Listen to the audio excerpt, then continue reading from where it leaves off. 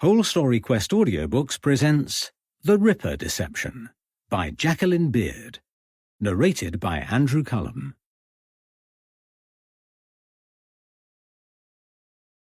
Prologue.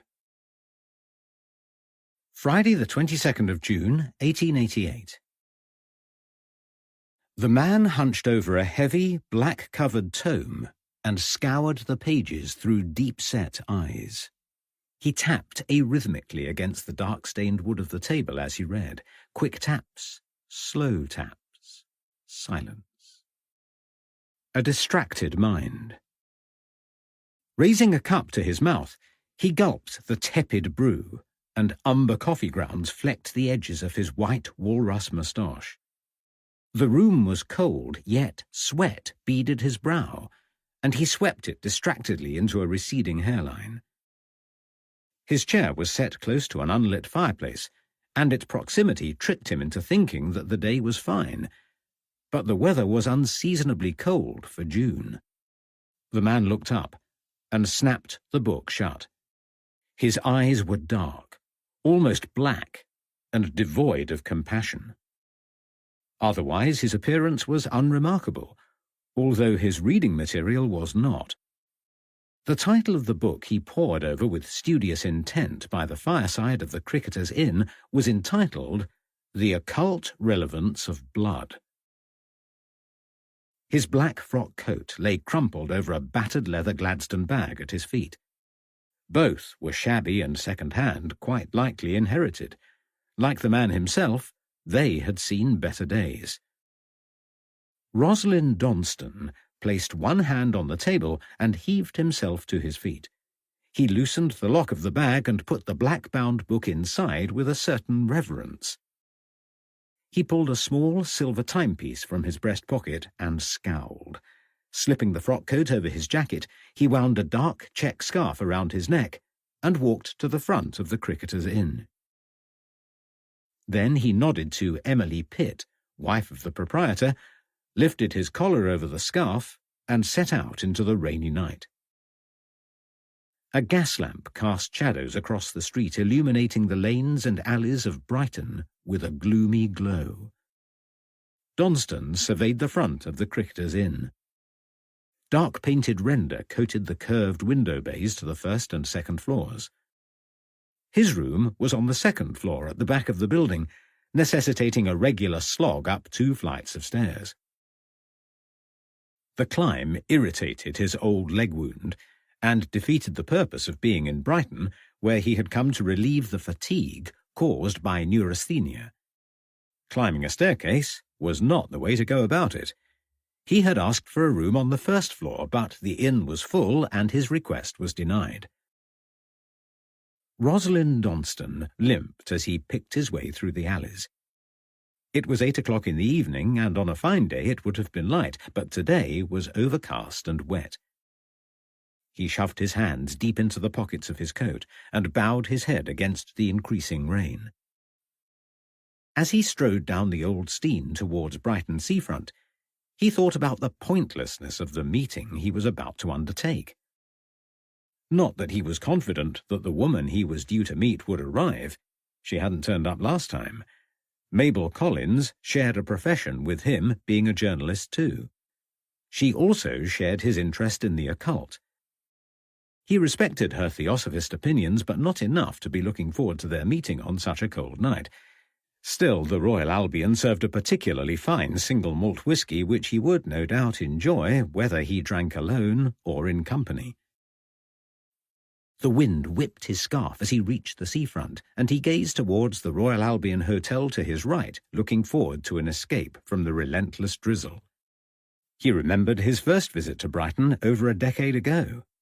Back then, the Royal Albion had epitomized elegance with its large Doric porch and Corinthian columns.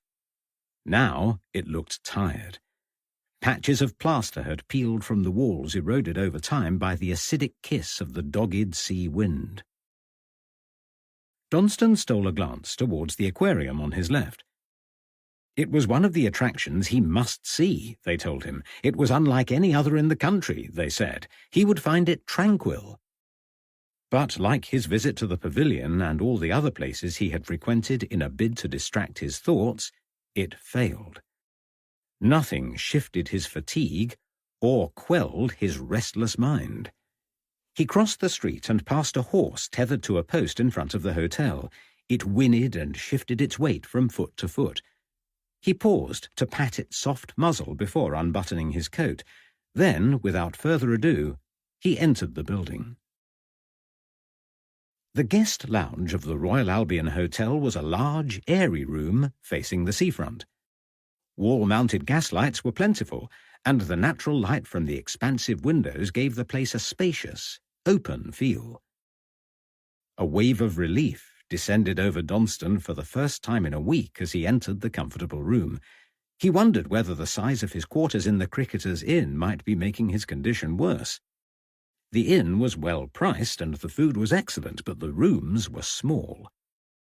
He considered whether to stretch his funds a little further and move to a seafront hotel for the last week of his stay. He walked to the bar, ordered a whiskey, and sat by the window gazing out to sea. There were only 2 other people in the bar, none of whom were female. Donston looked at his timepiece again. It was precisely 8:30 and Mabel was almost late. It did not bode well. He swilled the whiskey around the glass and took a large mouthful. It trickled down his throat like molten nectar. The door opened, and a man appeared carrying a drink which he took to a table at the other end of the room. He did not see Rosalind Donston, but if he had, he would have recognized him. They moved in similar circles. Donston noted the man with interest. Edmund Gurney was well known and a founder member of the Society for Psychical Research. Gurney believed in parapsychology and was an intelligent man and a scientist seeking to prove inexplicable events using quantifiable means. Definitely not a fool or gullible. Donston continued to watch. He enjoyed watching people. He was a journalist and was paid for his observations, and as Mabel was now officially late, he had nothing better to do. He watched as Gurney mirrored his own actions from earlier by opening his breast pocket and checking his watch. Repeat, repeat, repeat. Gurney must be waiting too. Gurney took a final look at the timepiece and thrust it deep into his trouser pocket, pushing temptation out of sight. He reached across the table and grasped a copy of the Brighton and Hove Herald, spread it out, and began to read. A sudden sneeze broke the quiet atmosphere of the guest lounge. Gurney covered his nose and reached into his pocket for a handkerchief. He sneezed again and blew his nose, not noticing the envelope that fluttered from his jacket onto the carpet. It settled under his chair. Gurney remained oblivious to its presence, but Donston did not. He made his living from being observant, and instinct told him that this small event mattered. He debated whether to retrieve the envelope and hand it to Gurney, find an excuse to pass the time of day with the man, and enjoy some company. But Mabel was long overdue and had let him down again. He was irritable and vexed, churlishly preferring to drink alone rather than offer help. He decided not to trouble himself, and instead he watched and waited. Before long, Edmund Gurney folded the newspaper and retrieved his watch for final scrutiny. He nodded imperceptibly and returned the timepiece to its starting place inside his jacket. He wiped his moustache with the back of his hand, displaying an elegant signet ring, then strode towards the door. Donston turned away as Gurney approached him. As soon as he left the room, Donston walked towards the sideboard and searched an array of periodicals stacked in piles. When no one was looking, he stooped and retrieved the envelope. He placed his empty drink on the bar, fastened his coat, and retreated into the hallway. As he appended his vacating time in the red-bound guest book, he glanced up the wood-panelled staircase. Edmund Gurney and another man were in earnest discussion. Donston could not see the man who walked ahead of Gurney, but his voice carried in a frank exchange of views. They were not quite arguing, but whatever they were talking about had provoked a passionate response. Rosalind Donston tried to listen, but heard nothing of note above the noise in the hotel foyer. It was of no consequence anyway. Donston dismissed the matter, nodded to the hotel manager, and retreated into the night. Saturday, the 23rd of June, 1888. Millicent Harvey was fed up. She was often fed up. The life of a hotel maid had not turned out in practice the way she had rehearsed it in her head. She could have gone into service in a nice villa in Hove where she might have worked with a small group of servants. But Millicent had grander ideas. She was a romantic and wanted a husband. The best way forward, in her opinion, was to find an occupation where she would come into daily contact with members of the opposite gender. Sadly, it hadn't worked out that way. Though there were plenty of young men employed at the Royal Albion Hotel, she didn't cross paths with them very often. She was always too busy changing bed-sheets or cleaning bathrooms. And the young men weren't that appealing anyway, apart from Douglas. And he was already taken. Today she was particularly fed up. She had woken to find one crusty eye sealed shut. Another attack of conjunctivitis had conspired to spoil her half-day off tomorrow. She had arranged to watch a performance at the bandstand with her friend Nora. Her pretty friend Nora. A friend who would look much more attractive than she did if she ended up watching the recital through one eye. No, it wouldn't do. She must find time to slip out of the hotel and visit the chemist before she was due in the dining room at 3 o'clock. It was now 2:01, and the occupant of room 27 still hadn't surfaced. He had slept through the morning and wasn't answering now. Idle beggar, she thought as she hammered on the door with the flat of her hand for the 5th time. Silence. Millicent stomped down the stairs with her dustpan in her hand, brandishing the brush. She confronted the hotel manageress, who was busy hanging keys in the lobby. "Who's the lazy bones in room 27? She demanded. The manageress put her keys down and pursed her lips. "You mean which of our valued guests is occupying room 27, I assume?" "If you say so," said Millicent sullenly. "I don't know who is staying in room 27, said the manageress. "The gentleman did not write his name in the guest book. Not that it matters. It's his own business. But tell me, what seems to be the problem?" It did not take long for the scope of the problem to become evident. The manageress accompanied Millicent up several sets of stairs before they arrived outside room 27. She rapped smartly on the door and inserted her master key. The door swung open, and they saw at once the shape of a man lying on the bed. The manageress called out again, then grasped the heavy curtains and flung them open. The afternoon sun streamed into the room as she stepped towards the form lying prone on top of the bed. She examined him.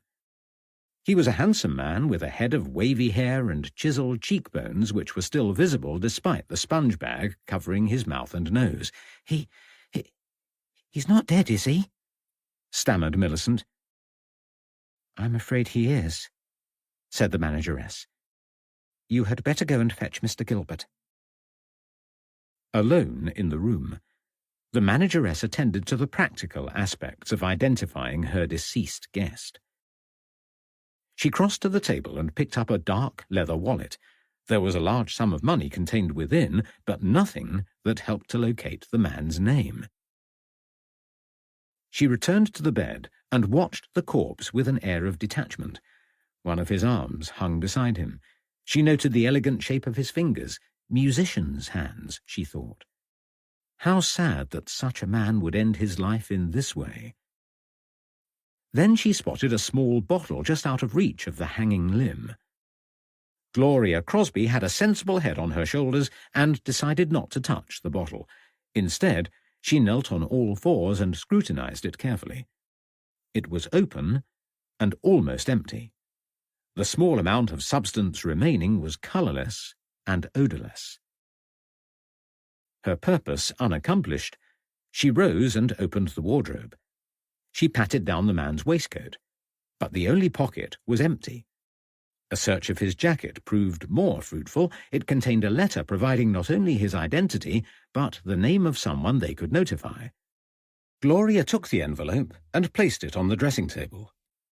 Then she waited for the assistant manager's arrival and all the inevitable furore that accompanied a hotel death. Rosalind Donston leaned over the edge of the pier, watching the waves lap gently against the side. It was mid-afternoon, and he used all the self-discipline he could muster to drag himself away from the Cricketers' Inn. He had endured yet another night of broken sleep, and seldom slept any other way. Last night was an interminable struggle as his restless mind dominated his exhausted body until dawn. If only he had a way to turn off his thoughts. He wondered how other people seemed to fall asleep so quickly. What trickery allowed them to rest on a pillow and drop off to order? His eyes finally closed long after daybreak, and he remained in bed until the best part of the morning had passed. This lapse in routine would inevitably result in another bout of insomnia, and so it would go on.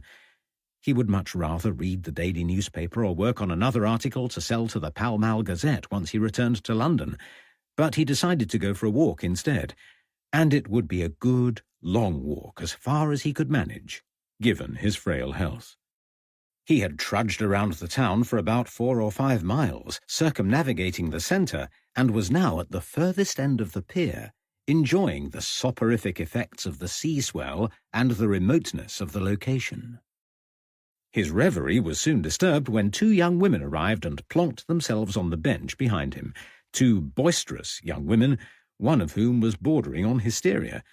He sighed and turned to move away, when the more animated of the 2 said something interesting enough to make it worth remaining. "But I called him Lazybones, Nora, and all the time he was lying there dead." There, Millie, you weren't to know. It's not every day that one of your guests dies." "Thank goodness," Millicent replied. "I've worked at the Albion for 2 years, and I've never seen a body or even an injured guest in all that time. Miss Crosby says she has witnessed a few deaths, and Mr. Gilbert seems to know what to do about it, but I don't. I dread to think what my mother will have to say. It's not respectable working in a hotel where such things happen." "How did the poor man die?" "Mr. Gilbert says it was suicide, but Miss Crosby says not to second-guess before the inquest." "Inquest? There will have to be an inquest, they say. When someone dies unexpectedly, the authorities need to find out why it happened." "Was he travelling alone?" "Quite alone," said Millicent. "But he works in London. Miss Crosby found a letter, and now they know how to contact his friends. It's just as well. The poor man forgot to sign the register, and we didn't know who he was until the letter turned up." "So he has a family, then? They will be sad." "I don't know about a family, but he works for an organisation." Millicent closed her eyes as she tried to visualise the address on the letter. "S.P.R., she said. "Society for something or other, research. I can't quite remember, but it doesn't matter. The fact remains he is dead, and it is very upsetting." Millicent continued to complain about her harrowing experience, but Donston was no longer listening. It would be too much of a coincidence to suppose that more than one member of the SPR was staying at the Albion on the same night, so it followed that he knew the deceased. Edmund Gurney, who Donston had only seen a few short hours before, was dead. And whatever the contents of the letter held by the hotel, it was nothing compared to the documents Donston had in his possession. The beginnings of a plan began to form in his mind. For the first time in days, Rosalind Donston smiled.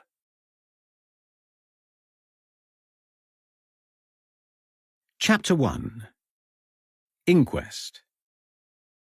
Tuesday the 10th of February, 1891. Lawrence stifled a yawn as he listened to the butcher giving evidence in the same monotonous tone that he remembered from the day of the incident. It was like hearing someone reading a list. The butcher's voice neither rose nor fell, remaining dull like the drone of a wasp. And a boring wasp at that. Lawrence had given his evidence at the beginning of the trial. He was only the second person sworn in by the borough coroner who had asked him to remain close at hand in case they needed him again. It was pure bad luck that Lawrence was in Ipswich on the day of the accident at all. He would have been in Bury, had it not been such a slow day at the office, which he now shared with Violet Smith. After the initial surge of interest in their newly acquired shop, all went quiet. The new signage, promoting not only Harpham private investigators but Smith as well, did nothing to improve matters. Inquiries ceased, and the door remained steadfastly shut. Violet busied herself promoting their services, taking on several jobs that were frankly beneath them, the missing fox terrier being the worst. Lawrence, never one to confront a problem head-on, began feeling the effects of the black dog again. His self-awareness had improved over the years, and he recognized the signs before they overwhelmed him. In the early days, he would start to feel low before becoming irritable and dissatisfied. Then he would succumb to a crushing depression that weighed so heavily upon him that he doubted it would ever stop. If he let things get that far, he became numb, introspective, and would start wallowing in self-pity. His thoughts would turn, as always, to the night Catherine died, and he would agonize about whether he could have saved Lily if he had tried harder. He would relive the night of the fire, smell the acrid smoke, and hear the dreadful crackle of the life-snatching flames. Nausea would overcome him as he wondered whether little Lily had suffered as she cried for her daddy. Over the years he had learned to cope. Now, when he began to feel more irritable than usual, he would do something physical, something that required him to be active, something that would counteract the voice inside that tormented him for daring to live. It was the reason that he had left an unimpressed Violet back in Bury St. Edmunds to attend the Primrose League. She was going, under protest, to lunch with ladies she did not particularly like, for the sake of their business. Meanwhile, Lawrence boarded a carriage bound for Ipswich, where he intended to buy a new coat. He had dismounted at the Ipswich butter market, consulted with his tailor, and was preparing to find somewhere to eat lunch, when he heard a distant rumble. A horseless cart thundered down the street and headed straight towards him at a lick of speed. He had jumped to one side and out of harm's way, but the elderly gentleman behind him never stood a chance. The cart hit him straight on, bowling him over and running across most of his body. Lawrence rushed to the man's aid as soon as he had recovered his wits, but to no avail. The man, it transpired, had never enjoyed good health and was dead before he hit the ground. Weeks later, and now Lawrence was giving evidence about the incident. The coroner had called him to the stand at exactly 22 minutes past 9. A rapid-fire question-and-answer session ensued, even though Lawrence had seen little of the accident. He had gleaned most of the facts from the butcher on the day. The butcher was a talker, and Lawrence had been a captive audience. Lawrence had rushed over to the victim and tried to make him comfortable in case he was still somehow clinging to life. The butcher took the opportunity to follow Lawrence and unburden himself, giving a blow-by-blow account of the events leading up to the accident. It started with an accusation about spoiled meat. A long-standing customer complained that his lamb chops were rotten. The butcher, who was the owner of the cart, denied it. Things soon turned nasty. The purchaser spread the word, blackening the butcher's good name. The butcher lost money and reported him to the police. After months of hostility, the accuser passed the shop and could not resist the opportunity to give the cart a good, hard shove. Fortunately, the pony was unharnessed, or the situation could have been even worse. Lawrence had listened to the story, trying and failing to feign interest. The man could make a stage play sound dull. Eventually, Lawrence had drifted into a reverie, only regaining concentration when Police Constable Claude Chalders arrived and took his statement. The part Lawrence played was small, and he did not expect to hear any more about it. Weeks later, a letter arrived asking him to give evidence at the inquest. He came, as requested, to the Woodhouse Street schoolroom where the coroner habitually held court. Lawrence considered it a shocking waste of a day until he thought of a silver lining. The coroner's court was close to Ipswich police station, and he was keen to visit an old friend, Inspector Fernley. It had been years since they had seen one another, and P.C. Shalders was one of Fernley's men. Lawrence decided to walk back to the station with Shalders once the tedium of the coroner's court had ended. It was 12:30 when the coroner finally concluded matters. His verdict resulted in a jail sentence for one man and a severe reprimand for the butcher. Lawrence by then was fighting to keep his eyes open, despite the draught in the old schoolroom. He had only managed to stay awake by exchanging knowing glances with P.C. Shalders, who appeared to be suffering from boredom too. Lawrence had caught him raising his eyes heavenwards several times while the butcher was speaking. He had smiled his support, knowing he should avoid over-familiarity with a junior police officer. But Shalders was almost the same age, and a partner in crime was essential if he wasn't going to disgrace himself by falling asleep in court. The coroner thanked them for their attendance and permitted them to leave. Lawrence rose, buttoned his coat, and left the court immediately. He found a pleasant spot under a tree and waited for P.C. Shalders to emerge. Shalders soon arrived. "Are you still coming back to the station, sir?" he asked. "Definitely," said Lawrence. "That was hard going. I need to walk off the boredom." P.C. Shalders grinned.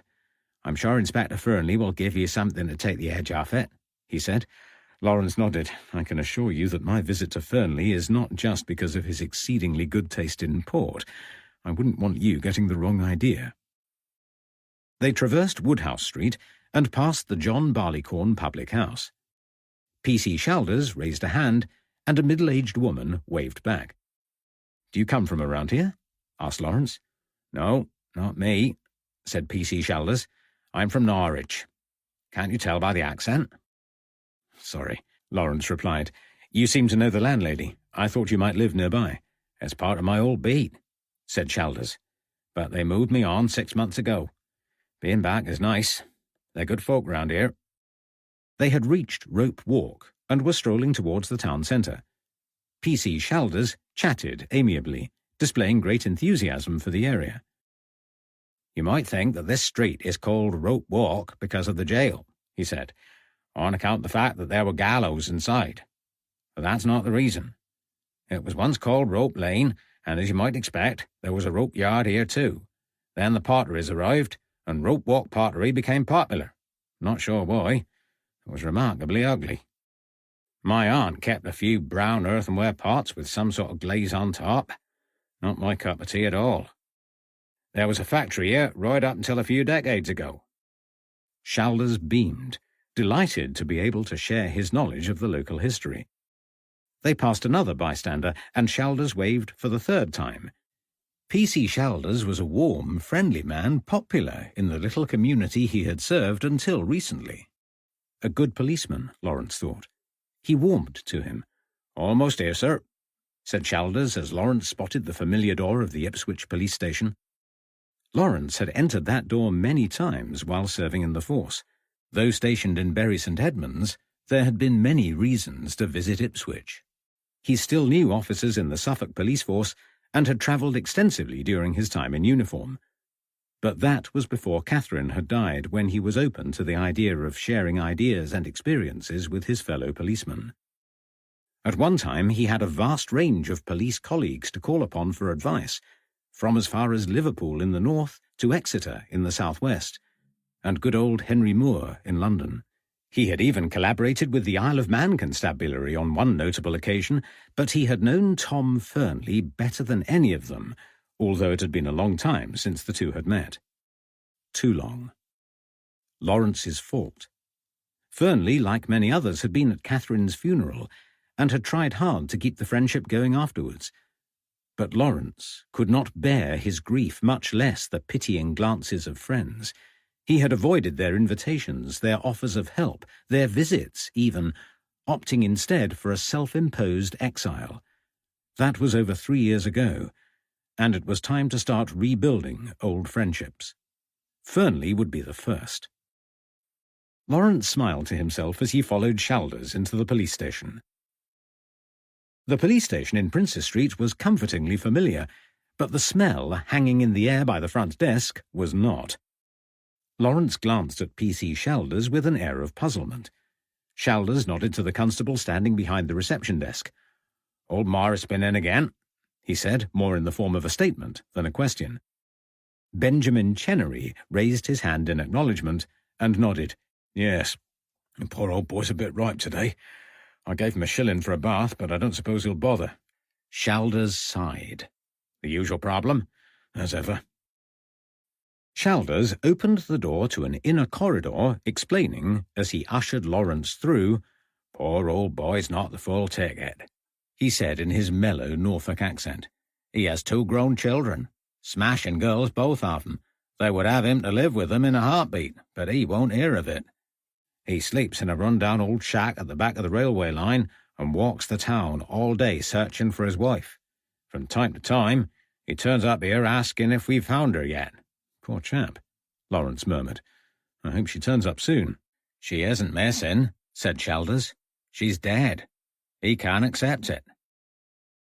They walked up the corridor towards Fernley's office. Shalders continued to chat, but Lawrence was silent and deep in thought. Old Morris was wasting his life, unable to move on from the great tragedy that had befallen him. If Lawrence carried on ostrich-like for much longer, he was likely to end up the same way. He needed to stop immersing himself in solitary pursuits and start accepting invitations again. Shalders reached a door on his right and rapped smartly against the inset glass window. "Come!" a voice boomed, and Shalders waved Lawrence through before retreating to the front desk. "Lawrence Harpham, well, well." Inspector Fernley leapt from his desk and grasped Lawrence's right hand, shaking it for far longer than necessary. "How are you, old man? It's been a long time. A very long time. I am glad to see you.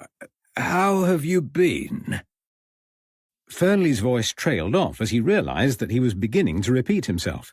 "I am well," said Lawrence, "and sorry it has taken so long to find my way here. Some things take a while to get used to." Now it was Lawrence's turn to run out of words. Fernley broke the silence and returned to his desk. He opened the bottom left drawer and pulled out a large bottle of port and 2 glasses liberally covered in scratch marks. "Have a drink," he said, filling the glasses to the top. He carelessly pushed one towards Lawrence. A red ring appeared around the bottom of the glass, joining many similar ring marks on the wooden desk. Lawrence smiled and drank a mouthful of port. It was good, and he took another. "What have you been doing for the last 3 years?" asked Fernley. "I left the force," said Lawrence. "I heard. I'm still in the business. I have an office in Bury. I'm a private investigator." "Are you now?" said Fernley. "That's news to me." "Good for you." Lawrence was about to tell Fernley that he had a business partner, and a female one at that, when there was a loud knock at the door. It opened to reveal Constable Chenery. "There's a report of a dead body in Lower Brook Street," said Chenery. "It doesn't seem to be a crime, but nobody knows who the woman is, so you might want to attend." Fernley considered the matter. "I do," he said. "Do you want to join us, Lawrence? You can tell me the rest of your news on the way."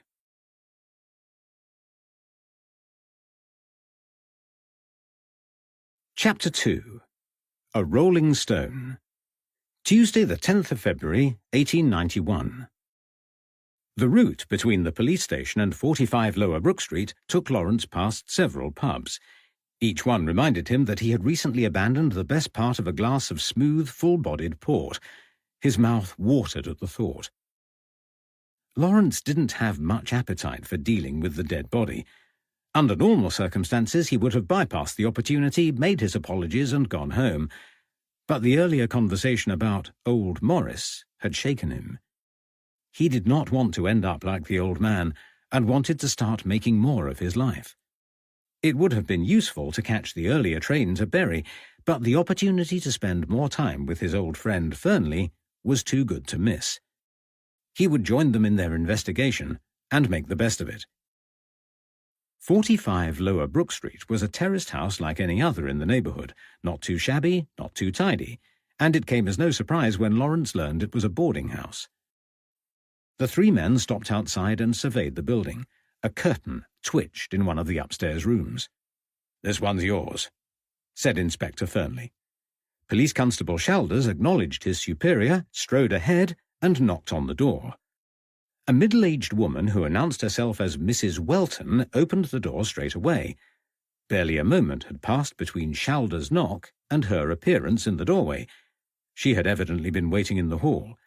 "Thank goodness you are here," she said. "I wasn't sure what to do." "Is there somewhere we can sit?" asked Inspector Fernley. He watched the woman with a concerned expression on his face.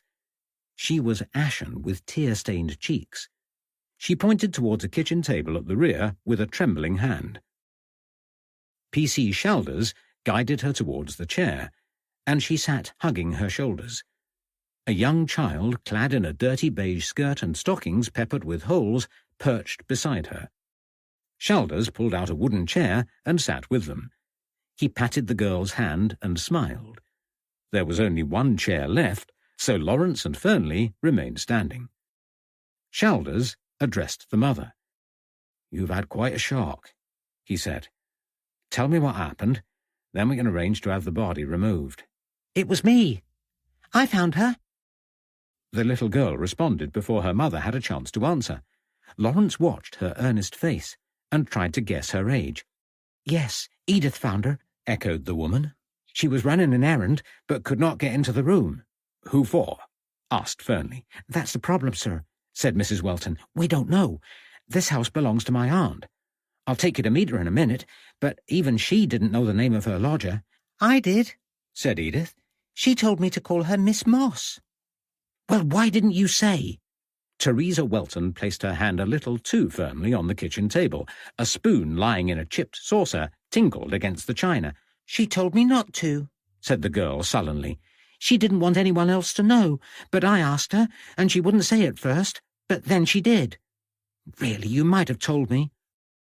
"We know now," said Shalders, "and that's the main thing." He smiled encouragingly at the girl. "When did you see her last, Edith?" he asked.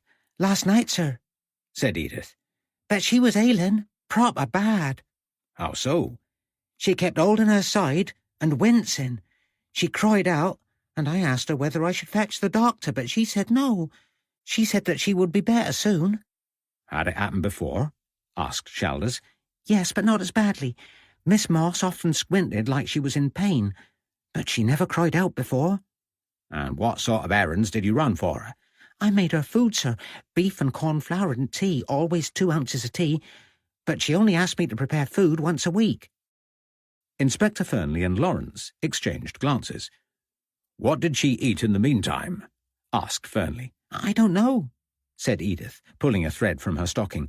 Another hole appeared, revealing a grazed knee.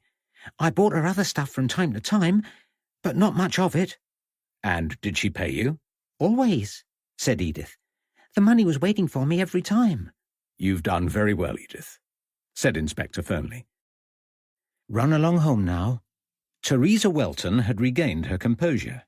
She walked towards the kitchen door and ushered her child from the room. "Follow me and I'll take you upstairs," she continued. They climbed the creaky staircase and arrived at a room on the left. A hasp hung uselessly from the door. "What happened here?" asked Inspector Fernley. "That was me earlier," said Mrs. Welton. "The old woman kept the door locked with a nail through the hasp.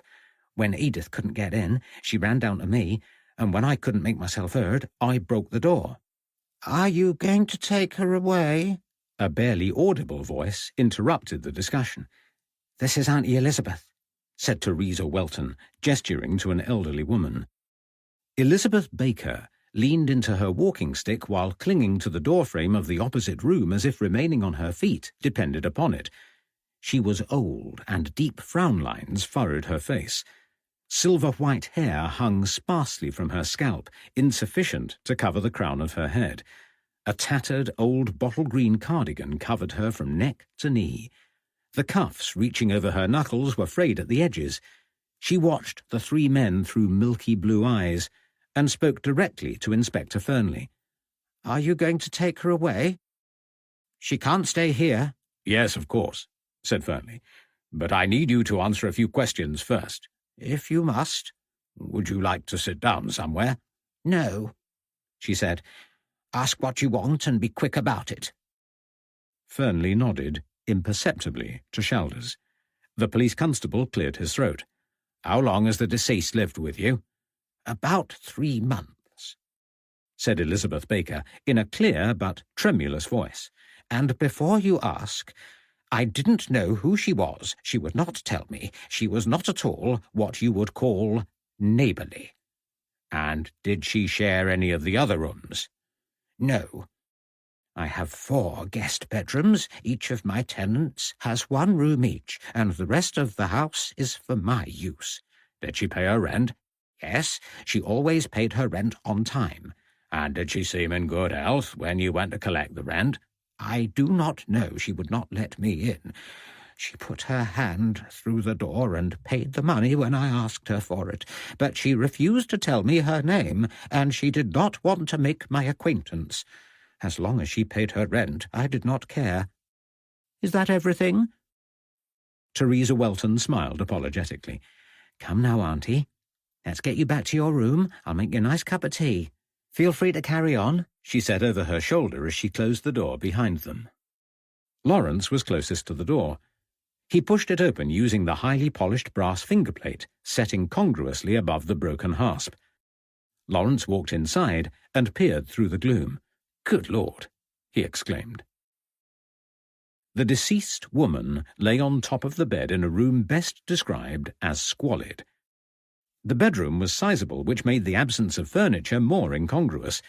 Except for the wooden bedstead and 1 small trestle table upon which a spirit lamp stood, the room was devoid of furnishings. A tiled fireplace surrounded an empty, unlit fire which had not been in use for many months. 5 photographs, faded to the point of anonymity, were perched on top of the mantelpiece. The room was malodorous, smelling of destitution and decay. The woman, confirmed by Edith as Miss Moss, lay directly on a stained mattress.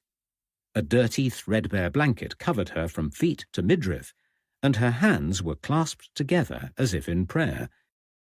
Inspector Fernley leaned over the body and tried to prise her hands apart. Her fingers were rigid and cold. "She's been dead for some time," he said, unnecessarily. All 3 men had a wealth of experience when it came to death, and were familiar with the effects of rigor mortis.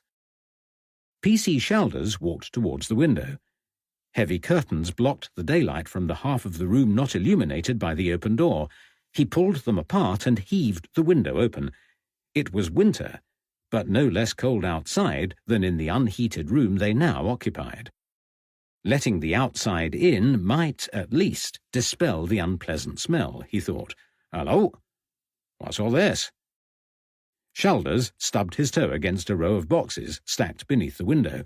He rubbed one of the dusty labels. It read, "London and County Banking Company." "Have you ever seen such a miserable room?" Lawrence exclaimed. "How did she live? There are no candles, no matches. What an awful existence." "Worse than I've ever seen," said Shalders, "including the East End of London, where the poverty is almost unimaginable. Foul." Inspector Fernley curled his lip as he spoke. He had opened a canister by the spirit lamp while Shalders was talking and found a mouldy piece of cheese and 2 rotting chops. The inspector shoved the lid back on and prodded at a lump of bread in a nearby basket. "Stale," he grimaced. "She does not seem emaciated," said Lawrence, looking at the body. The woman was pallid, but her cheeks were not sunken, nor did her arms appear spindly. "That's because she's wearing several sets of clothes." Inspector Fernley had joined Lawrence near the body and lifted the blanket. "It must be how she kept herself warm." "How unpleasant," said Lawrence. 2 layers of clothes wouldn't offer much protection against the freezing winter temperatures. Poverty is deplorable, he continued, shaking his head. What terrible conditions this poor woman endured. She wasn't poor, said Chalders. Quite the opposite. While the 2 men were examining the body, Chalders had opened one of the boxes. Look at this, he said. This box is full of financial paperwork. Consols, whatever they are, and dividends. There's even a handkerchief full of coins in here. Well over £2 in small change. Consolidated stocks, said Fernley, moving towards the window. He picked up a handful of documents and rifled through. You are right. She wasn't poor. I've seen this sort of thing before, he continued. Miss Moss was a miser. Awful way to live, said Lawrence, gruffly. He was pacing the room and trying to avoid looking at the dead body. Like the decaying food, it was imparting an unpleasant smell. He suspected that Miss Moss had avoided bathing in the same way she had avoided the rest of life's necessities. He stopped by the fireplace and examined the chimney breast. A framed sampler hung from the wall. Curious, he said aloud. The other 2 men ignored him. They were still discussing the contents of the box and left Lawrence to his musings. He peered at the discoloured glass again. Its presence was at odds with the rest of the room, which was sparse and ill-kept. The dead woman had not spent a penny if she could avoid it. She did not waste money on necessities, never mind trinkets. Even the faces in the row of photographs across the mantel looked more like the dead than the living. Why would she bother to hang a sampler? Lawrence reached into his pocket and located his handkerchief. He unhooked the sampler from the wall and cleaned the dirty glass. Physical comforts serve me ill. In purgatory, by God's own will, relinquish chattels, give me peace, ease my conscience, make it cease. Chalders and Fernley stopped what they were doing. What did you say? Asked Fernley. Lawrence reread the verse. What do you suppose that means? Asked Chalders. It seems like she has deliberately chosen to live this way. She has settled on this half-life, not by necessity, but by inclination. Lawrence stroked his chin as he considered the implications. She's probably religious, said Fernley, and has renounced her worldly possessions. Except she hasn't, sir, has she? Said Chalders, who had resumed his inspection of the boxes. I don't follow, said Fernley.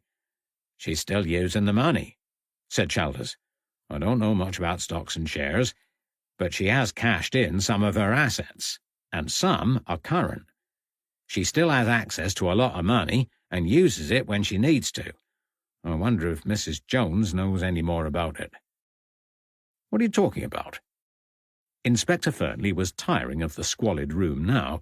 It was evident that the woman had died a natural death, not much reason for them to be there at all. Mrs. Sybil Jones, said Chalders, brandishing an envelope. He passed it to the inspector.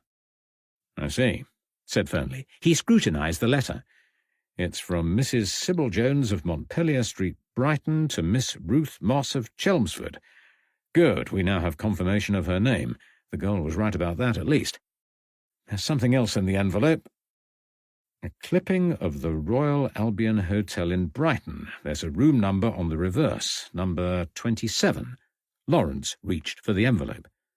Now, what's all that about? He mused. Doesn't matter, said Fernley. There will be an inquest, of course, but regardless of her lifestyle, this woman died naturally. There's no need to spend any more time on it. The circumstances feel wrong, said Lawrence. The sampler is out of kilter with the rest of the room. It does not fit. We are missing something. But no crime has taken place here, Lawrence, said Fernley. I cannot justify an investigation. We are hard-pressed in the force, and there are never enough resources. Then let me look into it, said Lawrence. Look at what, though? Let me check into the background of Miss Moss, and find out why she sacrificed a life of comfort for this. If it turns out that she is religious or a little senile, I will drop it at once. I could go to Brighton and speak to Sybil Jones, and while I am there, I can find out the significance of room 27. I would rather you didn't. What harm can it do? Fernley considered the matter. "Very well," he said. It was a pointless task, but it might be beneficial to Lawrence, and it provided an excuse for keeping in contact, which had to be a good thing. 3 days only, Lawrence. I will not be able to authorize any longer than that. 3 days is all I need." Lawrence smiled and shook Fernley's hand. An investigation that interested him was just what he needed. Lawrence left the dismal room with renewed purpose. Tuesday, the 10th of February, 1891. Evening. "What do you mean you are going to Brighton? You've only just got back." Violet Smith was sitting behind a sturdy oak desk in the offices of Harpham and Smith.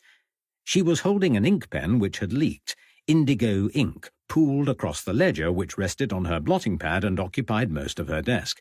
"It's a new case," said Lawrence, "and an interesting one." "But you know we're supposed to be going to Chelmaniston in 2 days. Will you be back in time?" "No, of course not. Can't Chelmaniston wait?" Violet pushed back a curl of hair with an inky finger. "No. The psychic researcher arrives on Thursday. It really won't do, Lawrence." Lawrence sighed. "Remind me of the purpose of this Chelmaniston case?" he asked. "The haunting," said Violet. "Except it isn't really a haunting, it can't be. That's why the Woodwards have asked for our help. We're going to find out who's been playing silly tricks on the household. At least that's what Mrs. Woodward wants. The Reverend is taking it seriously. He thinks there is a ghost and has arranged for a member of the Society for Psychical Research to investigate. It's all set for 2 days' time." "Well, it sounds ridiculous," said Lawrence. "How much are they paying us for this nonsense?" "How much is Inspector Fernley paying you?" Violet retorted. Lawrence pursed his lips and turned away. He did not know how much, if anything, he would receive for his trouble. And he wasn't going to tell Violet that curiosity had got the better of his financial interests yet again. "Can't you delay the Brighton job?" asked Violet. "You may not approve of the Chelmaniston investigation, but Mrs. Woodward has agreed to pay our fees immediately.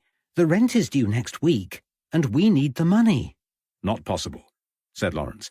"I have only got 3 days to investigate. I must go tomorrow. There is no choice." "What am I supposed to say to Mrs. Woodward?" "Nothing," said Lawrence. "You can go to Chelmaniston, and I will go to Brighton." "And who will mind the shop?" "Who would have minded it if we had both gone ghost hunting?" "I was going to ask Annie," said Violet. "Annie Hutchinson, the girl who cleans the office. Do you think she's up to it?" "She's very bright," said Violet. "All she has to do is take messages if someone calls." "Doesn't she have other cleaning jobs to go to?" "Yes, but her sister Mary Bird is living with them while her husband is in London. She will help out when Annie is busy." "You seem to have it all in hand," said Lawrence. "There shouldn't be a problem." "Lawrence, you aren't listening." Violet slammed her pen onto the blotting pad. It bounced across the desk, leaving a spatter of ink. "What on earth is wrong, Violet?" Lawrence put his paper down and stared at her. A red flush had settled across her cheeks, and she pursed her lips angrily. "Sorry, but I don't understand why this plan causes a problem." Violet paused.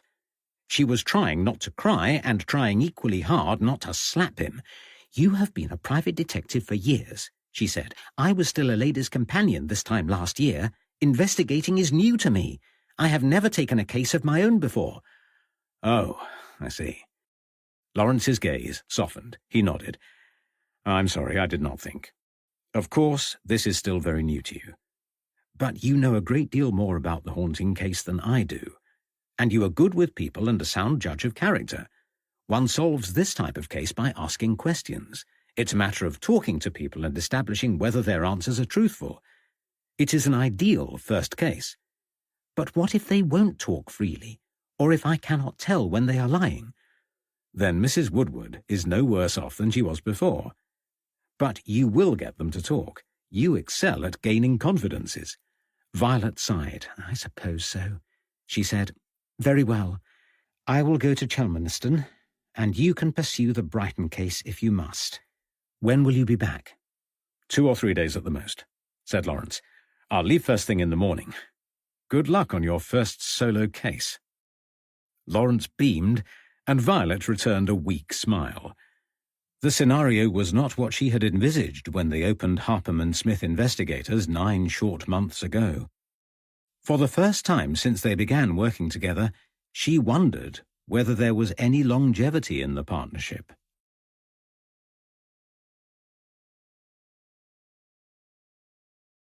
Chapter 3. Brighton Revisited. Wednesday, the 11th of February, 1891. Lawrence arrived at Brighton railway station feeling tired and irritable. He had underestimated the amount of travelling time involved and failed to consider the early hour he would need to rise. Fatigue had set in and his stomach was empty. He had given a passing thought to food when he left his rooms at cockcrow and grabbed a piece of fruit of indeterminable age which he thrust into his pocket. He later supplemented it with a bread roll bought from a stall outside the London, Brighton and South Coast Railway headquarters. Hungry and tired, he was beginning to wish he had joined Violet on her Suffolk investigation.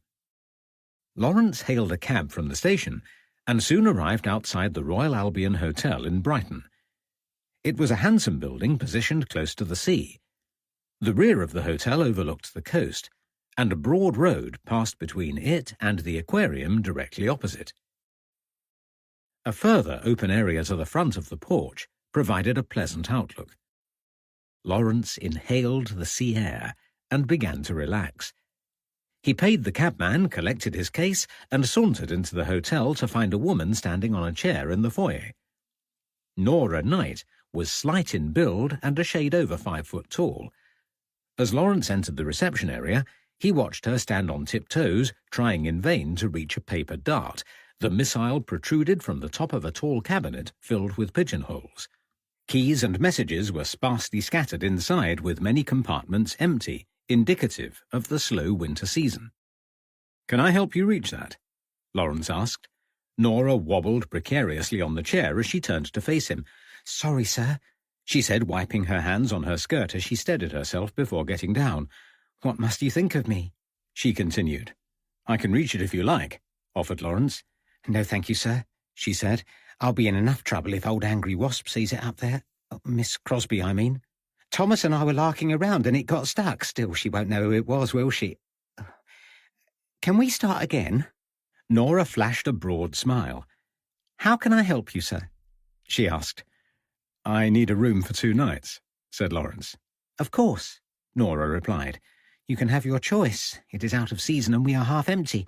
What floor would you like?" "It's not so much a matter of what floor I'm on," said Lawrence, "but I would particularly like room 27. "That's impossible," said Nora, biting her lip. "I would have let you have it, but someone has already taken room 27. "I see."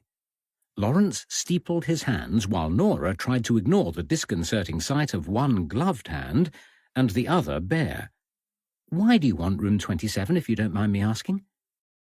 Lawrence debated whether to evoke her sympathy by making up a story. A sad story about a beloved aunt who had a particular penchant for room 27, a sadly deceased beloved aunt who liked nothing more than to watch the ocean from the window of the aforesaid room. But what if room 27 faced away from the sea? He settled on the truth instead. "Something happened in room 27 a few years ago. I don't suppose you happen to know what it was?" "Oh, but I do," said Nora. "I remember very well. My friend Millie found him." Lawrence set down his suitcase in room 23, which was the nearest he could get to room 27. He peered out of the window and considered the information given by Nora.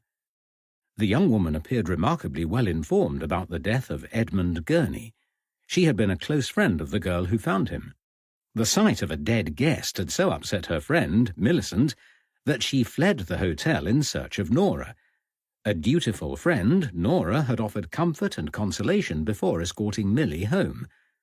Her obligations fulfilled, she had returned to the hotel and joined the deputy manager and manageress.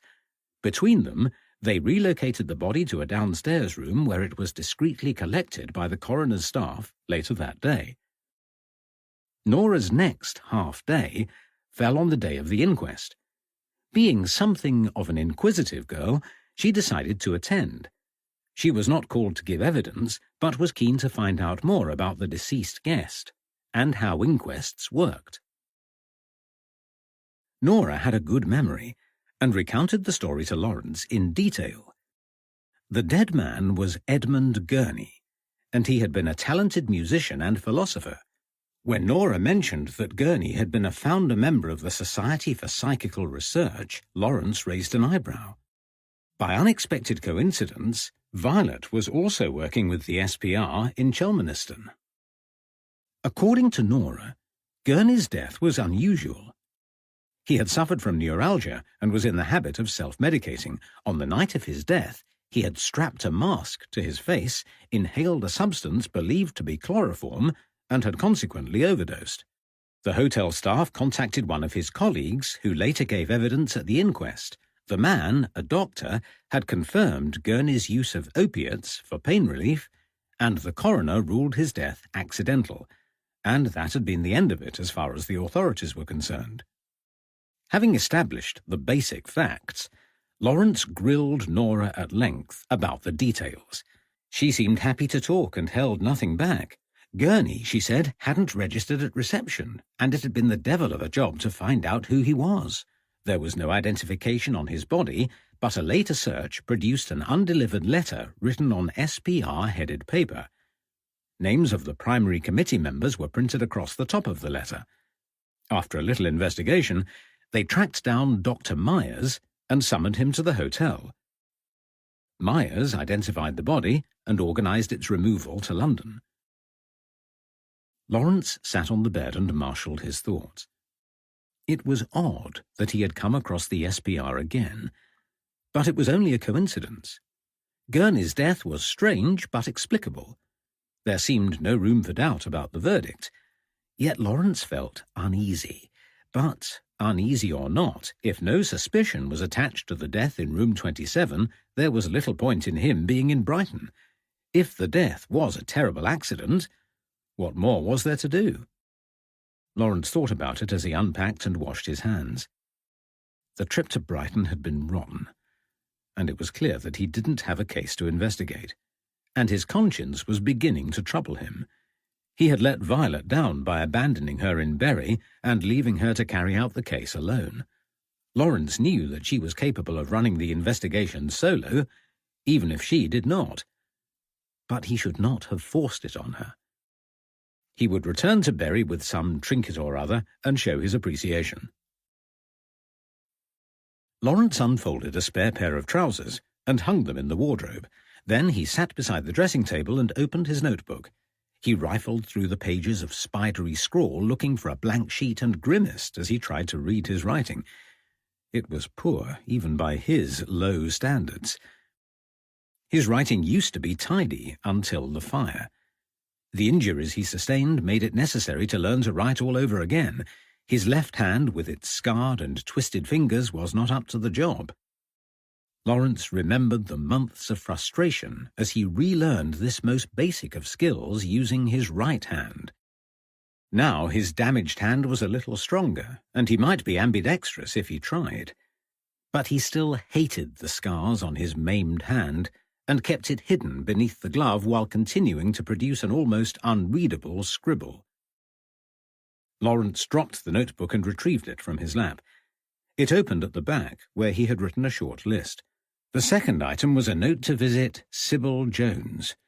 He might as well see her now that he was here. Once he had eaten, that is. Nothing would get in the way of a good dinner. Lawrence grabbed his coat and hat and made his way towards the dining room. It was a pleasant walk to Montpellier Street, despite the weather. The pavements were hard with frost, and there was a pleasing crispness in the air. The faint morning sun had all but disappeared, and clouds, heavy with snow, hung low in the sky. Lawrence pulled his collar up and pushed his hat over his dark hair, now greying at the temples. He strode with purpose, long legs covering the distance effortlessly. He passed through the centre of town, listening to the clip-clop of hooves across the streets. It was quiet, and hardly anyone was around. As Lawrence walked past the residential houses, he peered inside. Well-stoked fires burned brightly in their grates. The inhabitants of Brighton seemed happy to remain indoors and away from the cold.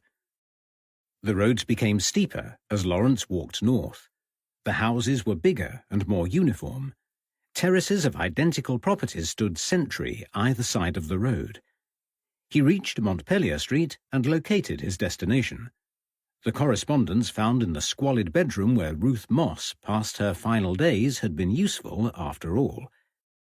Sybil Jones lived in a handsome, white, bay-fronted house. It stood 3 stories high and was accessible through a black door containing a large brass door knocker in the shape of a lion's head. Lawrence knocked 3 times, took a step back and waited. Nothing happened for several minutes. Sighing, he tried again, this time knocking harder. He was about to leave when a voice called, "I'll be with you in a moment." Eventually the door swung open to reveal an elderly woman with white hair and a bronzed complexion. Lawrence removed his hat and smiled. "Are you Mrs. Sybil Jones?" he asked. The woman nodded. He reached into his pocket and passed over the letter she had written to Ruth Moss 3 years before. Lawrence had surreptitiously removed the letter on the day Ruth Moss died. He hadn't quite got around to asking Fernley if he could, on the basis that Fernley was sure to have agreed, and if he didn't, well, problem avoided. "I'm Lawrence Harpham," he said. "Would you mind if I ask you a few questions about Ruth Moss?" 5 minutes later, Lawrence was sitting in the parlour in a comfortable armchair in front of the fire. His coat and hat hung on the hat-stand in the hallway, and a cup of tea and a fruit scone were on a small table by his side. Having been well looked after, Lawrence felt a pang of guilt about the news he was about to deliver. Sybil Jones spoke first. "Now, my dear, what do you want to ask me?" Lawrence leaned forward. "I have bad news," he said. "She's dead, isn't she?" asked Sybil Jones. "Yes, I'm afraid so." "How did she die?" "She was ill. She passed away in her sleep." Sybil nodded, sipping daintily from her china teacup. "I hope she did not suffer," she said. "No," said Lawrence, not knowing if it was true or not. "It was a natural death." "Then how can I help?" Lawrence considered how much he ought to divulge about Ruth's living conditions. He did not want to upset Sybil Jones, but he felt he should put some context behind his questions. He decided to lead up to it. "How long did you know her for?" he asked. "Let me think. It must have been upwards of 15 years. Yes, that's right. Ruth moved here first. She had a house over there." Sybil Jones pointed through the window to a similar house diagonally opposite her own. "She owned a big boarding house like mine. That's how we became friends. I inherited this house from my uncle, and it was far too big for me, so I decided to take in boarders. Well, Ruth had been doing it for years, so I asked her advice, and we got along famously. We looked after each other's houses when the other wanted to go away and visit family or friends. The arrangements worked well." "Good," murmured Lawrence, taking a bite of scone. He was not hungry and was eating to be polite, but the scone was delicious. "Very nice," he said. Sybil Jones smiled. "There are more in the kitchen."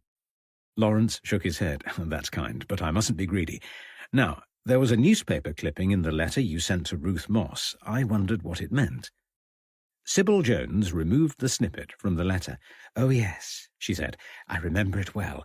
I sent this to Ruth when poor Mr. Gurney died." "You knew him?" "We both knew him," she said, "although Ruth was better acquainted than I." "How so?" "He was a regular visitor to Brighton," said Sybil. "Mr. Gurney and his associates came here often. They conducted experiments." "Experiments?" "Oh, yes. Mr. Gurney studied hypnotism and telepathy. It was very scientific and quite successful, I believe. Anyway, Mr. Smith was one of Mr. Gurney's young men, and his mother ran a boarding house on the promenade. Well, Mr. Gurney often stayed there, but it used to get booked up in the summer. One year they were so full that he came to Ruth instead, and his visits became regular after that. When Ruth left, he stayed with me a few times. So you wrote to Ruth to let her know about his death? I did, said Sybil. I thought she would like to know, but she never wrote back. Odd that he stayed at the Royal Albion on the night of his death. I had never known it, said Sybil. He always boarded. Curious, said Lawrence. He picked up his teacup and put it to his lips, just as a large orange cat leapt into his lap. "Marmaduke, get down!" The cat ignored her and started grooming. Lawrence glared at the intruder in his lap and put the teacup down again. "Push him off if you like," said Sybil. Lawrence would have liked nothing better. Cats made him sneeze, and this particular cat was an unfortunate colour. If it stayed in his lap much longer, it would make a nice mess of orange cat hair over his perfectly laundered suit. But he had a series of difficult questions to ask, so he smiled and tickled the cat behind its ears. It settled down and began to purr. Did Miss Moss keep a tidy boarding house? Of course, she was very house-proud. Why do you ask? I ask because she died in unfortunate conditions. You said her death was normal. It was, but her room was, well, Lawrence searched for the right words. It was empty, bare. There were hardly any possessions in her room, and the place was untidy, dirty. But she did not lack means. She had more than enough money to live a comfortable life. It was a choice. Oh. Sybil Jones' eyes glazed over. She stared from the window in silence, her thoughts elsewhere. Lawrence waited. Eventually, Sybil turned to face him. "It all stemmed from that man," she said, "the whole thing. He was the reason she sold her house. She was never the same again." Lawrence sat up and shifted in his seat. The cat scowled. "What man?" Lawrence asked. "I don't know," said Sybil. "Ruth didn't either. That's how it is with boarding houses. Sometimes people book in advance, and sometimes they turn up out of the blue, wondering if you have a room. Well, that's what happened. It was out of season, quiet, and a man called and asked if he could stay for a few days. Ruth said yes, and everything seemed fine. On the third night, Ruth went up to bed and passed him on the landing. The man was coming out of his room with a manic look in his eyes, staring as if he wasn't in control of his faculties. Ruth asked him what was wrong, but there was no reply. Then she walked past him to go to her room, and as she walked by, he grabbed her from behind and held a knife to her neck. She cried out, and something changed in him, and he dropped the knife. He shook his head from side to side as if he was trying to clear his head. Then he noticed her trembling before him and pointed to the knife on the floor. "Did I do that?" he asked, as if he thought he might have, but was not sure. Ruth fled into her bedroom and locked the door. By the time she came out the next morning, he had gone. "And you have no idea who he was?" "None at all. I told Ruth to go to the police, but she refused. She felt foolish having a man in the house and knowing nothing about him. What could she tell them after all?" "Was there anything about this man to identify him? Did she tell you what he looked like?" "She said he was well-dressed and intelligent. Oh, and she thought he was a professional gentleman." "What do you think she meant by that?" "I took it to mean that he had an occupation, but a skilled one. In hindsight, she may have meant the opposite, and that he was a gentleman of means. I am not sure what her exact words were." "You say she sold her boarding house soon after?" "Immediately after. Ruth sold it within the month." "And you never saw her again?" "I did," sighed Sybil. "One last time. It was in the spring of 1888, before Mr. Gurney died. He passed away in June that year. Ruth and I had kept in touch a little, sending the occasional letter here and there. Ruth had returned to Essex, you see. She owned a cottage in the village of Tendring. My aunts lived in Manningtree, and I went to visit her that spring. I didn't tell Ruth because I wasn't sure whether I would have the opportunity to see her. As it happened, I had a spare half a day, so I made my way to her cottage. Did you speak to her? Yes, but I wish I hadn't. It was not a happy reunion. She opened the door but did not invite me in. She suggested that we walk across the fields, and we did. But she was preoccupied. Ruth had her eccentricities, but everything about her was different from before. In character or appearance? Both. She was poorly dressed. Her clothes were old, and her cardigan buttoned the wrong way, but she did not seem to notice. And she was thinner. Much thinner than when I had known her. She hardly spoke and took no joy in the visit. I told her my news, but she exchanged nothing in return. After walking for half an hour, we found a hillock and sat in silence for a while. Then she grabbed my hand and told me that I had been right, and she should have told the police about her lodger.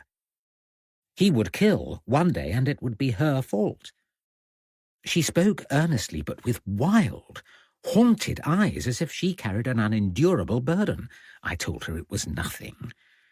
She couldn't have stopped him because she didn't know anything about him. Besides, it was unlikely to happen again, and he could be dead or in an asylum. I told her that she was not responsible and should stop worrying. But she said over and over again that she should have fetched help when he attacked her. She had woken every day since, convinced that she had looked into the face of the devil. Poor woman. He must have frightened her out of her wits. I hate to say it about a dear friend, but I believe she was suffering from an ailment of the mind. She fixated on the man. It must have been a terrifying experience, but almost 3 years had passed since it happened. She ought to have come to terms with it by then. No. The incident affected her sanity. Lawrence reached into his pocket and pulled out his notebook. He turned a page, then cleared his throat. "Does this sound familiar?" he asked, reading prosaically from his notes. "Physical comforts serve me ill. In purgatory by God's own will, relinquish chattels, give me peace, ease my conscience, make it cease." "I have not heard that verse before," said Sybil, "but it perfectly describes the burden I witnessed in her and could not name. Unimaginable guilt weighed her down from the moment of the attack. Everything you say makes me think that she spent her final years in penance."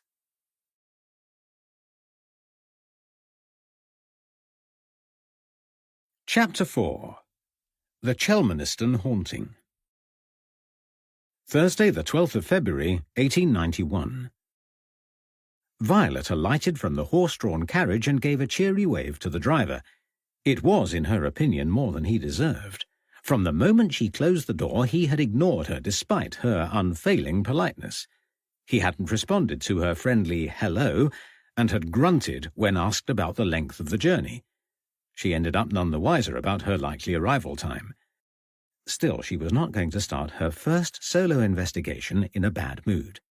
She had learned that the best way to overcome negativity was by being relentlessly nice. She continued to be pleasant and carried on waving until he was out of sight. Violet turned her attention away from the grumpy cabman and towards a sprawling, ivy-clad building nearby, which she took to be the rectory. She traversed the driveway, walked past the shrubbery, and arrived outside a large wooden door. She stood for a moment, steadying her nerves, then stepped up and rang the bell. Moments later, a young housemaid answered the door. Violet announced herself, and the maid escorted her into a large sitting room, where the lady of the house soon appeared. Alice Woodward was a slender woman of about 30 years of age. She carried herself with an almost military deportment. Her blonde hair was braided tightly without so much as one stray curl daring to defy the uniformity of her hairstyle. Her nose was straight and symmetrical, her eyebrows perfectly arched. She was a handsome, self-assured woman, not at all what Violet expected in a rector's wife. "Hello," she said, offering a flawlessly manicured hand. "I am Alice Woodward. You must be Miss Smith." Violet shook her hand and smiled. "I am," she said. "Do you mind if I call you Violet?" "Not at all." Alice Woodward nodded. "My husband has business at the church," she said. "It is useful, as I need to discuss some details with you privately." "Does he know I am coming?" "Of course," said Alice. "But he does not know why, or even who you are, for that matter." "Yes, I remember you suggested using my name but not my profession. You did not embellish further in your letter." "It is much easier to speak in person," she said. "You will remember that I mentioned a gentleman belonging to the Society for Psychical Research. Well, he will arrive later today. His colleague has been before, but only to make a report. This time he will investigate using the latest scientific means." "What is the nature of your difficulty?" asked Violet. "As I said, this household has been subject to strange manifestations, some seen and some heard." "Have you witnessed them?" "I have heard sounds with no obvious explanation, but I have seen nothing untoward." "Yet others have?" "Indeed. And my husband, the Reverend, is one of them. He is an honest man and not given to fancies. If he says he has seen an apparition, then he believes it. But that is not to say these events must be supernatural. I am firmly of the opinion that someone in this house is playing tricks." "I see," said Violet. "Would I be right in thinking the manifestations have been going on for some time?" "Yes, you would. The sightings are not new. People in the village claim that the hauntings, as they call them, began long before we arrived. They saw them during the time of the previous incumbent. I do not believe it. There are no such things as ghosts, although the locals talk of it constantly. With each alleged sighting, the story grows traction. Our last housemaid left because of it. Fortunately, our current one seems more sensible. But I want to put an end to the speculation. It is fair to say that I have different views from those of my husband." "What is he expecting from the investigation?" "He hopes to find a way to lay the spirit to rest. He thinks the ghost is a poor, tormented soul walking the earth, searching for peace." "He truly believes there is a ghost?" "Of course he does," said Alice Woodward. "He is a minister of the church, after all. Faith is central to his thought process. It is not so very different from believing in God and the Holy Ghost, is it?" "I suppose not," said Violet uncertainly. "Although I am a Christian, yet I could never believe in spirits or apparitions. It does not make logical sense." "We are of the same mind, then," smiled Alice Woodward. "Nothing will convince me that this is anything other than a prank. But it is useful that we are in the hands of reputable investigators. They have already carried out a lot of work on the effects of shared hallucinations. There will be a rational explanation for the disturbances in this rectory, I am certain." "What have you told the Reverend about me?" "Oh, he thinks you are an old school friend from Little Walsingham, the village I grew up in." "Well, that is ideal," smiled Violet. "I lived in Norfolk for many years myself. I know the area well." "Isn't that marvellous?" Alice Woodward's eyes sparkled. "I could hardly have planned it better. Now, let me tell you about the household. There are only a few suspects to consider. The Reverend and I rattle around the property alone. We have no children, and the house is, for the most, quiet. Anne Durrell is our cook, and Kate Harris our housemaid. A gardener by the name of John Daldy comes from the village most days. Finally, there is Frederick Lucas. He is our odd job boy and turns up here only when asked. It is Frederick who has raised the most suspicion as far as I'm concerned. He's a typical young boy, always up to mischief and without much in the way of a conscience. It will not surprise me in the least if he has some part in this. You should speak to him as soon as possible." Violet was busy scribbling in her notepad while Alice spoke. "I will," she said. "I will speak to everyone. But covertly," Alice warned. "The Reverend must not know." Violet nodded and replaced the notebook in her bag. "Come," said Alice, rising to her feet. "Let me introduce you to my husband." They walked the short distance to St. Andrew's Parish Church, chatting as they meandered through the graveyard. The church, set in a tranquil location, was unexpectedly full of people and was anything but quiet. 2 workmen sawed panels of wood on a large bench outside the porch, scattering flecks of sawdust over the grass. Another group of workers were sitting cross-legged by the corner of the tower and drinking from wooden cups. Clad only in shirt-sleeves, their jackets lay in a jumbled heap on the ground. Violet shivered. It was February, and not at all warm. "Good day, ma'am," said the older carpenter as Violet and Alice approached the church. Alice smiled and nodded, then opened the porch door and went inside. The Reverend George Woodward was halfway up a ladder, pointing to the roof over the chancel. An auburn-haired man, who Violet took to be a carpenter, was stroking his chin and nodding. "Is it still leaking, dear?" asked Alice as she approached them. "Yes," sighed the Reverend as he dismounted from his ladder. "George, this is Violet, the old school friend I was telling you about." Alice Woodward smiled as she made the introduction. "Delighted to meet you." The Reverend thrust his hand towards Violet and shook hers firmly. "I trust you had a pleasant journey." "I did," said Violet, gazing towards the font. "Your church is lovely." "It's in a beautiful location," said the Reverend, "but it's terribly run down. We have finally raised enough money to replace the chancel, and it won't be long before our new oak communion rails and choir stalls arrive. Such kind gentlemen, such generosity." He did not elaborate on who had displayed the generosity, but his enthusiasm was infectious. "Now," he said, "give me a moment to talk to Mr. Andrews." He pointed at a middle-aged man seated on the front pew. "I must schedule bell-ringing practice." Reverend Woodward strode towards the altar and conveyed his message. He returned to the ladies and checked the time on his fob watch. "Ah, Mr. Podmore is due to arrive shortly. You will know about our ghost," he continued as if it was an everyday occurrence.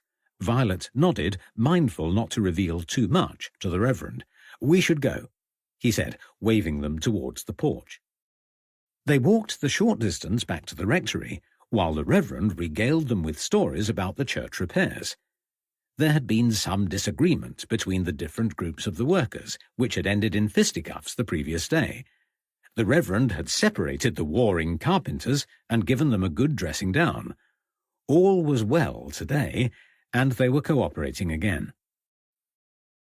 By the time they reached the rectory, Frank Podmore had arrived. The housemaid was waiting by the driveway to tell them that she had directed him to the sitting room. Alice Woodward asked for tea and cake, then joined the rector to meet their guest. "Welcome," said the Reverend, offering his hand. Frank Podmore stood to greet him. Podmore was a slight man with a full head of hair and a neatly trimmed beard. "My coach arrived early," he said in a softly spoken voice. "You are very welcome, Mr. Podmore, very welcome indeed," said the Reverend. "This nuisance has gone on long enough. Will you be staying long?" 2 days should be enough," said Podmore.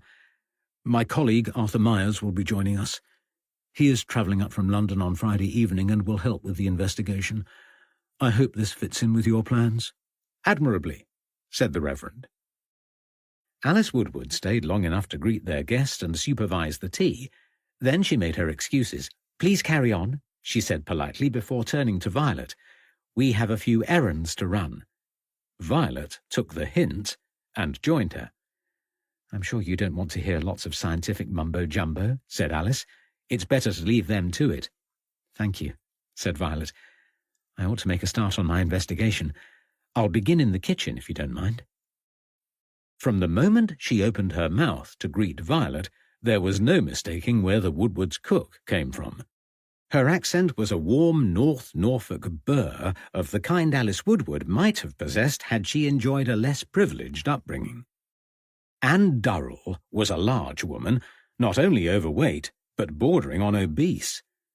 Violet had entered the kitchen to find Anne chopping fat into a bowl of flour, oblivious to Violet's presence. Violet coughed, and Anne visibly jumped. "Oh, my heart alive! Who are you?" she asked. Violet apologized. "I'm sorry to have disturbed you," she said. "My name is Violet Smith. I'm a friend of Mrs. Woodward." "Oh, yes," said Anne, nodding her head. She said you would be arriving today. We don't often get visitors in the kitchen, though. It quite threw me." Violet wondered what to say. It had not occurred to her to concoct a story for the benefit of the domestics, but Anne was right. It wasn't the done thing to go wandering into a kitchen and start questioning the staff without explanation. She chewed her lip. "I hope you don't mind," she said, "but Mrs. Woodward told me about your ghost, and I'm a little afraid. I don't want to worry her with my silly fears, but it's an unusual situation. I wondered if you might tell me what has been happening and what I can expect to see." Anne Durrell listened while she chopped fat into a bowl of flour. She worked chaotically with clouds of flour billowing from the bowl onto her plump arms. "It's something and nothing," she said. "I hear strange knockings and slamming mostly after nightfall, but I've never seen anything odd. The house is noisy, that's for sure, but it doesn't frighten me. You have nothing to worry about." "Oh, I thought it would be much worse when I heard that a man was coming to investigate. It sounded very frightening. He has already arrived." "He's not the first one," said the cook. "Another man looked into it a few months ago. The disturbances have been going on for quite a while, you see. They are annoying, Anne, but that is all. It's much worse for the Reverend. The ghost troubles him more than anyone." "Mrs. Woodward doesn't seem worried about it," said Violet. "She is very practical," said the cook. "She would need a lot of convincing." "Do you believe in it?"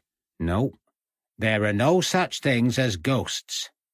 I cannot deny the noises and disturbances, though." Anne Durrell slopped water into the flour mix as she spoke, moulding it into a large ball of dough. She slapped it on the kitchen table, brandished a rolling pin, and began to roll it out. Could it be trickery? Violet asked. "What do you mean?" Someone playing a practical joke, perhaps. "Why would they do that?" "I don't know, it was just a thought." Anne placed the rolled-out pastry over a pie tin. "I cannot see how," she said. "As I told you, most of the disturbances are at night. There are only a few of us in the household. The Reverend and Mrs. Woodward sleep in the big room, and Kate and I have a small room each in the west wing. It is not one of us, I can assure you." "But if it's not trickery, then it must be a spirit." "No. There must be some other explanation." Anne spooned a red mixture into the pie dish from a large stone jar. She was about to speak again when the door opened. A young woman wearing a black dress and white apron rushed in. "The cat has been sick in the parlour," she said. "Where's the floorcloth? I must get it up before Mrs. Woodward sees it. She got quite cross with poor Monty last time." The cook gestured toward the sink. The housemaid lifted a gingham curtain, pulled out an old rag, and dropped it into a wooden pail by the door. "This is Miss Smith," said the cook, pointing to Violet. "She was asking about the ghost. I've told her I do not believe in it." Kate stopped what she was doing and grabbed the soggy rag. Water trickled through her fingers. "Think what you like," she said, looking at Anne. She turned to Violet. "You make up your own mind, miss, once you've stayed here a night or two. There is a ghost, for sure. I saw it again yesterday."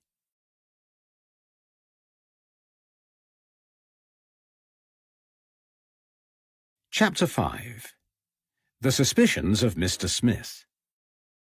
Thursday, the 12th of February, 1891. Lawrence woke with a start and rubbed his eyes. An unfamiliar noise like a foghorn sounded outside his window. Bleary-eyed, he reached for his watch and found it on the bedside cabinet. He flicked open the cover. 9:30. Lawrence leapt out of bed, muttering beneath his breath. He had intended to wake long before this. The girl in reception would soon be getting a piece of his mind. Then he remembered. He was going to ask for an early morning wake-up call, but nodded off while reading the newspaper in front of the coffee-room fire. Later, to his embarrassment, a waiter gently roused him by shaking his shoulder. He had retired to bed immediately. Lawrence flung open the curtains to reveal the source of the noise.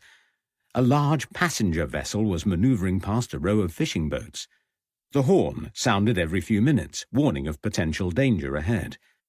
Lawrence sighed again.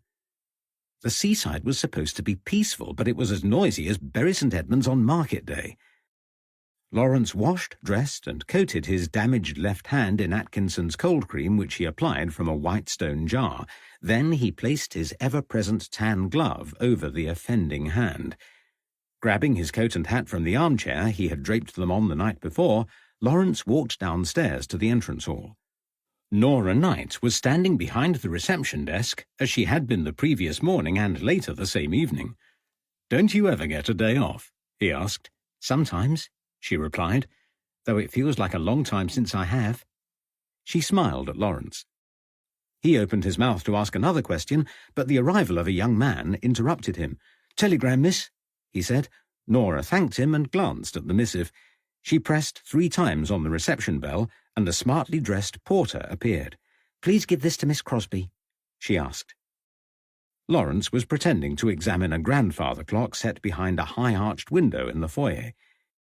He waited for Nora to finish her task, but she had already noticed that he was loitering. "Can I help you?" she asked. "Only if you know anything else about the death of Edmund Gurney," he replied. "I told you all about it yesterday." "I know," sighed Lawrence. "I hoped there would be more. I'm investigating a case which may or may not be connected to his death, but I'm running out of reasons to stay." "Are you a detective?"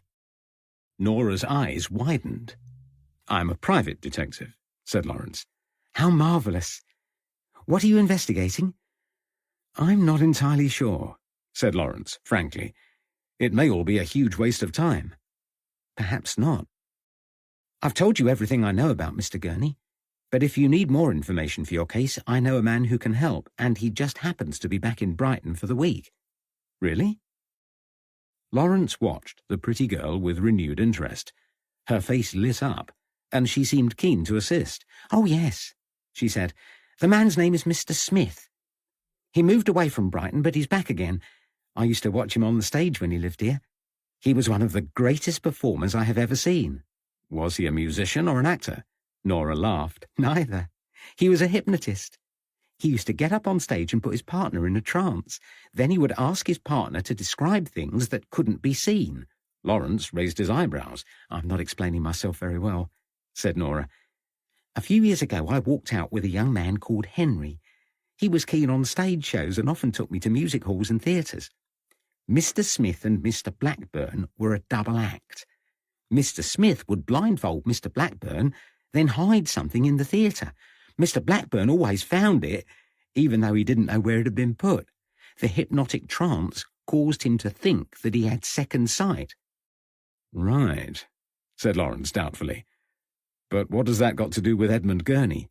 "A great deal," said Nora, crossing her arms and leaning forward over the reception counter. "You see, Mr. Smith was Mr. Gurney's private secretary, and not only that," she continued, "but they carried out a lot of experiments together for their society."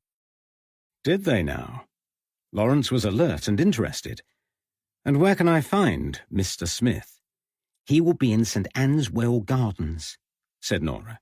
"He has business there." "Do you think he will talk to me?" mused Lawrence.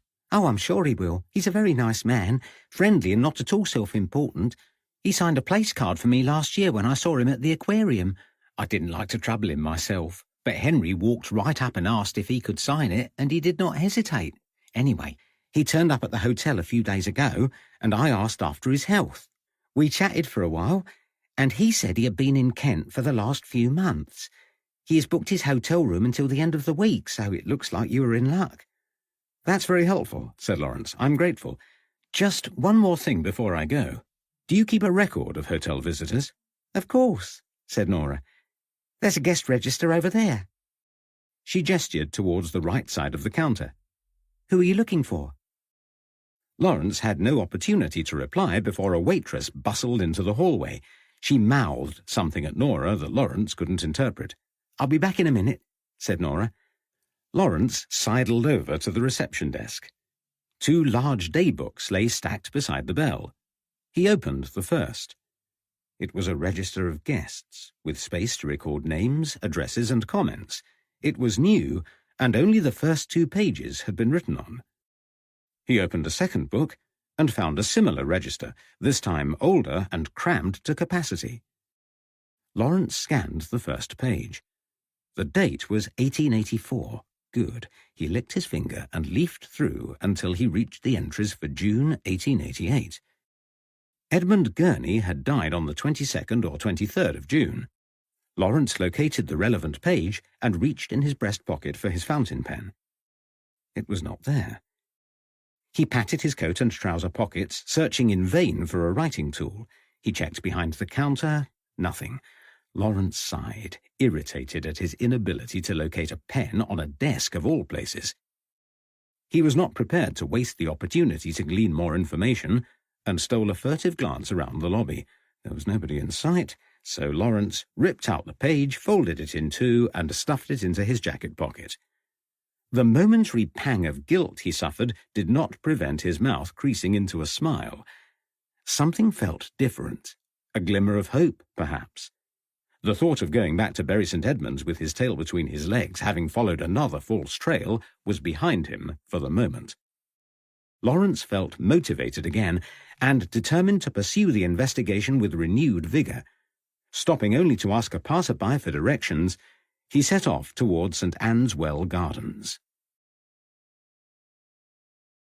Lawrence was 10 minutes into his walk when it dawned on him that he was retracing yesterday's route.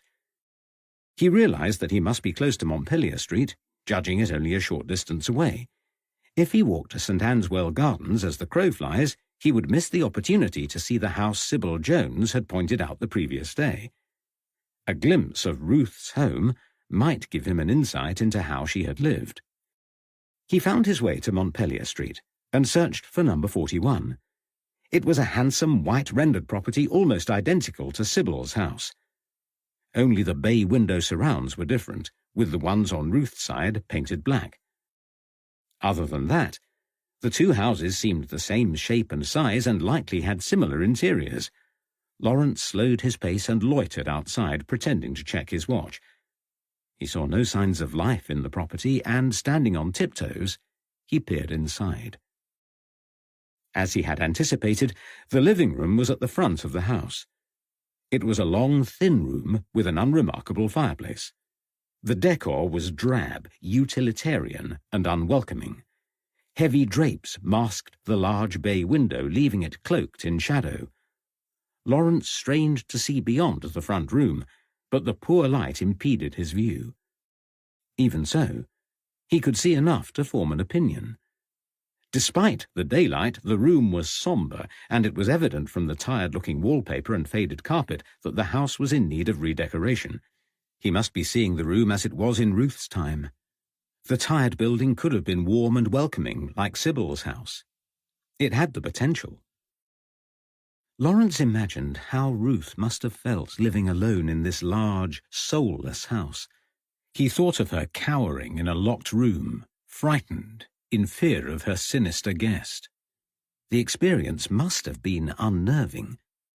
If Sybil Jones was right, it was understandable that the memory had remained with her. Lawrence turned away from the drab room. He would learn nothing more from watching the house, and he set off for St. Anne's Well Gardens. 10 minutes and a steep hill later, Lawrence arrived at the entrance to the gardens on Furze Road. An attractive, steeply gabled cottage stood beside the park gate. Nearby was a wrought-iron signpost inscribed, "Private." Lawrence ignored it. He was in no mood for impediments. He strolled down the path towards a large stone structure built incongruously in the shape of a temple. By the side of the building, a wizened man moved boulders with the aid of a wheelbarrow. He saw Lawrence, stopped, and placed his hand in the small of his back. "That looks like hard work," said Lawrence, trying to start a conversation. The man grunted and grasped the handles of the barrow. Lawrence tried again. "Do you know if Mr. George Smith is here today?" The man nodded towards the far side of the building and turned away. Lawrence followed his direction to see a curly-haired man standing by a large sash window. He was scribbling in a notebook. As Lawrence drew closer, he realized that it was actually a sketch pad. The man was making detailed drawings of the structure in front. "Good morning," said Lawrence, holding out his hand. "My name is Lawrence Harpham. Have I the pleasure of addressing Mr. George Smith?" The man reached for Lawrence's hand and shook it, Tentatively. "You do," he said. "Do I know you?" Lawrence took a deep breath and began the tricky task of conveying the reason for his visit using the least amount of words. He struggled to express himself, cognizant of the uncertainty of his position. He had still not discovered what crime, if any, had taken place, and had no expectation of Smith's cooperation. But George Smith was intelligent and grasped the situation before Lawrence became too tongue-tied. His eyes misted as Lawrence spoke of Edmund Gurney, and a tick pulsed above his cheekbone. "The matter of which you speak is painful," he said when Lawrence had finished. "Painful indeed. Edmund Gurney was my friend. I will tell you what I know, and you can decide for yourself. It's chilly out here. Come inside." They walked through the Ionic columns clustered with creeping ivy and entered the building. George directed Lawrence downstairs to the basement. "It's not much warmer here," he said, "but we are out of the wind and away from prying eyes. You know these gardens are private, don't you?" Lawrence nodded. "I saw the sign," he admitted, "but I wanted to speak with you." He glanced around the room. A circular stone trough housed a bowl into which water bubbled up from a fissure in the rock. "What's all this?" he asked. "It's the chalybeate water," said George. "It's a natural mineral spring. People come from far and wide to partake. It's supposed to be very good for you. Try some." He reached for a glass from a selection lined up on a trestle table by the basement wall. Lawrence collected a tumbler of water and sniffed. It smelled of sulphur. He took a few sips to be polite, but it tasted as bad as he expected. "I'm thinking of leasing it," said George Smith. Lawrence arched an eyebrow. "The gardens, I mean. I make films. I need somewhere to use as a studio." "Is that why you are here?" "Yes. I've been negotiating with the goldsmiths. They own this place. They have allowed me free access to the gardens while I work it all out. It should do very well." "So you have a legitimate reason to be here. Unlike me," smiled Lawrence. George laughed. "Yes, and it's tricky negotiating, so it would be helpful if they don't assume that I've condoned trespassing on their land. Take a seat," he said, walking over to one of several wrought-iron tables surrounding the well. "It's always devilishly cold in this part of the pump room, but no worse than being outside. Now, tell me what you want to know." "I understand you weren't here when Edmund Gurney died." "No. I'd only married a short time before. My wife and I were honeymooning in the Isle of Wight." "So you did not see him at any time?" George Smith shook his head. "He arrived long after we had left Brighton."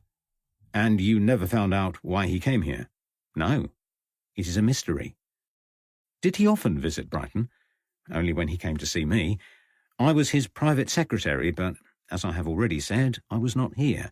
I heard that he received a letter summoning him to Brighton. Nobody knows why. There were other letters in his possession when he died, but not that one." "When did you see him last?" "A few months before he died." "Was his behaviour normal?" "In a manner of speaking." "Explain." "He had lost his usual ebullience, and he seemed burdened in some way. I do not know what troubled him, but there was a change in the weeks before his death. He was uncharacteristically quiet. Could he have killed himself?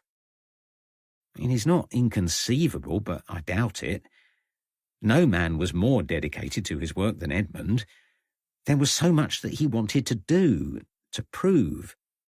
I cannot imagine him giving it all up." "So the verdict of accidental death seems most likely." "Most unlikely." George Smith leaned forward and spoke earnestly.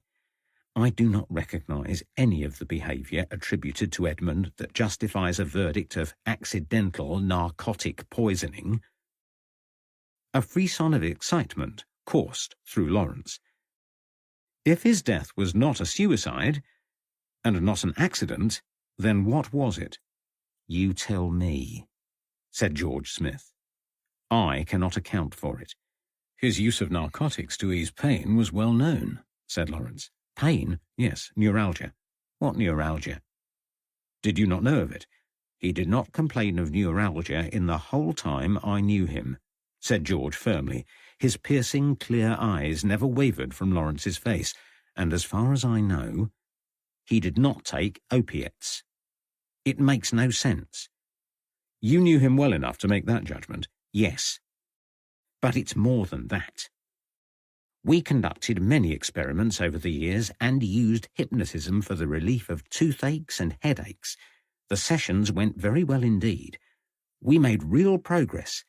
If Edmund Gurney had long-standing neuralgia, as they say, he would have tried hypnotism. He may have tried and it failed. He would have asked me.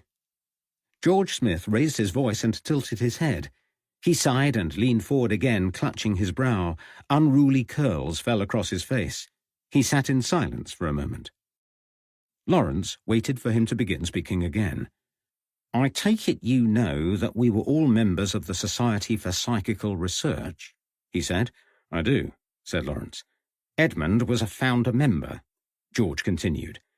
A few years ago, he wrote a paper called Removal of Pain by Suggestion. The article concentrated on mesmerism and hypnotism. He had absolute faith in the power of suggestion. There is not a question in my mind that he would have come to me if he was suffering. But you were away, said Lawrence. Several men participated in the Brighton experiments, said George. Any one of us could have helped him. To be clear, you do not think he was a habitual user of narcotics. To be even more clear, I do not believe he used them at all. Lawrence exhaled. He realized he had been holding his breath while George was speaking. The passionate manner in which the young man argued against the verdict of accidental death indicated he was onto something at last. I am leaving the SPR, said Smith. I have made up my mind. I have obligations towards them until the end of the year, but I will resign immediately after.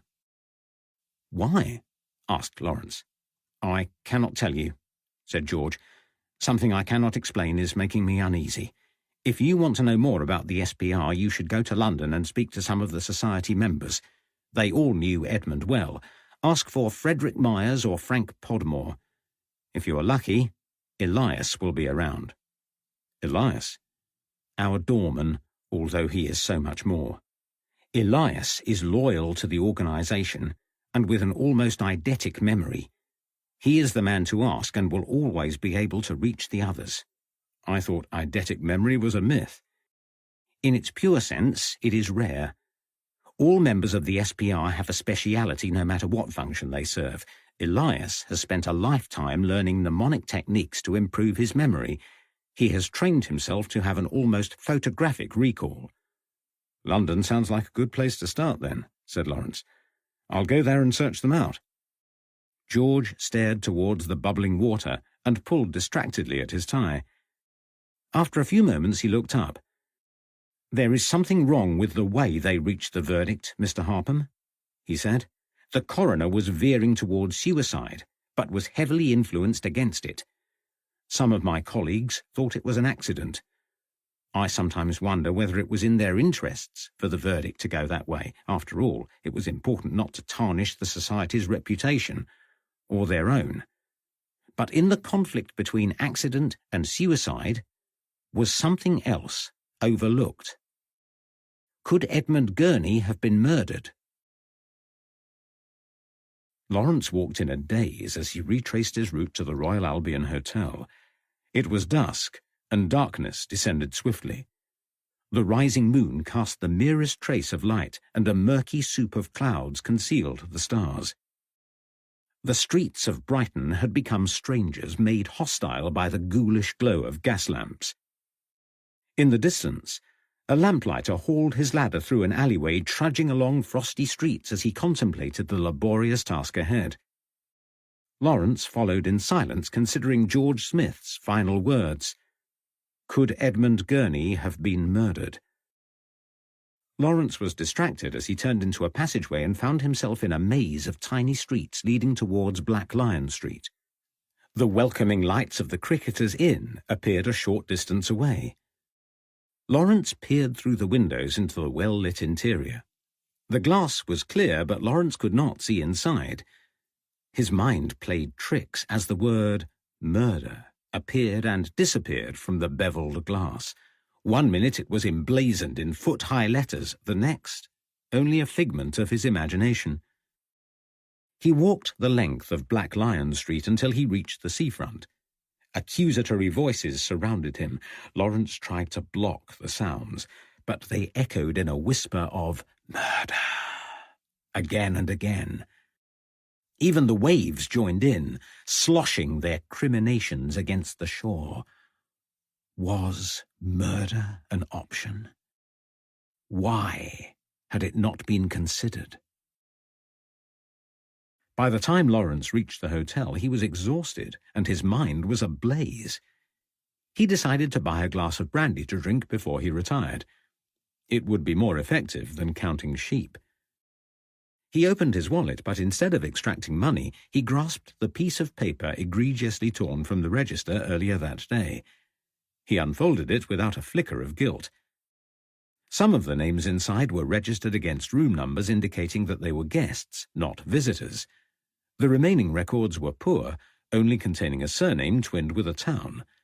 But 2 entries looked promising and were annotated with the word visitor. One of them belonged to a dentist called Daniel Browning. He had given his address as 27 Upper Montague Street, Marylebone. The second man had appended 2 locations by his name. Roslyn Donston was a journalist who lived in London, but was currently staying at the Cricketers Inn, Brighton. Lawrence stared at the register. He did not believe in coincidences, and he had been standing in front of the Cricketers Inn not more than half an hour ago. Was it a sign? It did not matter whether it was or not, it was a lead.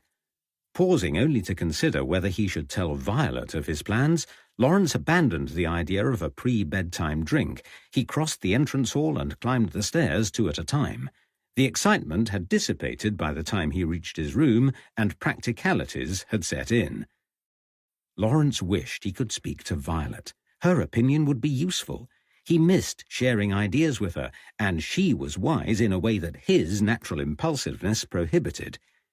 But she was in that village whose name he could not pronounce or even remember, and the thought of her ghost hunting still set his teeth on edge.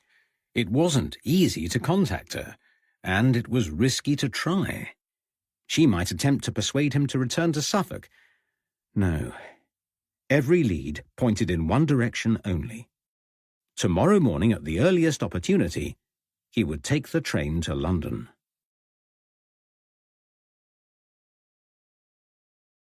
Chapter 6. Approaching Scotland Yard. The 13th of February, 1891. Lawrence alighted at Victoria Station feeling a sense of relief. He vacated the train almost before it stopped and darted up the platform with an unaccustomed lick of speed. He had been sitting for what seemed like hours with a large woman and her elderly dachshund. Lawrence liked well-behaved dogs as much as the next man, but this dog was disobedient and overindulged and had barked through the entire journey. The jarring, yappy noise penetrated his ears like a hammer on wood, and when he politely asked her to quieten the animal, she glowered at him and called him a brute. Worse still, the dog urinated in the middle of the carriage. Every time the train halted and restarted, the puddle of urine edged closer. In the end, Lawrence moved, but not before the woman had the audacity to complain to the conductor about Lawrence's behaviour. The conductor ignored her, skirting past Lawrence with a nod of sympathy. Lawrence walked past the ticket office and into the Victoria tube station, a short distance below ground. He purchased a ticket, hopped on the brownish-crimson carriage, and managed to find a seat with no other people in the immediate vicinity. He watched the walls of the tube station pass by as the steam train whistled and chugged. Travelling by train was lazy. It would have been easy to walk, but it had been years since he had used the underground and he was eager to try it again. Lawrence appreciated good craftsmanship. It was abundant in the handsome, glossy locomotives with their matching gold-lined carriages. He stretched his legs and smiled, enjoying every moment of the short journey.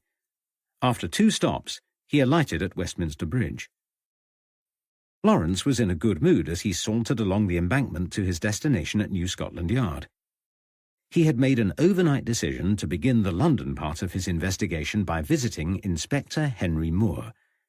Henry was an old friend who he met during training, and their paths had crossed many times over the years.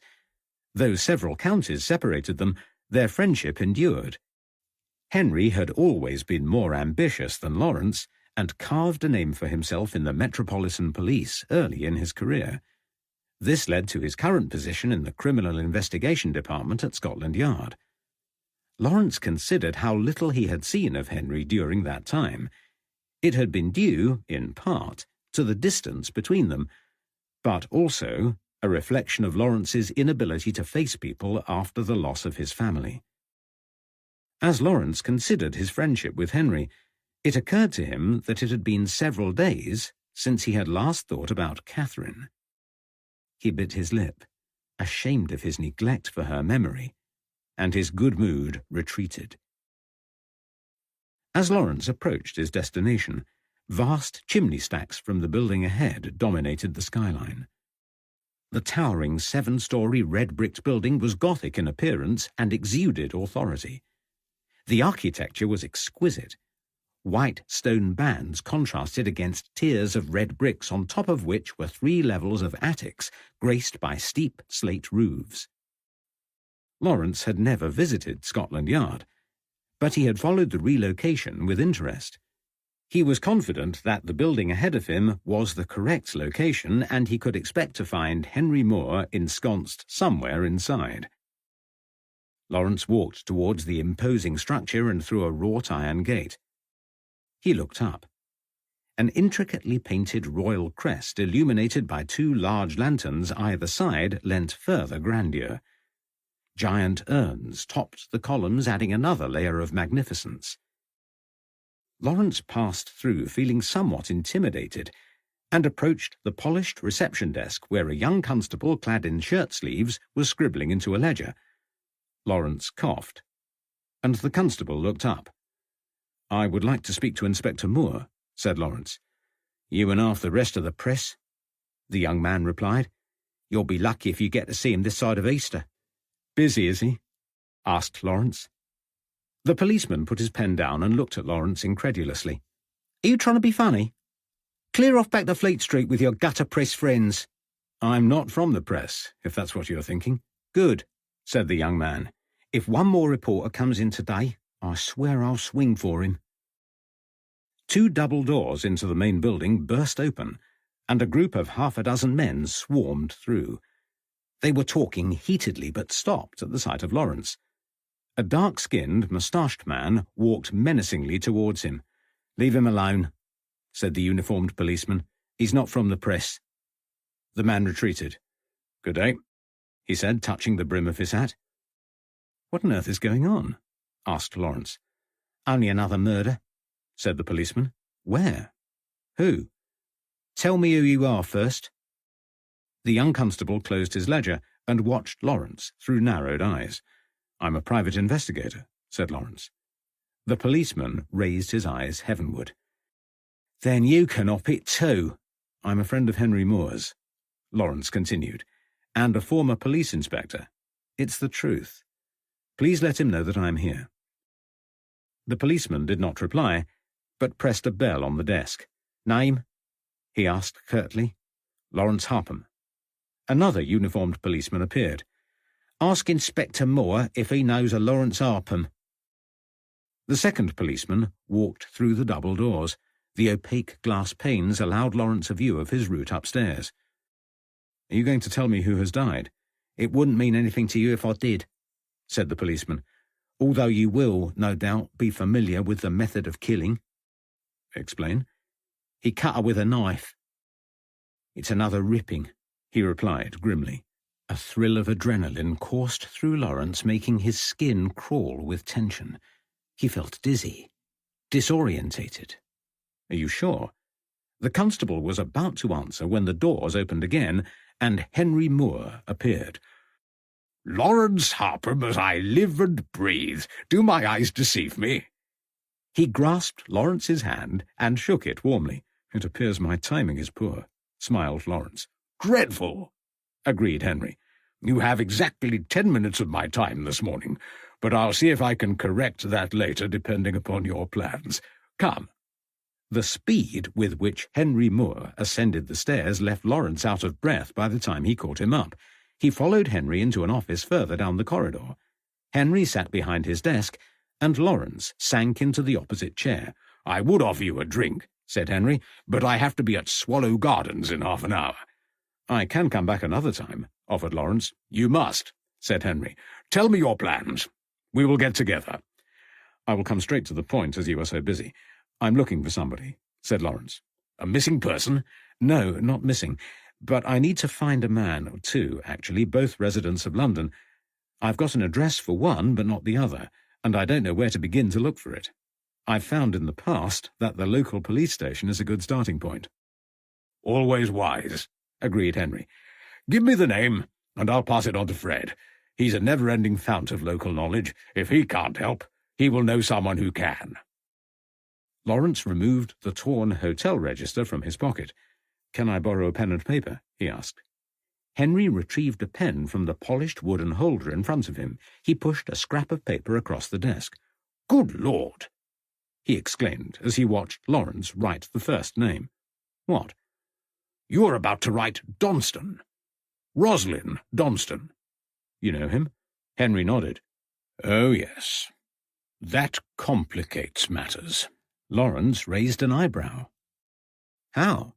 he asked. "I'll tell you, but first I need to know why you are asking. It's important, Lawrence. Official business." "It's probably nothing," said Lawrence. "I'm investigating a death in Brighton. It happened a few years ago. The coroner ruled it as an accidental death, but I'm not so sure." Henry Moore leaned forward. "How does this concern Donston?" "It probably doesn't," Lawrence admitted. "But he was in the building on the night Gurney died." "Edmund Gurney?" "Yes. You know him." "Only by reputation," said Henry. "He was well known in London. What makes you think this death was suspicious?" "Nothing I can summarize in the 5 minutes we have left," said Lawrence, looking at his watch. "I'll tell you everything when there's more time." Henry nodded. "Fine. And in return, I will use the next few minutes to tell you some of what I know about Roslyn Donston and give you his address. We keep tracks on the man. He's under surveillance. My help is conditional on your cooperation. You must tell me everything, and I mean every single detail of the conversation that takes place, now or at any other time. Is that clear?" Lawrence glanced at his friend, momentarily taken aback. Henry was uncharacteristically curt. His clenched jaw and stony face bore no trace of his usual good humour. "Of course," Lawrence replied. Henry sat back in his chair and sighed. "Have you heard about the latest ripping?" he asked. "Yes." "Well, your man Donston became embroiled in the 1888 murders. For a while, we thought he might be the ripper. We have subsequently settled on a series of more likely candidates and have removed Donston from the list." Lawrence whistled. "I didn't know." "No reason why you should," said Henry. "Donston is a journalist. He dabbles in esoteric mysteries and spiritualism. He came to our notice while we were investigating the Ripper murders due to his bizarre theories. If it wasn't for the fact that he was in a hospital during some of the murders, he could have found himself at the end of a rope." "But he is no longer a suspect?" asked Lawrence. "No," said Henry. "He couldn't have done it." "Then why is he under observation?" "He is a troublemaker, always stirring up public opinion with his strange ideas. He knows more about it than he ought. Keeping track of him is precautionary. There was a theory that the Ripper may have been more than one person, you see." "But the rippings stopped years ago, didn't they?" "Yes," said Henry, "and the Ripper is most likely dead. But until we have proof of this, Donston and a few others remain under watch." "What is the nature of this latest incident?" "In the early hours of this morning, a young woman by the name of Frances Coles met a violent end. Someone cut her throat from ear to ear. God knows it's only been a few hours, yet every blasted reporter in the district seems to know of it. They have attributed it to Jack." "With justification?" "No. Because it sells newspapers." "So you won't reopen the investigation?" Quite the opposite. We have no choice, said Henry. We cannot satisfy public opinion unless we start from scratch and investigate the slaying as if it was a Ripper murder. It is imperative that we find the killer, otherwise we will end up squandering all our resources on this crime for months to come. What sort of young woman was Frances Coles? I take your meaning. Frances was the usual type. She had fallen on hard times and was a drinker. She dossed in a common lodging house in White's Row and sold herself for money. Lawrence nodded. I see. I won't take up any more of your valuable time. I'll track Donston down and speak with him later today. Can we meet tomorrow morning? Yes, said Henry. Come back here. I would like to know what he has to say for himself. Henry Moore pulled out a desk drawer and removed a box of cards. He thumbed through them, selected one, and copied the contents onto a piece of paper. He pushed it across the desk towards Lawrence. Here is Donston's most recent address. Lawrence folded the paper and put it in his pocket. He smiled at Henry as he walked towards the door. Until tomorrow, he said. Indeed. Henry held the door open and watched as Lawrence walked down the corridor. He still held the card containing Donston's location. Henry sighed and put the card back in the box. The Ripper killings were over.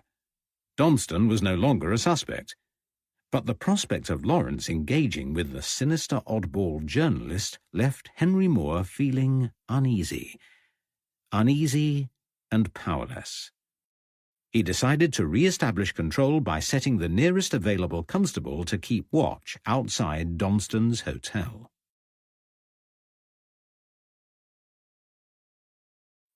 Chapter 7. The Beginning. Everything starts with a first. The first breath of a newborn baby, the first snow of winter, the first shattering realization that life and time are out of control. The first time that I acted unconsciously, my memories returned gradually, not in a sudden rush of recall, but one recollection after another. They dripped back like drops of fetid water, forming a puddle of interminable horror.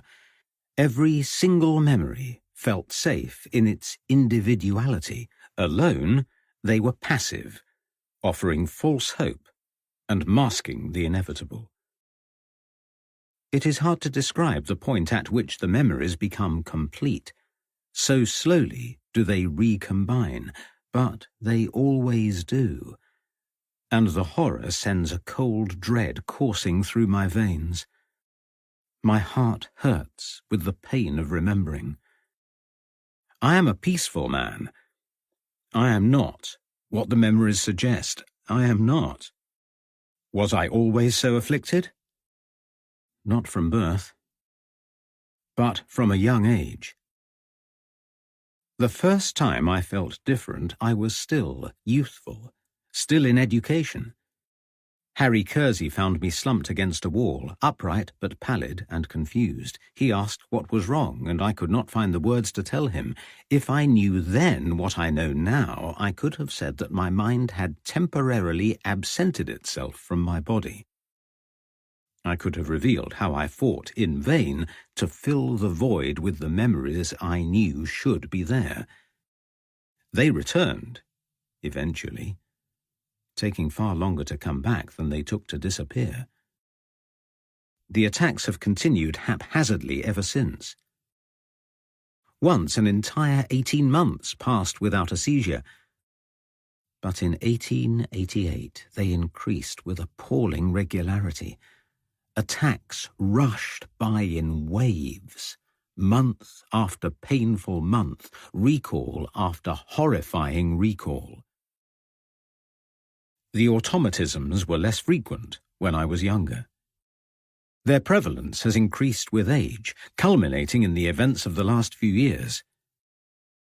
They worsened late in 1887 when I took a regular journey on the Metropolitan Railway.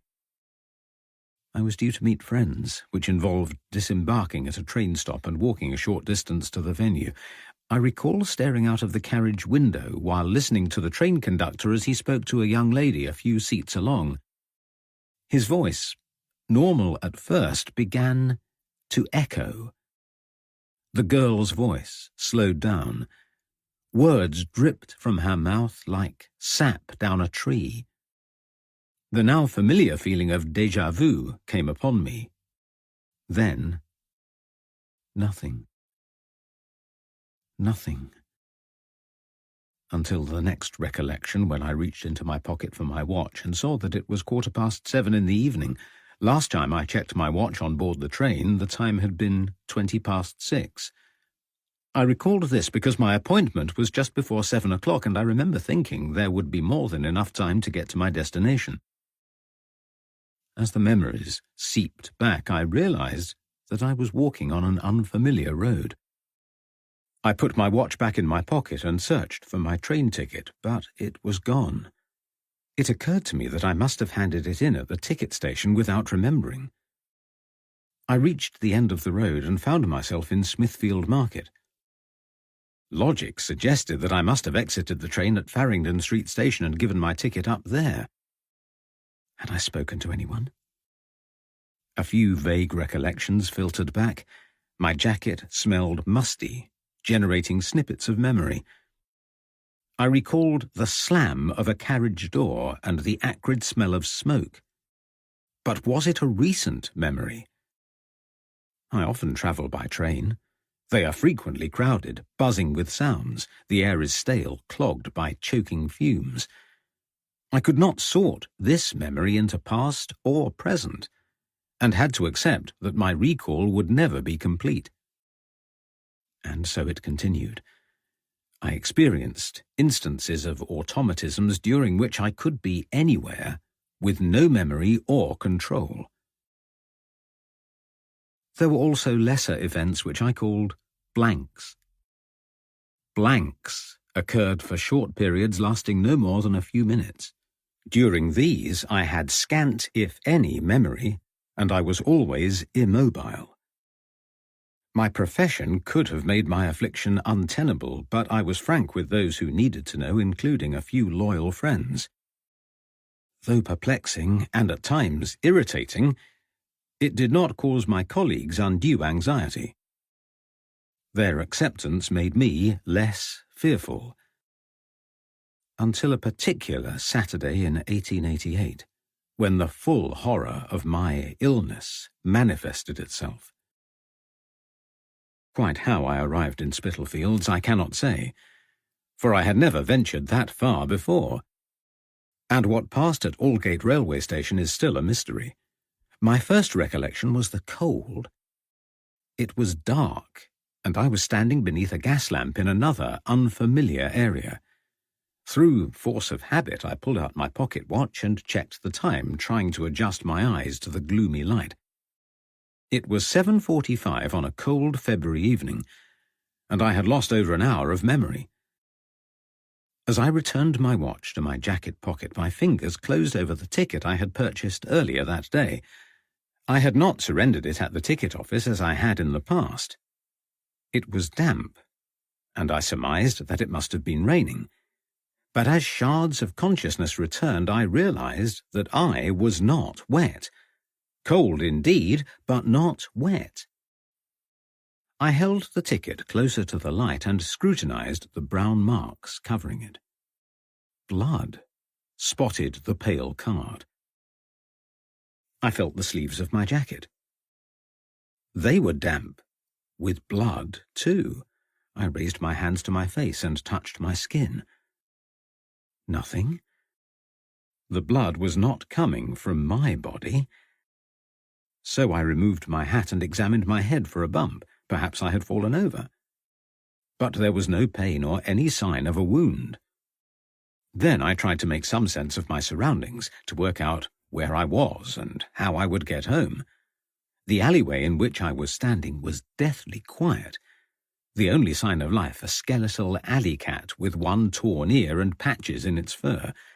To the right of me, in the light of the next gas lamp along, I noticed a bundle of rags illuminated in the hazy glow. Then it moved and emitted a low moan. I gasped. It was a person.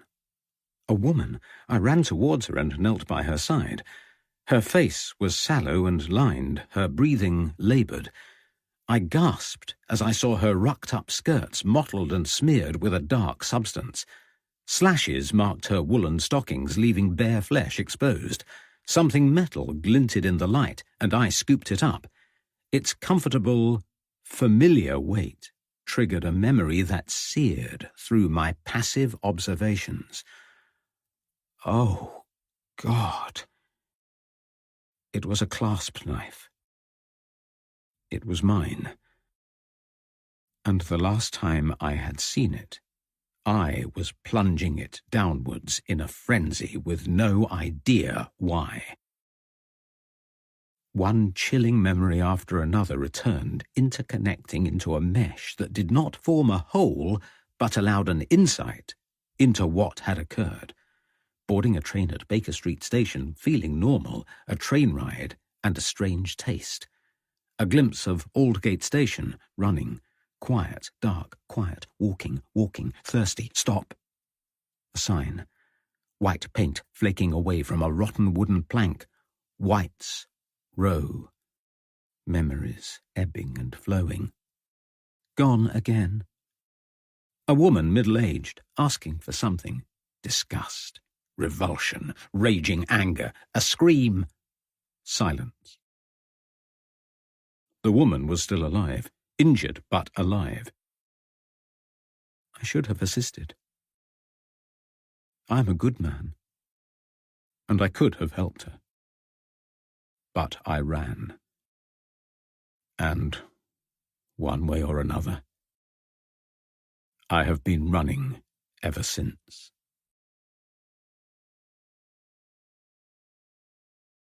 Chapter 8. A Sinister Man. The quickest route to Donston's hotel was by train. But after yesterday's incident with the dachshund, Lawrence was in no rush to repeat the experience. He decided instead to walk along the embankment before turning north to his destination in Charterhouse Street. It was a crisp, clear day, and Lawrence did not detect any fear or panic in the people he passed on his route. Men and women went about their business as always. Young ladies walked without chaperones while shopkeepers enjoyed robust trade. Barrow boys whistled as they carted their produce, and the streets were busy with horses and carriages. The day was like any other day. Though Lawrence's journey took him through an affluent part of London, he still expected to hear something about the Ripper horror. But there was not so much as one newspaper boy shouting about the killing in a bid to sell his wares. The concerns of Scotland Yard had not yet reached the good people of the parish of St. Sepulchre. Lawrence continued along Charterhouse Street on his way to Charterhouse Square. As he reached the square, a structure ahead caught his eye. He stared at it, trying to comprehend what he was seeing. The building was narrow. It spanned no more than the width of the front door. 3 arched windows stacked one above another formed a tall triangle with a stone balcony enclosing the first window. Lawrence subconsciously widened his arms as he walked towards it, wondering if he could touch either side if he tried. He reached into his pocket for the piece of paper Henry Moore had given him earlier that day. The scrawled note gave Donston's address as the Triangle Hotel, 88 Charterhouse Street, St. Sepulchre. The name of the hotel could hardly be more appropriate. The closer Lawrence got, the more he could see of the right-hand side. The hotel looked like a wedge of cheese and fitted snugly between 2 roads veering off at 45-degree angles. From the front of the hotel, it was impossible to imagine a functioning boarding house, but from the side, it became viable. Lawrence opened the door and found himself in a small triangular room. He approached a shabby dark wooden desk, upon which sat an unpolished brass bell. Lawrence waited for a while, but nobody came. He pressed the bell, adding his fingerprint to many others. Moments later, a white-haired man shambled in, accompanied by a young boy. The man yawned as he asked Lawrence how he could help. Lawrence leaned across the counter. "Is Mr. Donston resident here?" The hotel manager raised an eyebrow. "He might be." "Can I see him?" "It depends." "On what?" The manager stared at Lawrence. After a few moments of silence, Lawrence understood the man's intent. He sighed, removed a note from his pocket, and placed it on the desk. The man's grubby fingers closed over the money.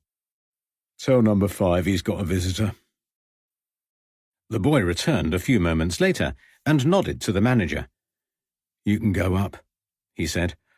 Lawrence approached the stairs and stepped on the fraying carpet. "Wait," barked the manager. "Tommy will show you." He retreated and waited for the boy, who glowered as he squeezed past. The boy stopped outside a door midway along the landing on the first floor and held his hand out. Lawrence felt inside his pocket for the smallest denomination coin he could find and dropped it in the boy's palm. He stood for a few moments before knocking on the door, wondering what on earth he was going to say. He did not have long to wait before a deep voice boomed, "Come," and Lawrence entered the dark and dingy room. Though Donston's room spanned 2 large windows, he had purposely excluded the outside. Both window shutters were drawn across, allowing only a chink of sunlight to enter. Donston relied on other means of illumination. Several misshapen candles of dubious provenance burned in saucers on a wooden desk. Donston was sitting in a worn red leather armchair. A white walrus moustache dominated his square face, hiding his lips, and dark, bushy eyebrows sprouted over deep-set eyes. Lifeless eyes. Soulless eyes. Lawrence approached him and offered his hand, avoiding eye contact. Donston stood to greet him and accepted it. His grasp was firm, his hands clammy. He gestured towards the chair in which he had been sitting. There was no other seating in the room, and Donston repositioned himself on the corner of the bed, regarding Lawrence curiously. "Would you like a drink?" he asked. Lawrence declined. He still wasn't sure how to approach the conversation, but alcohol was unlikely to help. Besides, he did not trust Donston. There was something sinister about his demeanour which would have been evident in daylight, but in the manufactured dimness of the room with the flickering candlelight was almost otherworldly. "What do you want with me?" Donston's voice was low, with the merest trace of an accent that could have been northern. "I have been in Brighton," said Lawrence. "I want to talk to you about an incident that occurred in the Royal Albion Hotel." The half-smile fell away from Donston's face. "What incident?" Lawrence opened his mouth to reply, but noticed a copy of the Pall Mall Gazette laying folded across Donston's desk. "Another Whitechapel horror," the headline screamed. "A woman brutally murdered this morning." Lawrence hesitated, and Donston followed his gaze. "Ah. Have you heard about our latest murder?" Donston leaned forward, animated. "A little," said Lawrence. "Bloody fools," said Donston. "The police, I mean. They know nothing." "Indeed," Lawrence agreed. "Otherwise they would have apprehended him long ago." "Not at all," said Donston. "They have avoided every well-meaning attempt to guide them." "Understandably," said Lawrence. "The general public is a little too accommodating when it comes to murder. They flood the police force with suggestions and theories, and Scotland Yard lacks the manpower to deal with it.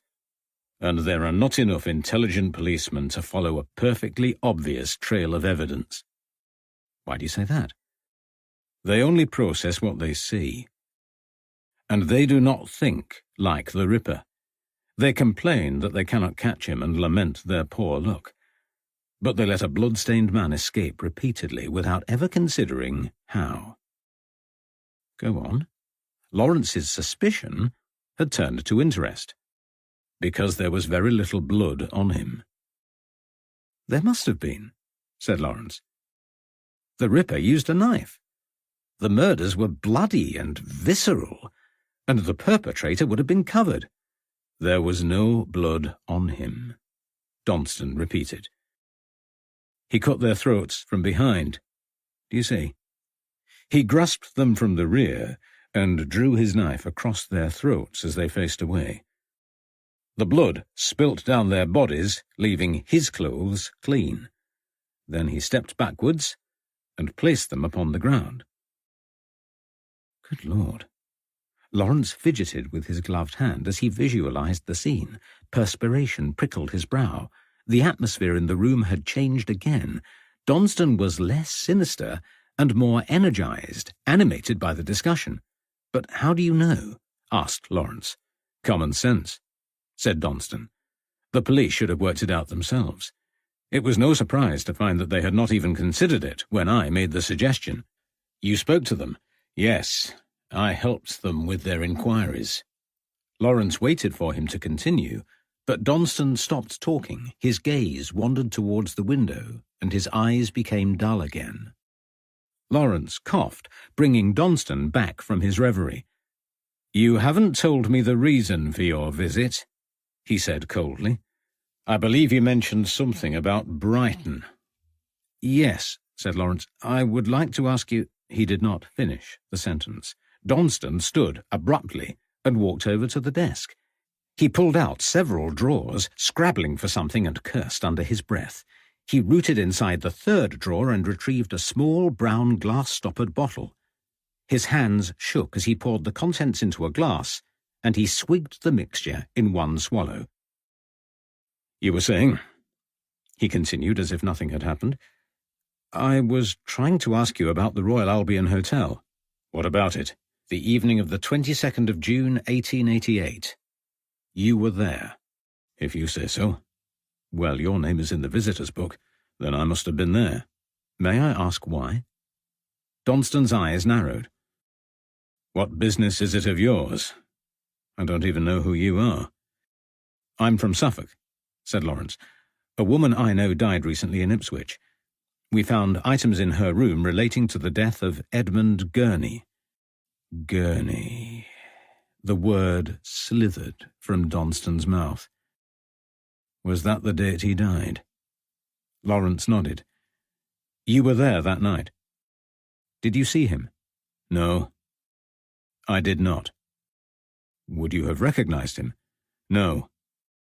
We were not acquainted. And I only stayed at the hotel for an hour." "Why?" "I was due to meet a woman, a fellow journalist. She did not keep the appointment, so I left." Lawrence sighed. "Then it seems I have wasted your time." Donston forced a smile and stood. His deportment indicated a military background, but the image was marred by his shabby suit. "It is as well that I have plenty of it," he said. "Time, that is." Lawrence thanked him and left the room, relieved to be free of the oppressive atmosphere. Lawrence retraced his earlier path down Charterhouse Street, not noticing the young man who had been loitering by the hotel as he followed behind.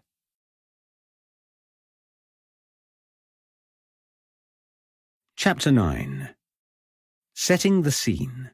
The 13th of February, 1891. Dusk was falling as Violet reclined in the armchair of the rectory drawing-room, half listening as Frank Podmore explained how the evening's proceedings would develop. They had eaten heartily at luncheon, with high tea delivered within a few hours. The remnants of the cake selection were still on the cake stand directly in Violet's eye-line. Her self-control wavered as she fought to avoid the temptation of another slice of fruitcake. Anne Durrell had excelled herself. The cake she produced was one of the best Violet had tasted. For all the mess Anne made, she was a competent cook. Violet's gaze wandered outdoors where bats swooped low over the orchard. Their movement was hypnotic, and she began to feel sleepy. It would not do to drop off in front of Mrs. Woodward, so she turned her attention back to Frank Podmore. "We will measure everything," he said. "Every sight, sound, and detail. We will even record the temperature. I have already drawn a detailed floor plan of the upstairs rooms." "What can I do?" asked Reverend Woodward. "Nothing," said Frank Podmore. "You must go about your business as if it were any other night. Tomorrow morning I will interview you all, assuming you have no objection. We will include your version of events in our research, as well as my observations and those of Dr. Myers." "It sounds very scientific," said the Reverend, nodding approvingly. "It is," agreed Podmore. "We are impartial and only want to arrive at the truth of the matter. People are skeptical about our organization. It's unfair. We conduct our examinations in forensic detail and disprove as many claims of spirit activity as those we deem genuine." "That is why I asked you in the first place," said George Woodward. "You came highly recommended." "What about the servants?" asked Mrs. Woodward. "The same applies," said Frank. "We will also ask for their accounts in the morning, but they should carry on as usual until then. Have you prepared the guest room as discussed?" "Yes," said Alice. "Mr. Myers has the blue room overlooking the garden. I have put Miss Smith in the other. But that leaves one of you without a room. Where do you intend to spend the night?" "Myers and I will take turns sitting on the armchair at the end of the passageway, so we have a clear view. We will swap from time to time. Whichever one of us occupies the guest bedroom will keep the door ajar. I asked for that particular room because it gives a generous view of the upstairs landing." "I see." Alice nodded, her mouth set somewhere between a smile and a grimace. It was clear to Violet that her hostess was struggling to contain her scepticism. "Excuse me, but I must leave you for a moment." Violet cleared her throat and put her teacup on the table. She left the room and proceeded upstairs.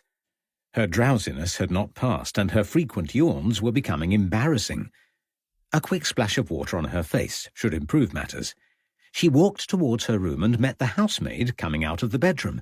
"Oh, you made me jump," gasped Kate. "I was away with the fairies." "I'm sorry," said Violet. "Have you got a few moments?" "Yes, miss," Kate replied. "What do you want?"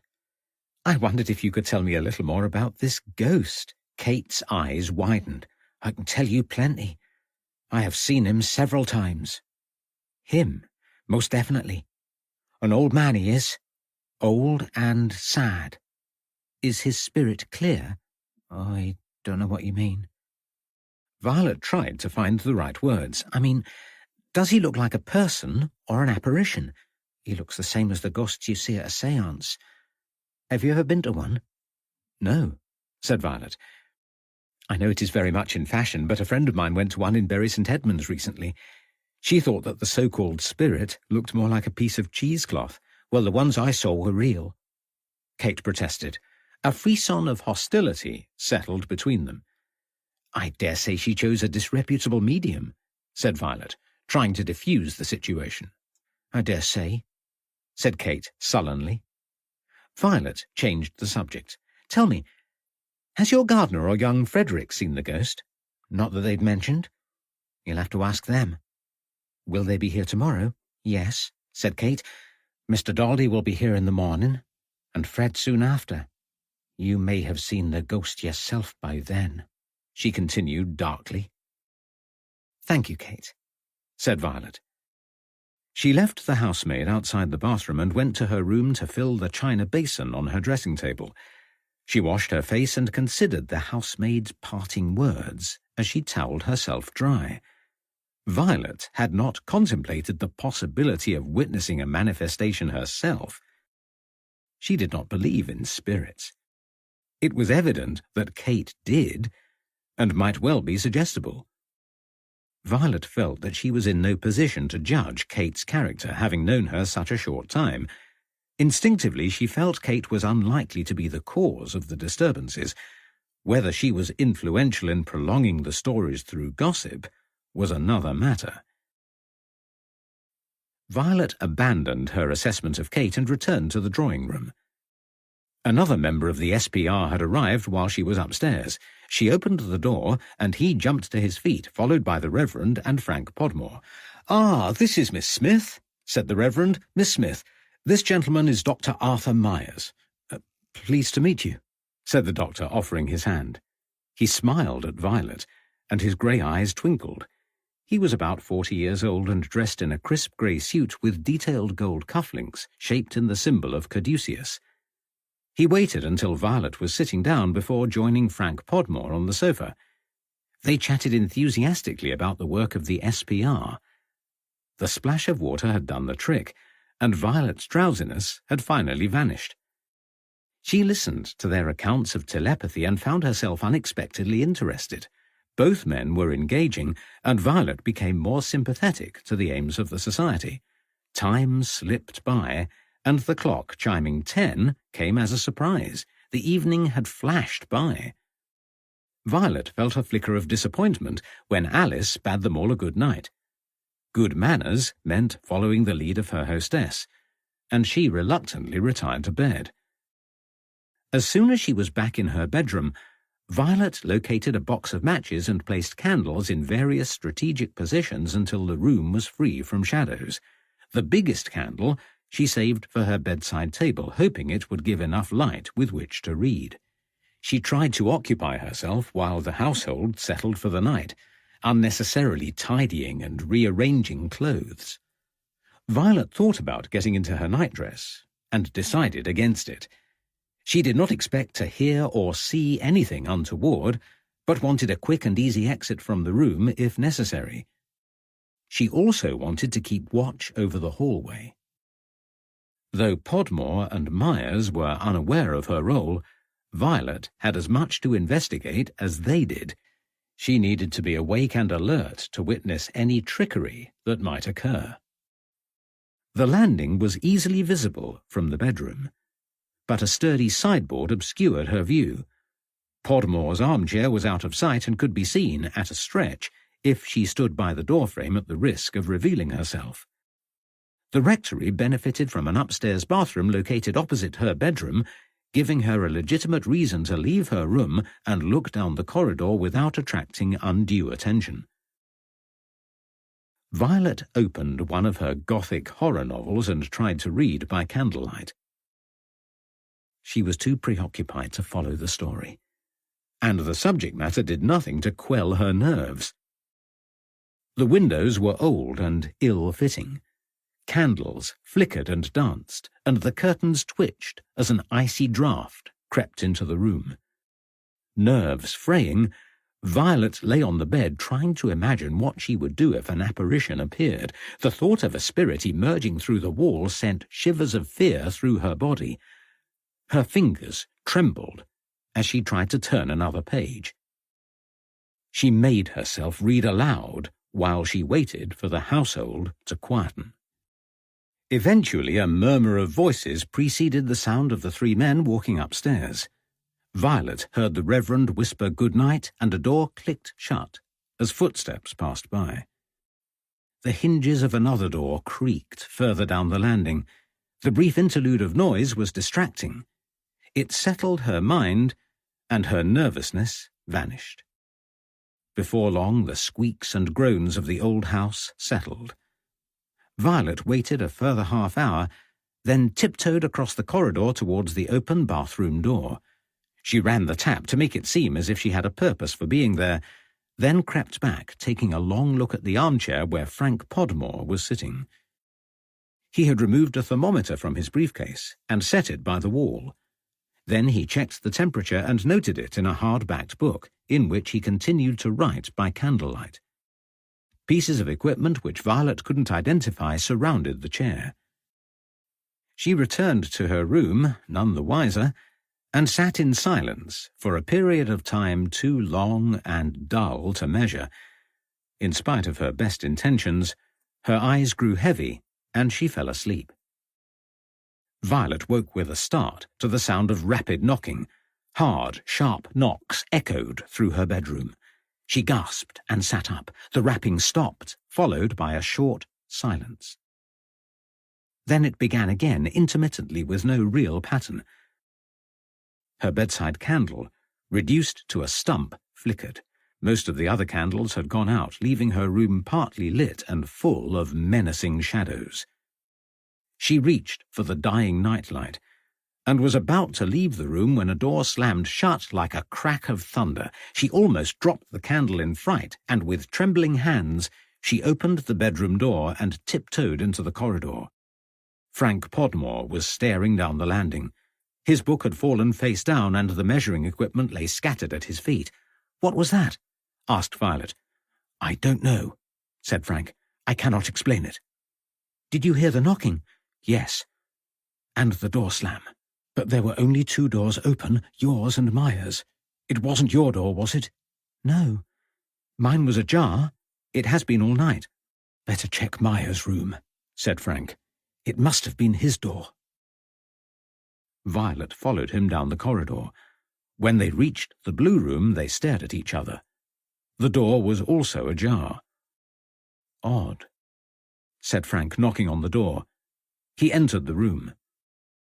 Arthur Myers was sitting on his bed, staring straight ahead at an empty wall.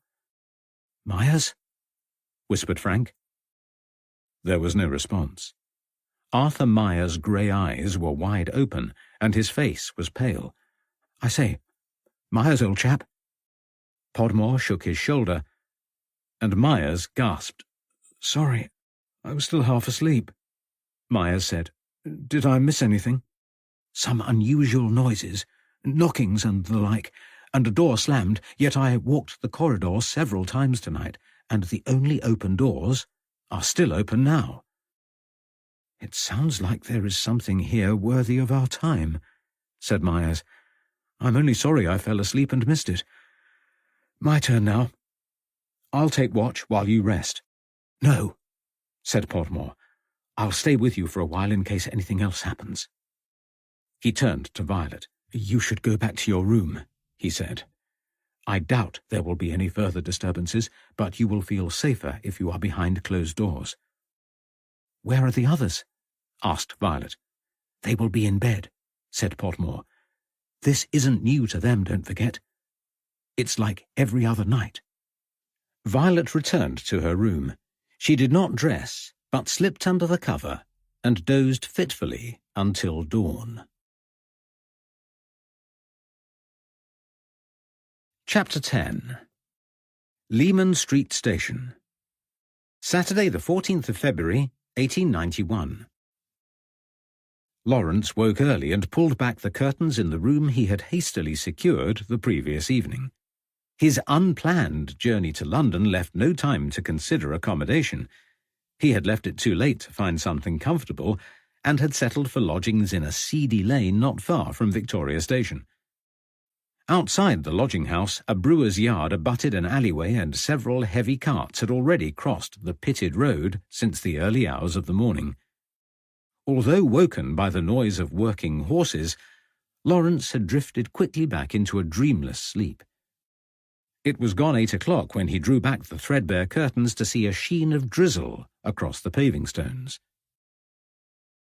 Henry Moore had invited him to return to his office in Scotland Yard, and Lawrence was anxious to get under way. It was also time to think about returning to Bury St Edmunds, in which case he would need to catch an early train. Lawrence wondered whether Henry would have arrived at work yet. He decided to chance it and borrowed an umbrella from the empty lobby of the boarding-house before making his way to the embankment. 20 minutes later, he arrived at the reception desk at Scotland Yard to find a letter waiting from Henry Moore, who had left the station almost as soon as he appeared earlier that morning.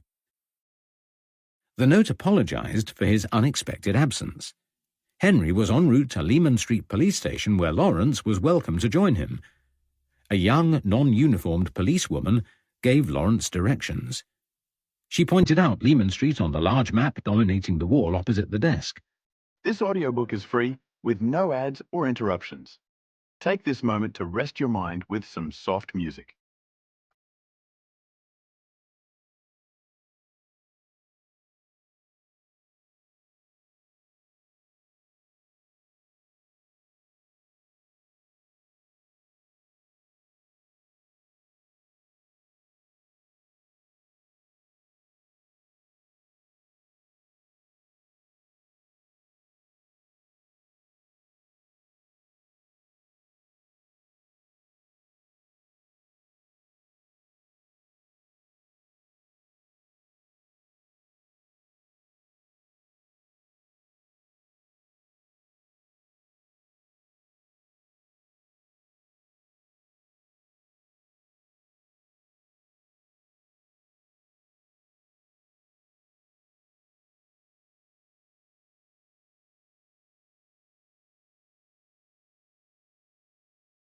Leman Street was in the East End, and Lawrence would need to use the Metropolitan train service to ensure a swift journey. He left immediately for the nearest station, disembarking at Aldgate. The route to Leman Street took Lawrence through narrow streets and alleys. It was his first foray into the East End, and showed another side of London where people lived in unfamiliar poverty. Terraces of crumbling properties with broken windows and peeling doors were a world apart from the smart homes of Westminster. Poverty-stricken groups of people huddled outside. Poorly dressed women and ragged children squeezed together on doorsteps, soaked to the bone from a persistent drizzle that seeped through their clothing and matted, unwashed hair. If being out in the cold and rain was preferable to being inside, Lawrence dreaded to think what it was like indoors. He arrived at Leman Street Station, saddened at the conditions he had seen. There was no time for further reflection as he walked straight into the path of Henry Moore, who was in a heated discussion with two other men. "Ah, Lawrence," he said. "This is Inspector Reed and Dr. Phillips. Edmund, George, this is the fellow I mentioned earlier. We had better discuss our business somewhere less public." "Come this way," said Edmund Reed, guiding them through a set of double doors. They followed him into a sparse room with a table and a sink. "A poor sort of office," quipped Henry. "It isn't an office," Reed replied, "and don't ask. You don't want to know." Henry shook his head. "No matter. Now listen, Lawrence, I don't need to tell you that anything discussed in this room must go no further." "No, you don't need to tell me, Henry," said Lawrence. "I can assure you of my discretion." "I know," Henry sighed. "This is sensitive, as you know. Did you see Donston yesterday?" Lawrence nodded. Edmund Reed raised an eyebrow. "Let's get this out of the way and you can tell me all about it." "What's happened?" asked Lawrence. "We have just arrested Jack the Ripper." "We have done nothing of the kind," snapped Edmund Reed. "James Sadler is not Jack the Ripper." "And Frances Coles is not a Ripper victim," insisted George Phillips. "I say she is," said Edmund Reed impatiently. "Hold on," said Henry Moore. "Lawrence only arrived in London yesterday. Can you explain the situation to him?" Reed sighed. "Yes, it might be useful having the view of an impartial outsider, if you don't mind me calling you that." "Not at all," said Lawrence. "Frances Coles is, or rather was, a prostitute. We found her in Swallow Gardens in the early hours of Friday morning with her throat slashed." "Was she robbed?" asked Lawrence. "Unlikely," said Reed. "She had hidden 2 shillings behind a gutter pipe, which we later located. Possibly earrings from her last client." "Were there any other wounds?" "No," said Dr. Phillips. "Which is why she is not a Ripper victim. All the others suffered abdominal mutilations, except Elizabeth Stride," said Edmund Reed. "He was interrupted," argued Phillips. "He didn't get a chance to inflict any post-mortem wounds on her." "What's to say the same thing didn't happen again?" asked Reed. "P.C. Thompson insists he heard footsteps as he walked towards Swallow Gardens on his beat. He probably missed the Ripper by moments." "Except that it was not the Ripper." George Phillips raised his voice. "Come now," said Henry Moore. "Why are you so sure?" "Because he cut her throat from left to right, right to left, then back again. There were 3 clear cuts. It does not compare to the other Ripper crimes." "But it does," insisted Reed. "All the cuts made by the Ripper started on the left and finished on the right." "And he tilted her body to the left, presumably to avoid bloodstains," said Henry. "Precisely. More evidence of someone experienced, someone accustomed to the problem of excess blood loss." "I cannot agree," said Phillips. "The killer of Frances Coles had no anatomical skills and his knife was blunt. He was not the Ripper." "How does James Sadler fit in?" asked Lawrence. "He knew the dead girl," said Henry, "and they drank together on the evening of her murder." "What of it?" asked Edmund Reed. "That is not a motive. We have arrested the man without just cause, and from all reports he was blind drunk and incapable." "I understand he had injuries too," said Henry Moore. "Is that not suspicious?" "It requires explanation," said Edmund Reed. "But it is purely circumstantial." "Can you be sure he did not commit the crime?" asked Moore. "Of course not. Then he must remain under arrest, and we must consider him a suspect for the Ripper until proved otherwise. We cannot allow this to escalate into the hysteria of 1888. It is a grave mistake," said Edmund Reed. "But I will proceed as you wish." He nodded to Henry, shook Lawrence's hand, and left the room, shaking his head. "He is wrong," said George Bagshaw Phillips, looking over his shoulder. "He will not heed the medical evidence." He did not wait for Henry to reply, but pursed his lips and walked away. "Sorry that became heated," said Moore. "They have worked well together in the past, but are on opposing sides in this matter. Anyway, how did you get on with Rosalind Donston?" "Perfectly well, for the most," said Lawrence. "Odd sort of fellow, didn't you find?" "Indeed. He made me uneasy. I cannot explain why, but there was something sinister in his countenance." "It's interesting that you thought so. Donston is an occult scientist, a black magician. Did you know?" "Good Lord," said Lawrence. "Everybody I meet seems to have some connection to spiritualism. Violet is wasting her time ghost hunting, and both Gurney and his friend Smith were members of some psychic society or other. Is anybody rational any more?" "I am," said Henry. "I don't care a fig for such matters." "Who is Violet?" "She is my business partner," said Lawrence. Henry raised an eyebrow. "You do surprise me."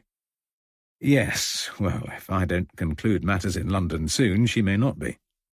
"You promised me a full account of your dealings with Donston," Henry reminded him. "It was rather a waste of time," said Lawrence, shaking his head. "He denied seeing Gurney, and I have no reason to doubt him." "Pity," said Henry. "Did he say anything else?" "Not about the Brighton matter," said Lawrence. "He was very knowledgeable about the Ripper murders, though." "What did he say?" "He advanced a theory about the lack of blood on the killer's clothes. He thinks the Ripper stood behind his victims to slash their throats, thereby keeping the blood clear from his clothes. Very similar to how Phillips and Reed described it." Henry nodded. "He has suggested this before," he said. "He was under arrest at one time, did I tell you that?"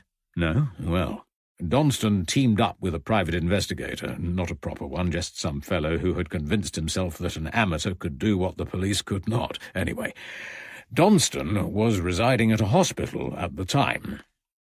For reasons best known to himself, he advanced a theory that one of the doctors might be the Ripper. It was this doctor, a certain Morgan Davis, who suggested that the attacks on the victims took place from the rear. Donston used this theory as an excuse to contact Scotland Yard, where he reported his suspicions. In the meantime, his amateur detective friend found Donston's behaviour equally suspicious and reported Donston too. Rosalind Donston kept pushing himself forward, eager for involvement in the case. His behaviour convinced us that he was a worthy Ripper suspect until an alibi for one of the murders proved otherwise." "Now that I've met him, I can see why you might have thought so," said Lawrence. "But he is of no further use to me. My Brighton investigation has come to nothing. I'm going back to Bury. I'll call in at Ipswich and report back to Fernley on the way." "Fernley, you say? It's been a long time since I've had the pleasure of his company. Do give him my regards." "I will.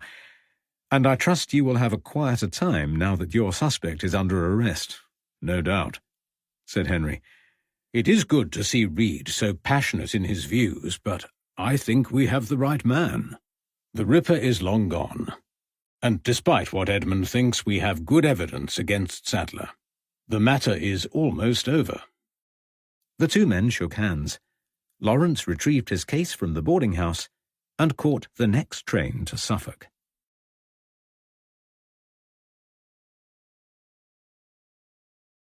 Chapter 11. Chelmaniston, the Aftermath. Saturday, the 14th of February, 1891. Violet awoke to the sound of birdsong. The time was almost 7 o'clock, and it took her a few moments to recall the events of the previous evening. She rubbed her eyes and pushed her bedclothes away, revealing a crumpled day dress. She sighed. Going to bed fully clothed had seemed like a good idea at the time, but her other dress had not travelled well. She had removed it from the trunk the day she arrived to find it badly creased. Violet could not present herself looking as she did. Regardless of the creases, she would need to change. Light streamed into the room as Violet opened the curtains. She walked towards the window and peeped outside. Trees swayed in a light breeze, and a layer of mist had obscured the rear of the large, flat lawn. The outside beckoned, and she opened the dark wooden wardrobe to retrieve her day clothes, recoiling at the smell of mothballs. The odour clung to her navy day dress as she held it to the window, admiring the high lace collar. Some of the creases had dropped out while it had been hanging. The dress was not perfect, but it would do. Violet finished her ablutions, left the room, and traversed the empty landing. The armchair was vacant, and all the notebooks and equipment from the previous evening had gone. The house was quiet and peaceful. Violet struggled to remember why she had been frightened last night. She went downstairs and opened the drawing-room door, but it was dark. The maid had not yet drawn the curtains. There were no signs of life in the dining room or the breakfast room, so she wandered into the kitchen where Anne Durrell was standing with her hands deep in a sinkful of water and singing to herself. "Good morning, Anne," said Violet. Anne smiled. "Good morning, Miss Smith. Would you like a cup of tea?" "I would love one." Violet sat at the kitchen table and watched Anne pour 2 cups of tea from a tarnished metal teapot pitted with dents. The kitchen was warm and homely, and a well-established fire burned brightly in the grate. Anne placed the teacups on the table, then tossed another log onto the fire. She prodded it with a well-worn poker, and it settled with a satisfying crackle. "Where is everyone?" asked Violet. "Still a bad mess. Sunday is an early start in this house, and Saturday is what you might call their day of rest. Breakfast is set for 8:30 today." "I see," said Violet. "And the others? The men investigating the Reverend's ghost?" Violet nodded. "I haven't seen them," said Anne. "But then I've been in the kitchen since cockcrow. No fancy gentleman from London are likely to disturb me in here." Violet smiled. "I suppose not. Did you hear the noises last night?" "Only the usual knocking sounds," said Anne. "Nothing out of the ordinary." "They were loud," said Violet. "A door slammed. It would not have been unusual except that Mr. Podmore had closed all the doors. Only 2 remained ajar, and they were still open after the slamming stopped." Anne shrugged. "It's the same every night," she said. "It doesn't mean anything." "What do you think caused it?" "It's an old house, miss. There will always be noises, and they seem worse in the dark. As for the rapping, well, it's a rummin, and that's a fact. But there's no use thinking too hard about it. It is what it is." "It doesn't scare you?" "No. Were you frightened?" "A little," admitted Violet, though in the light of day it seemed silly. "But I can't think of an explanation for it, and that troubles me." "Not everything has an explanation," Anne replied. "As I said, best not think too hard about it. It's a pity that Reverend called the investigators again. Better left alone, in my opinion." "You don't think they can help?" Anne drained her teacup and placed it on the table. "No, I don't," she said. "All that writing and measuring squit. Pah, such pretty men and so well educated. But what would they do if there was such a thing as ghosts and they came upon one? They do not look the type to fight it, or even outrun it, especially the pompous one. No, they should leave well alone." Violet laughed. "Which one is the pompous one?" "Mr. High and Mighty Podmore," said Anne, "though don't tell the Reverend I said that. Mr. Podmore clicked his fingers at me last night before I turned in, clicked them in my ear and asked for a cup of cocoa. He nearly had one upturned on his head." She crossed her arms and tucked them under her huge bosom. "Not a very polite thing to do," said Violet. "He behaved so courteously to me last night." "He claimed he called my name twice," said Anne. "When he couldn't make himself heard, he clicked his fingers. That's what he said, but I did not hear him. I told him straight, I'm the cook, not the maid, but I will fetch your cocoa anyway." "Oh, dear. Just a misunderstanding, surely?" "Pompous," said Anne. "Well, thank you for the tea," said Violet. But I think I will go for a walk before breakfast. I need to clear my head." "Very well, miss," said Anne. "There's a nice carved ham and eggs to look forward to for breakfast." "Thank you." Violet smiled as she left the kitchen. Anne Durrell had been exceedingly frank in her opinions. Violet wondered if she was always that way or whether their shared Norfolk connection had made her more open. Anne had been bordering on disrespectful to her employer, but her candid observations were refreshing. Violet was grateful that she did not need to interpret Anne's motives. Violet walked through the breakfast room to the rear hallway, where she unlatched the door and let herself into the garden. The mist had lifted. After a quick promenade of the lawn, she opened the side gate and set off down the path towards the village. Violet shivered as she walked towards the church. The warmth of the kitchen had masked the cold February morning. She pulled the fur collar of her coat higher and fastened the topmost button. Violet decided against walking to the village and chose a new route instead. She turned into a narrow lane running past the church and opposite the rectory. The winding, tree-lined road was pretty, and Violet momentarily forgot that she was here on duty. She refocused her thoughts and contemplated what she had learned from her time in Chelmaniston. Apart from a little insight into some of the occupants of the rectory, she had not achieved much. She had managed to exchange a few words with young Frederick Lucas the previous morning, but had yet to meet the gardener. Nothing she had seen suggested any trickery behind the recurring noises in the rectory, quite the contrary. It seemed likely that the sounds arose from the age and composition of the building. If not, they were, as Anne Durrell suggested, inexplicable. Violet was deep in thought, only registering the presence of another person when she heard noises coming from behind her. A quiet tread of boots interrupted her reverie, and she turned to see Dr. Myers, clad in a long brown coat, striding in her direction. "I thought I recognized you," he said. "Do you mind if I walk with you?" Violet smiled. "It will be lovely to have some company," she said, glad of the distraction. She was becoming despondent about the investigation and losing faith in her ability to bring it to a satisfactory conclusion. "Where are you heading?" asked Myers. "I don't know," she replied. "I'm not familiar with Chelmaniston." "The rector suggested a walk by the river when we spoke last night," said Arthur. "It's quite a long way, but well worthwhile, if you fancy it." "That sounds ideal," said Violet. "A long walk might keep out the cold. I've managed to leave my gloves behind. Have mine," said Arthur Myers, removing them from his hands. "They may be a little large, but they will keep you warm." Violet started to speak, but Myers interrupted. "Oh, please take them. I won't enjoy our walk, knowing you are cold, and I do not feel it myself. Besides, I have deep pockets." Violet accepted the gloves and thanked the doctor. They turned off the narrow lane and walked together onto another straight path that stretched into the distance. "Tell me about your work," asked Violet. "A life spent in medicine must be fascinating." "Oh, it is," Myers agreed. "I always wanted to become a doctor, although it was a close-run thing between that and being a professional sportsman." "They are two very different occupations," said Violet. "Indeed, but I always enjoyed cricket and had some success at tennis," said Myers. "I played at Wimbledon when I was a younger man in better health." "How fascinating," said Violet. Her walking companion was slim and wiry. She could easily imagine him participating in sporting events.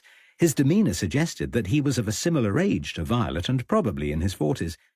He showed no signs of middle-age spread or any outward sign of aches or pains.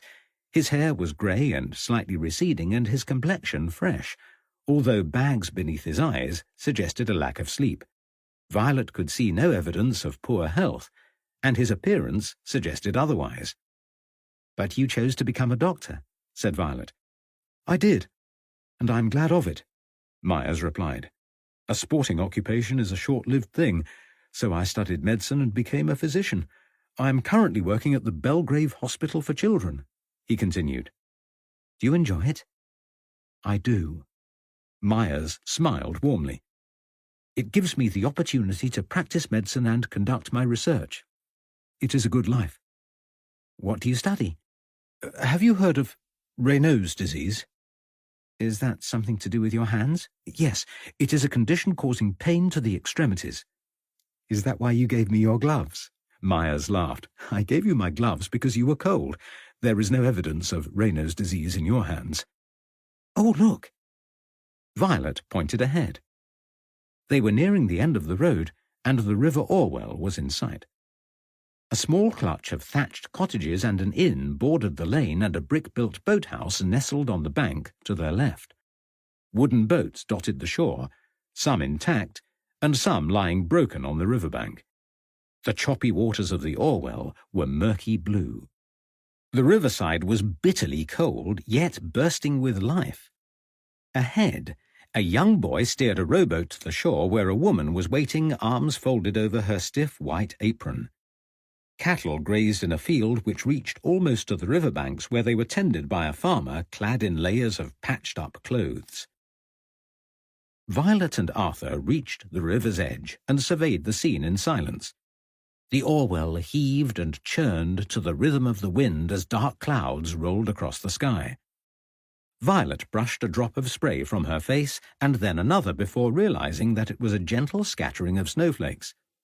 "We had better get back," said Dr. Myers. They returned up Pin Mill Lane, each distracted by their thoughts. Violet broke the comfortable silence that descended. "What made you interested in psychical research?" she said. "It is so very different from science. It's nebulous, illogical, and relies entirely on faith." "No, it doesn't," said Myers. "I became involved because of Frederick, my older brother. He has had a lifelong fascination with spiritualism, but our research isn't illogical and is quite compatible with my medical experience. There are scientific grounds for the study of hypnotism and more than adequate proof of the powers of faith healing. The mind is a powerful engine, and belief in a cure can aid most conditions." "Do you believe in spirits?" asked Violet. "It is not important one way or the other," said Myers. "I believe in scientific study and quantifiable results. It is important to approach these matters without prejudice and be circumspect and rational." They were back in the village now and walking towards the rectory. It was bitingly cold, but the snowflakes had petered out almost as soon as they began. Since they left, a shabbily dressed man had appeared in the front garden of the rectory and was squatting by the side gate, oiling a pair of shears. "Are you Mr. Daldy, the gardener?" asked Violet. "That I am," he replied. "Good morning. I'm Violet," she said, "and this is Dr. Myers." She hesitated. This might be her only opportunity to question the gardener, and she was going to have to do it in front of the doctor without arousing suspicion. In the short time she had known him, Violet had already decided that she liked Dr. Myers. She hoped to portray curiosity rather than nosiness, while appearing amiable instead of a gossip. The gardener stood and faced Violet. A web of crow's feet surrounded his pale blue eyes, and his tanned skin was almost leathery.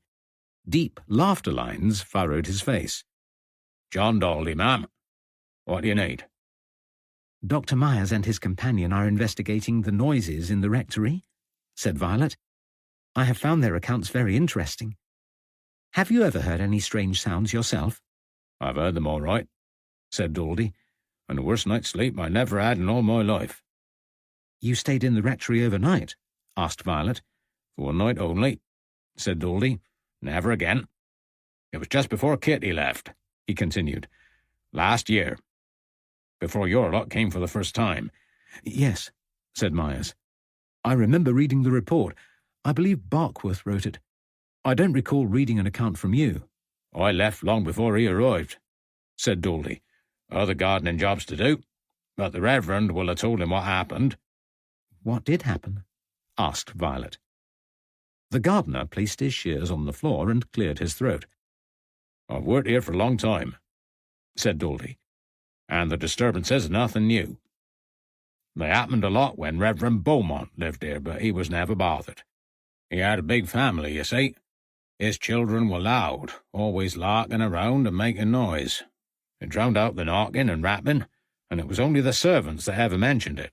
Well, eventually, Reverend Beaumont left, and Reverend Woodward arrived. There were no children this time, and the Reverend and Mrs. Woodward rattled around the place alone. They brought their servants, of course, but none of them knew anything about the noises. Then one night, the Reverend heard footsteps in the passageway. Doors began opening and closing when there was nobody around. As the gardener spoke, Arthur Myers removed a notebook from his jacket pocket. He patted his coat, searching for a pencil, located one, and began to take notes. Daldy continued. Reverend Woodward asked his servants if they had heard anything, and they said they had. Kitty was especially upset. She had kept her fears under control while she thought the sounds were only in her imagination. As soon as the others started talking openly about August, fear got the better of her. She was so distressed that the Reverend asked me, young Frederick, and another man to search the house. We started in daylight so we could see clearly, and we examined every corner of the house, inspected the drains, took up the floorboards in one of the bedrooms. Even the ivy on the outside wall did not escape our notice. We pulled it away to make sure there was nothing beneath. And still, the noises continued. "What happened on the night you stayed at the rectory?" asked Violet. It was the smell that did for me, said John Daldy. The bedroom reeked of sulphur, and all night I was disturbed by slamming, banging, rapping, and footsteps. I did not sleep a wink. Then, in the early hours of the morning, Kitty screamed and woke the whole household. Mrs. Woodward was furious. "Why?" Kitty said she woke to see the shadow of a small, grey-bearded man in shabby clothes standing by her bedside. Mrs. Woodward did not believe a word of it. She threatened to dismiss Kitty, but it was too late. Kitty had already made her mind up. The house terrified her, and she said she wouldn't stay a moment longer. She didn't. She packed her trunk and left the very next day. "It is odd that Reverend and Mrs. Woodward have such diverging views," said Violet. She hears the sounds the same as the rest of us, said Daldy. She cannot explain it, so she will not admit it. "What do you think it is?" asked Violet. I think it's the previous rector, said Daldy, looking down at his feet, embarrassed. "Reverend Beaumont?" asked Violet. Not him. He's still alive as far as I know, said Daldy. I mean old Cabbage Howarth, the one before. He was a rotten old miser. Never spent a penny while he was alive, and then his will went missing after he died.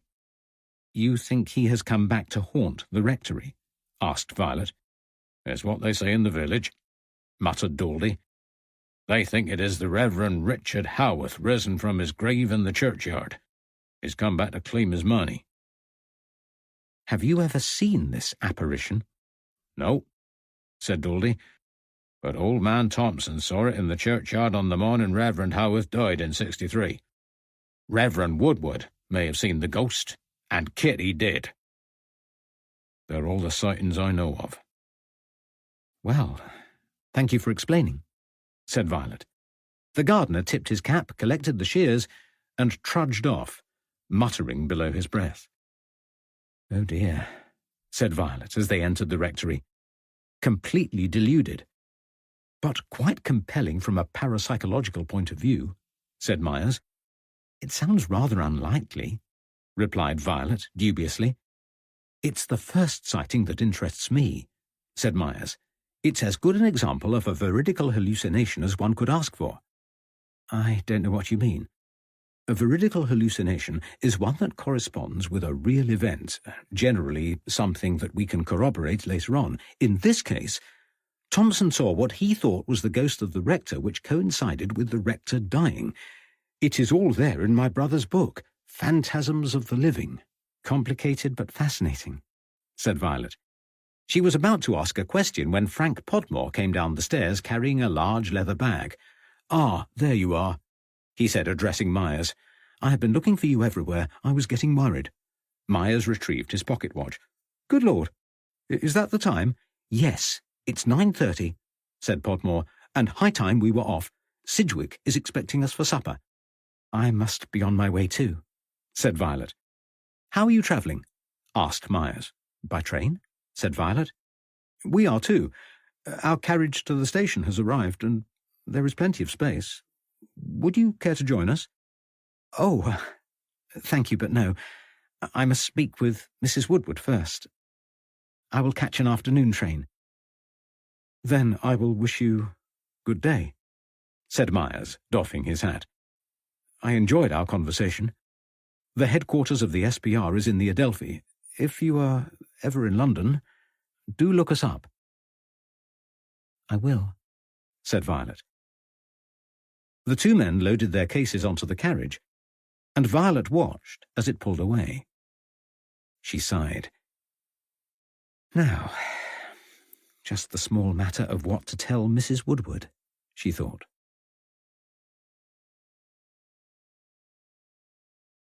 Chapter 12. Back in the Butter Market. Monday the 2nd of March, 1891. Violet stared out of the window of her office in the Butter Market and reminisced about the previous year. She missed her employment as Mrs. Harris's companion and felt her absence keenly. Violet often remembered her former employer's quiet fortitude in the face of poor health. She remembered every corner of the home they shared in Fressingfield. Mrs. Harris had been formidable but kind, and Violet had felt useful and secure in her employment. When Mrs. Harris died, it had been no less upsetting than it would have been for Violet to lose one of her kin. Lawrence's offer of work had come as a surprise, all the more so when he suggested a partnership. Violet had accepted it gratefully, believing she could perform the task well. That certainty had dwindled lately, as she felt Lawrence's regard for her slip away. Violet realized early on that Lawrence was a complicated man, but the extent of his capricious nature came as a surprise. Violet was steady and not given to extremes of behavior. She was always courteous, generally content, and saw no reason why Lawrence should be otherwise. He was moody and downright rude when provoked. He had been unpleasant to their domestic last week. Poor Annie was only singing as she worked and not very loudly, but Lawrence had thumped his fist on the table, then stalked into the yard, where he admonished her loudly. Violet hoped it would not put Annie off coming in tomorrow. Good cleaners were hard to find, and Annie was very thorough. The bell jangled, and Lawrence strode into the office with a newspaper under his arm. "Good morning," he said curtly, hanging his coat and hat on the stand by the inner hallway. "Good God, but it's cold in here." He walked towards the fireplace and prodded the fledgling fire. "It hasn't been going long," said Violet. "We should get that girl in to set it," Lawrence replied. "What's the point of having her if we need to set the fire ourselves?" "We don't make up the fire," said Violet. "I do. I can't remember the last time you did it. Annie deals with it on the days that she is in, and there isn't enough money to pay for her to come more often." Lawrence sighed. "I'm expecting payment for that forgery business in Shottisham. Hasn't it arrived yet?" "No," said Violet. "The only fee that came in last week was from the Chelmaniston job." "I'm surprised she paid that," said Lawrence. "It was hardly the outcome she wanted." "I did what she asked," Violet replied.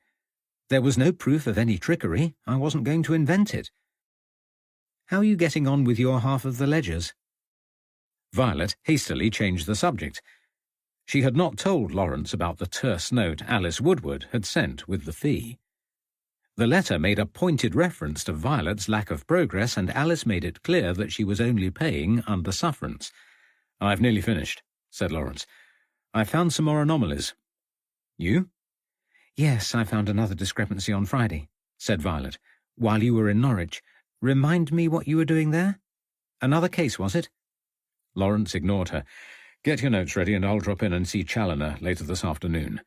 There is no doubt that his clerk is fiddling the books. I will never understand why these people don't check their employees' work." "He can't check," said Violet. "He is barely literate. His abilities lie elsewhere. That's why he employs a clerk." She took a clutch of papers from her drawer and dropped them on Lawrence's desk. "It's all there," she said. "I've checked every line of the ledger. There's nothing else to find." "Good," said Lawrence. "Good that something has gone well for once." "What's wrong now?" asked Violet. "Nothing new, just problems." He continued, "Hello? What's this?" "Post from Friday," said Violet. "I didn't feel I ought to open something addressed to you, marked private and confidential."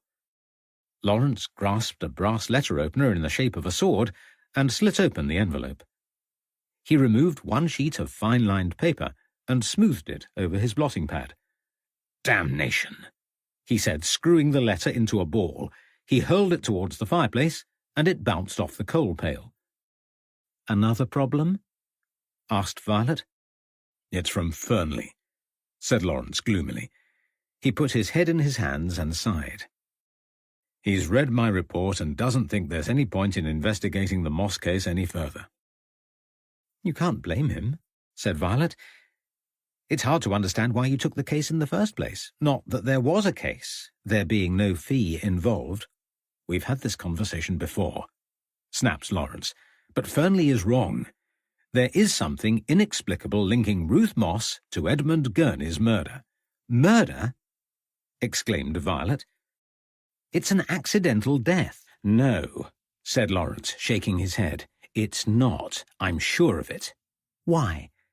"Because George Smith says so," said Lawrence. "He knew Gurney better than almost anyone."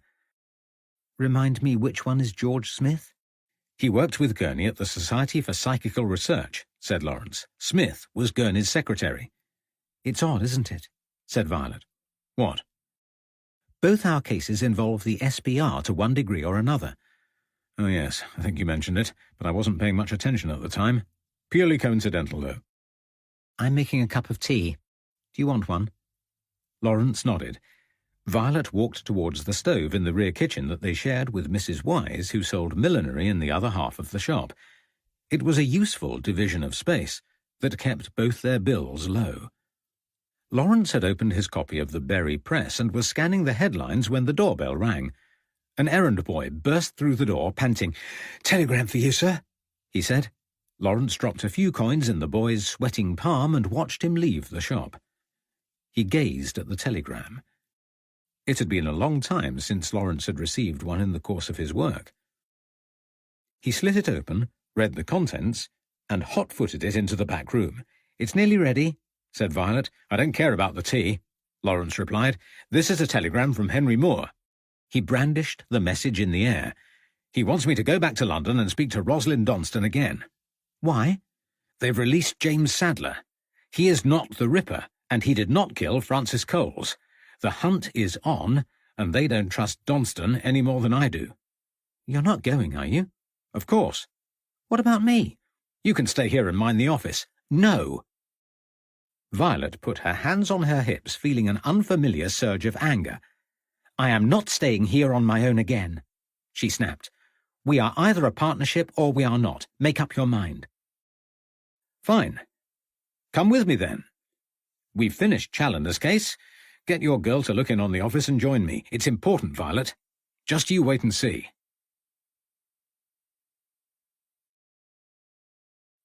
Chapter 13. An Unannounced Visit. Tuesday, the 3rd of March, 1891. Lawrence hailed a cab outside the Regal Hotel on the Lambeth side of Westminster Bridge. The hotel in which they were staying was not at all regal, more closely resembling an upmarket lodging-house, but it was respectable, clean, and cheap. The cab driver acknowledged Lawrence's raised hand with a nod and stopped the carriage. Lawrence opened the door and helped Violet inside before exchanging a few words with the driver. They climbed on board and set off for a brief journey terminating at Montpellier Square in Westminster. "Where are we?" asked Violet suspiciously. "This doesn't look like the Embankment." "Slight detour," Lawrence replied, fishing in his pocket for change. He paid the cabman and gestured to the back door of a large, 4-story building. "This way." "Where are we going?" asked Violet. "Don't worry. It's just an idea I had." "Who lives here?" Lawrence sighed. Violet had proved an amiable and interesting travelling companion. The strained exchanges they had become accustomed to of late vanished as soon as they left Bury, and the train journey was unexpectedly enjoyable. He had purposely delayed telling Violet about the visit because he knew she would not approve. "It's Kate Grove's house." "Who is she?" Edmund Gurney's wife, or rather she was. She's Archibald Grove's wife now. Does she know we are coming?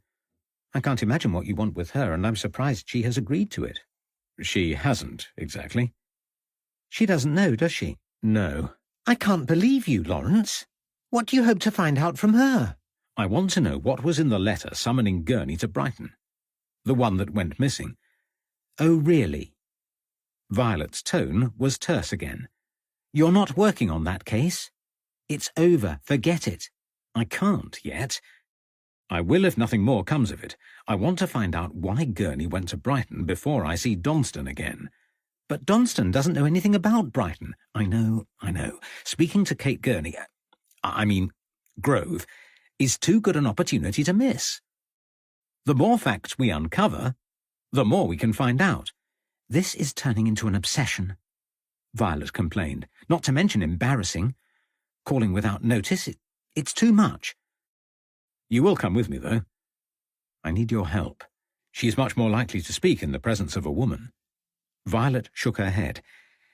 If I help you, can we go straight to Scotland Yard without any more distractions? I promise, said Lawrence solemnly. He strode to the door, rang the bell, and waited. A butler wearing tails appeared in the doorway. Violet bit her lip. The encounter was going to be worse than she thought. Yes, said the butler in a strongly accented voice. Lawrence offered his card. Is Mrs. Grove at home? He asked. One moment, said the butler, leaving them standing on the doorstep. French? Asked Lawrence. I think so, said Violet. Not that it makes things any less awkward. I can't bear it. You'll have to, said Lawrence. He's coming back. Mrs. Grove will not see you, said the butler. It's important. She is unwell. She does not know you and will not see you. Kindly leave. The butler pushed the door to. Please, said Violet. It concerns the health of an old lady. Wait, a voice boomed from inside. Ingelaine, you can leave this to me. The butler nodded and retreated. A handsome, fair-haired man in a brown suit replaced him in the doorway. Archibald Grove, he said, offering a hand. I'm Lawrence Hopham, and this is Violet Smith. You seem eager to see my wife. May I ask why? Lawrence opened his mouth, but Violet spoke. It's in connection with an elderly lady, she said. A friend of ours. She recently became quite distressed about a matter concerning the death of Edmund Gurney. She knew him well when she lived in Brighton, and we hope to give her some reassurance. Kate, my wife, she's not in good health, said Archibald, and she doesn't like talking about her late husband's death. It was a difficult time. We understand, said Violet, but Ruth is ailing, and... She looked downcast, as if she might cry. I'll see what I can do, said Archibald. Come and wait inside. He directed them to an occasional room at the front of the house. Lawrence turned to Violet. I don't know what to say. I'm sorry it was an awful thing to do. I don't know what came over me. Violet, it was perfect. I didn't know you had it in you. Neither did I, Violet admitted. I don't like lying. The door squeaked open, and Ingelaine appeared. Comes this way, he said, directing them to an opulent drawing-room. Archibald stood as they entered, while his wife reclined on a chaise-longue. Lawrence approached him and shook his hand again. Thank you for this, he said. Kate has agreed to speak with you, but only for 5 minutes. That is all. Please do not overtire her. I have to leave now. Ingelaine will see you out when you have finished. Violet smiled at her host. He was a pleasant-looking man, well-mannered and amiable, though a good deal shorter than Lawrence. Sit down, commanded Kate Grove, gesturing to the armchairs opposite. Her appearance was markedly different from that of her husband. His face was open, with a full, generous mouth, and he exuded charisma. She was sallow-skinned, with dark patches under her eyes, and bristled with undisguised resentment. Archie has asked me to help you, she said querulously. He says it would be public-spirited which matters to him. It matters less to me." "We understand," said Lawrence. "This will be quick." "Very well." "Our friend, Ruth Moss, knew your former husband in Brighton. His death upset her, and now she is older and coming to the end of her life, it has become a terrible burden. We don't know why, but she feels responsible." "I cannot see any reason why she should," said Mrs. Grove. "Nor we," said Lawrence. "But when we said we were coming to London, she asked if we could contact you. She hopes you can answer a question that would put her mind at rest." "What do you want to know?" "Ruth said Edmund received a letter asking him to come to Brighton. Do you remember anything about it?" "A little. Edmund had been out to dinner with Mr. Flower. Do you know him? He is the Liberal Member of Parliament. They dined at the House of Commons that night. Edmund came home to find a letter waiting for him, which he read in the hallway. He didn't even pause to exchange pleasantries, but had the maid pack a bag. He left for Brighton early the next day." "Do you know who sent the letter?" "I assumed that it was George Smith. He wrote often, but I later learned that Smith was on his honeymoon at the time, so it couldn't have been him." "And you don't know who it was?" "Sorry, I do not." "And you can't think of anyone it might have been?" Kate sighed. "This is getting tedious," she said. "Are you finished?" "If that is all you know," said Lawrence, "then yes." "Thank you for trying to help our friend," said Violet. "We appreciate your kindness." Kate Grove's stern face relaxed for a moment. "I don't know who sent the letter," she said. "This may not help, but I am certain that it came from someone well known to Edmund. Most definitely not a stranger." "How do you know?" asked Lawrence. "I caught a glimpse while it was in his hand," she said. "The salutation was to 'My dear Edmund.'"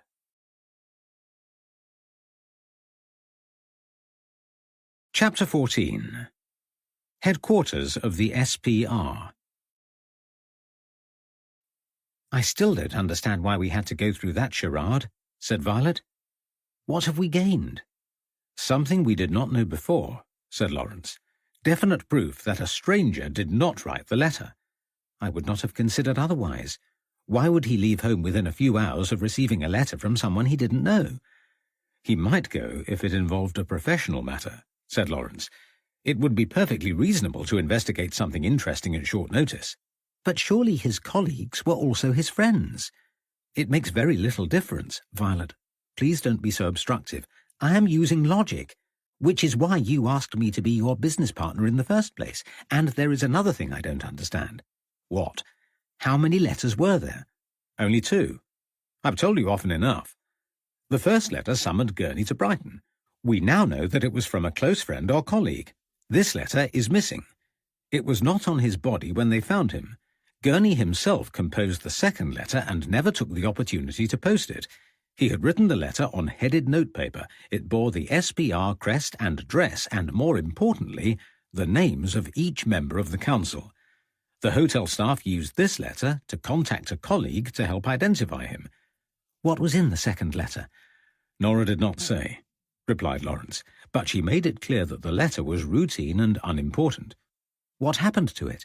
"I've no idea. Does it matter?" "Probably not," said Violet, "but I think I will pay a visit to the Society for Psychical Research. I would like to know more." "You can't just go wandering in there," said Lawrence. "I can. I was invited to visit." "When?" "By whom?" "In Chelmaniston, and by Dr. Myers. He asked me to look him up if I was ever in London." "I'll come with you." "No, Lawrence. You have already delayed your appointment long enough. Henry Moore is expecting you at Scotland Yard." "But I know more about this business with Gurney than you do." "Then you will have to trust me, won't you? I am the one with the invitation, and you are not." "Where is their building? I can meet you when I have finished with Henry." "It is in Buckingham Street, Adelphi." "That is only a short distance from Scotland Yard. You go, and we'll compare notes later." Half an hour later, Violet left Lawrence at the entrance to Scotland Yard and walked the short distance to the Adelphi district. The Society's headquarters took up most of an imposing flat-fronted terraced house, a grand building with expansive sash windows and wrought-iron railings. Violet approached the entrance. The door was wood-panelled with side windows and a fanlight, both set beneath an archway. She rapped on the brass door knocker, but nobody replied. Violet peered into the arched window on her left. A bald man with a neatly trimmed beard gestured as he walked around the room. She raised her hand and waved, gingerly. He saw her, left the room, and moments later the door opened. "My apologies for keeping you waiting," he said. "Our doorman is unavailable today. Can I help?" "I'm sorry to bother you," said Violet, "but I met Mr. Podmore and Dr. Myers recently. They asked me to call in if I was ever passing, and I am. I hope it isn't inconvenient." "No, not at all," said the man, "although neither Frank nor my brother is here, and I do not know whether to expect them today. I only called in on the off chance that Arthur would be around. I'm going back to Cambridge tonight and won't be available for a few days. Oh, come this way. Sorry to have kept you waiting. Under normal circumstances, the door would be open, but Elias is unwell and we lock ourselves inside." The man ushered her into the room with the arched window where a second man was reading a newspaper while he reclined on the sofa. He was smartly dressed and also wore a beard. Violet spoke. "If you are Arthur's brother, you must be Frederick Myers. Arthur mentioned you." "Did he now?" "Yes. I am Frederick Myers, and this is William Crooks. Pleased to meet you, Miss... sorry, I don't think you mentioned your name." "I didn't. I'm Violet Smith. I was in Chelmaniston when they conducted the investigation last month. I found it very interesting and hope to learn more about your organisation." "Ah, yes, the Chelmaniston case was quite unusual. I don't know if Frank explained, but we dedicate much of our work to the psychology of spiritualism. The cases we investigate are those involving participants of flawless reputation.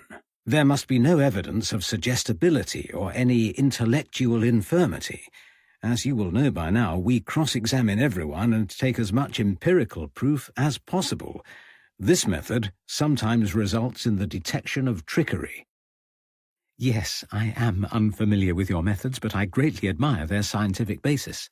Frederick Myers nodded. "We take steps to understand the psychology of error and perception. Not all trickery is intentional, and we have found no evidence of it in Chelmaniston. The events at the rectory have so far proved inexplicable. It is rare for us to witness a manifestation. Our involvement usually comes afterwards when we collect and analyse the evidence. William examines much of the documentation when he is not busy with other matters. He is a professor of chemistry, but still finds a great deal of time for us." William lowered his paper and smiled. "I have not spent as much time as I would like on the rectory case," he said, "but I am aware of it. There is undoubtedly something worthy of explanation." Violet turned to Frederick. "Do you believe there is a ghost at the rectory?" "It is too soon to be sure. First, we must rule out all non-paranormal explanations. As I said, we are confident that we have ruled out fakery, but we must conduct further research before ruling out misperception." "How will you do that?" "It's too big a question to answer quickly, Miss Smith," said Frederick. "I have limited time at my disposal today. As I said, I only dropped in to see my brother and borrow a few books from our library. I must return to Cambridge in an hour. Please allow me to lend you a book on the subject. We will need it back eventually, but you may keep it as long as you need." "Thank you. I would like that. Do you have a big library?" "It has grown every year," said Frederick Myers. "My great friend Edmund Gurney founded the library. Keeping it well stocked with books has always been an important part of our work. Since his death, it has assumed even greater significance." "Edmund Gurney? Oh, that's interesting. My friend met a man in Brighton who knew Mr. Gurney." "Edmund spent a lot of time in Brighton. He knew many people. Did your friend mention a name?" "George Smith?" said Violet. "Oh, yes. Smith was one of Edmund's young men, quite the expert on mesmerism. He is still part of the SPR, but we don't see much of him in London now. That is a pity. Lawrence found him charming, though saddened by the death of your mutual friend. Poor Edmund. We still feel his loss. It was a testing time for all. He died unexpectedly, a tragic accident," said Frederick. "Anyway, time marches on, and so must I. Now, William, would you mind showing this young lady to the library? She might find one of our methodology guides useful. Please excuse me, Miss Smith." Frederick Myers gave a little bow and disappeared across the hallway. "This way," said William Crooks. Violet followed him down a small flight of steps and into the rear of the building. "I hope I'm not taking up too much of your valuable time," said Violet. "You all appear to be very busy." "I am not as busy as Frederick gives me credit for," said William, "and have no involvement in any formal chemistry research at present. It is poor Frederick who suffers from not having enough hours in the day. He has less than an hour to finalise the programme for our next committee meeting. It's at Westminster Town Hall on Friday, and time is precious. Whenever he makes a start on it, he loses the thread." "Oh, the poor man must have been working on it when I interrupted. My dear Miss Smith, you have taken up no more than 10 minutes of his time. He spent a far greater part of today speaking to a representative from the London Spiritualist Alliance. The man left moments before you arrived.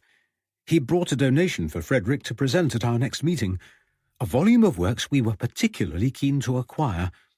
He was a most affable chap, but fond of the sound of his voice. It took a combined effort to get him to leave."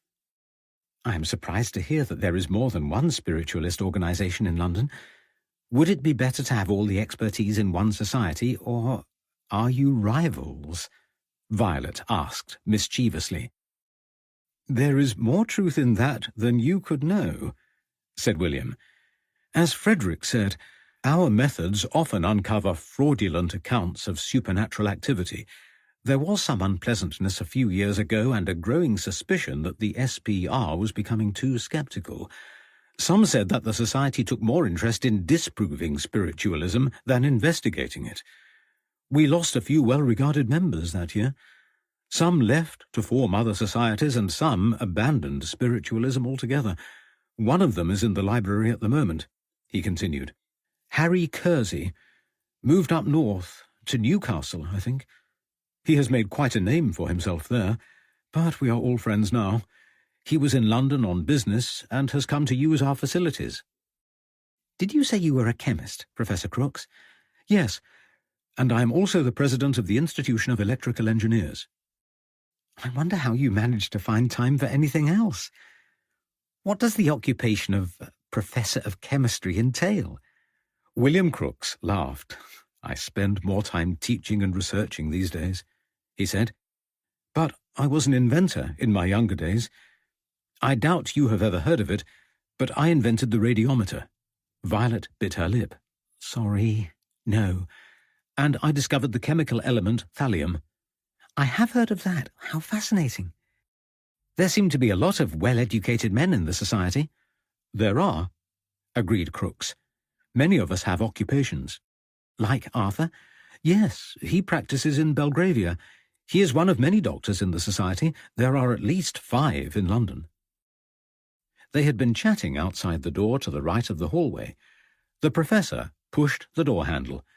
"This is the Edmund Gurney Library," he said. Violet walked through to find herself in a large room with 4 desks set in a square in the middle. 2 men were hard at work in front of the desks, working diagonally opposite each other. Books and jotters littered the space. "Excuse me," said Professor Crooks. The men looked up and nodded before continuing their work. "Here," he said, passing 2 small volumes to Violet. "Read that one first, then this one." He reached to a higher shelf containing a pile of bound papers. "Here is one of our journals," he said. "You should find it interesting. There's lots of information about our aims and aspirations, and a good helping of case studies as well." "Thank you," said Violet, leafing through a copy. There was page after page of letters and accounts. How do you accumulate all this information? Our society is better known than you might think. We invite people to submit accounts of their supernatural experiences. There are thousands of letters in that office waiting for analysis. He pointed to a door at the rear of the library. I won't show you. I can only describe the room as a disorderly mess. Have you ever received any letters about the Ripper murders? The question was out before Violet had time to consider the wisdom of it. Nobody in the society knew that she was a private investigator, so it should be safe to ask. In the worst case, the professor might assume that she was nosy. There were a few, he said. Not as many as you might expect, and most came in 1888 or early 1889. There was nothing of any relevance, though. Only a few reports of anecdotal dreams and forewarnings, all conveniently received after the murders. Violet nodded. Well, thank you so much for the books. I will return them as soon as I can. Do thank Dr. Myers for his help. William Crooks escorted her to the front door. Frederick Myers was nowhere in sight. As the professor offered his hand, the front door creaked open. Miss Smith! A familiar voice exclaimed warmly. Oh, Dr. Myers. How nice to see you. Are you staying in London? I'm here for a few days, she said. Your colleagues have been very kind. They've loaned me books and journals so I can understand your work better. Wonderful, said Arthur. You wouldn't be free. No, I don't suppose you would if you were only in London for a brief time, but if you were free, when? Tonight. If you were free, tonight, perhaps we could talk about it over dinner. I am free tonight, said Violet. Well, that's marvellous. Let me know where you are staying, and I will collect you later. Violet scribbled the address of the Regal Hotel in the notebook she habitually carried. She removed the page and passed it to Myers. Splendid, he said. Until tonight, then. Violet left the building, barely noticing the chill wind as she sauntered towards the embankment with a broad smile on her face.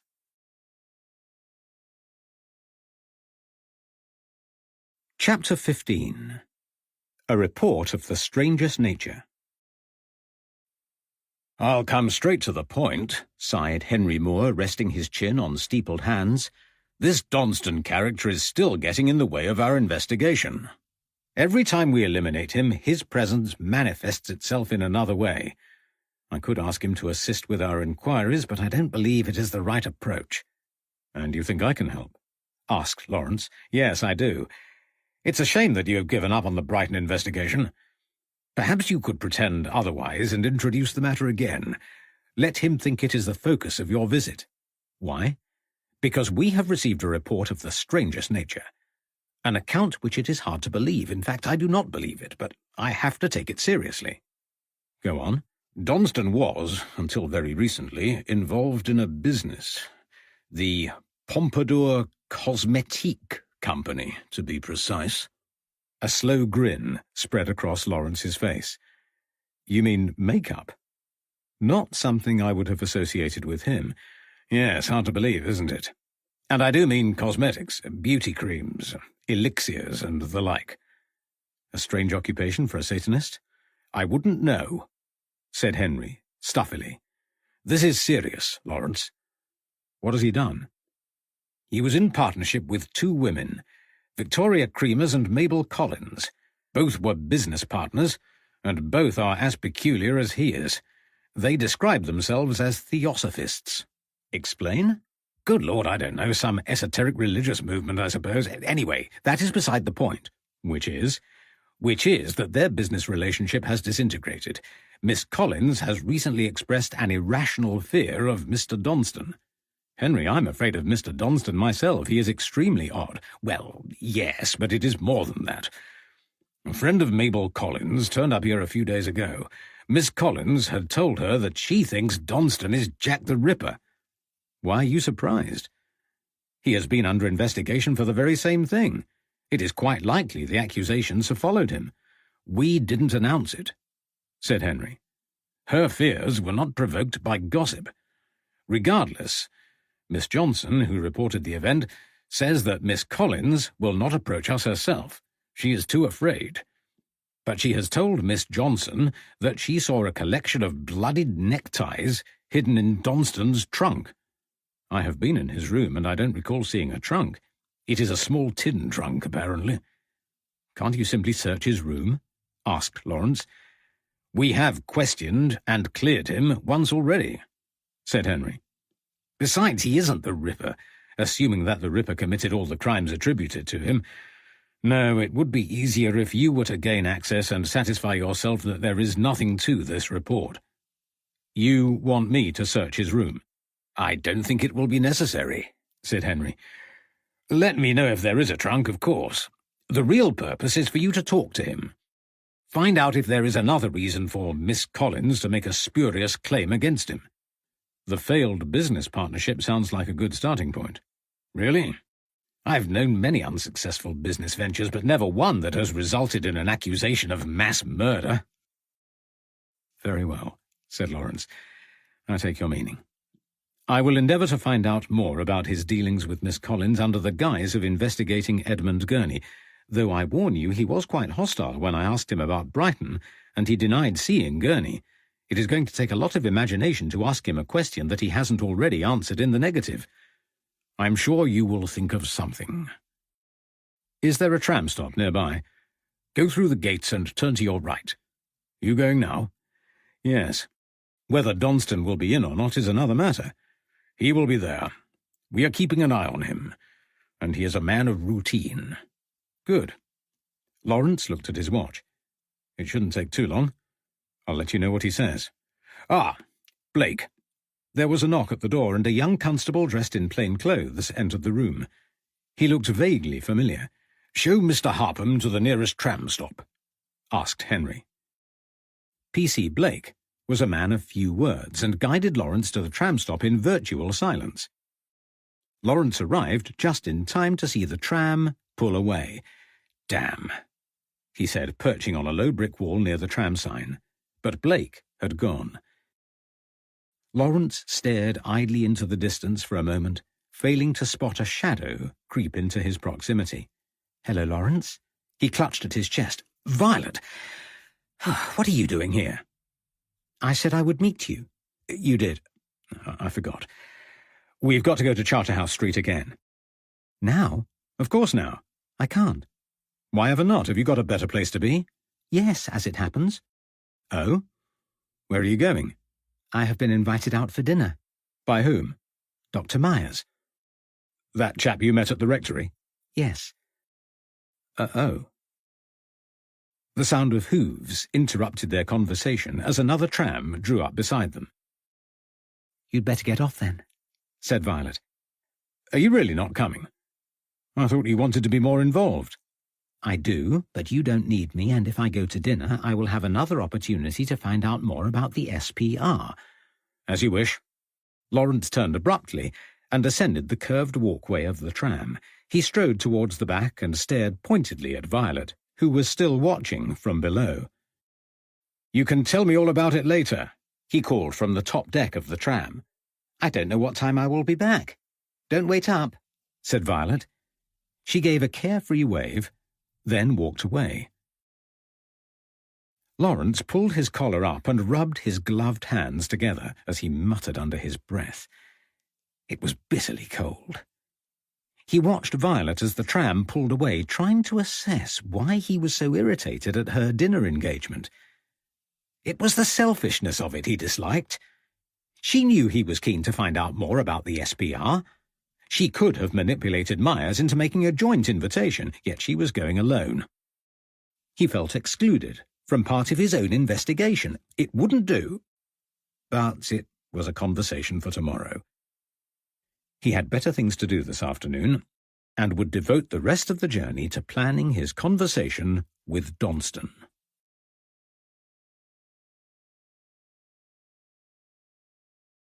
Chapter 16.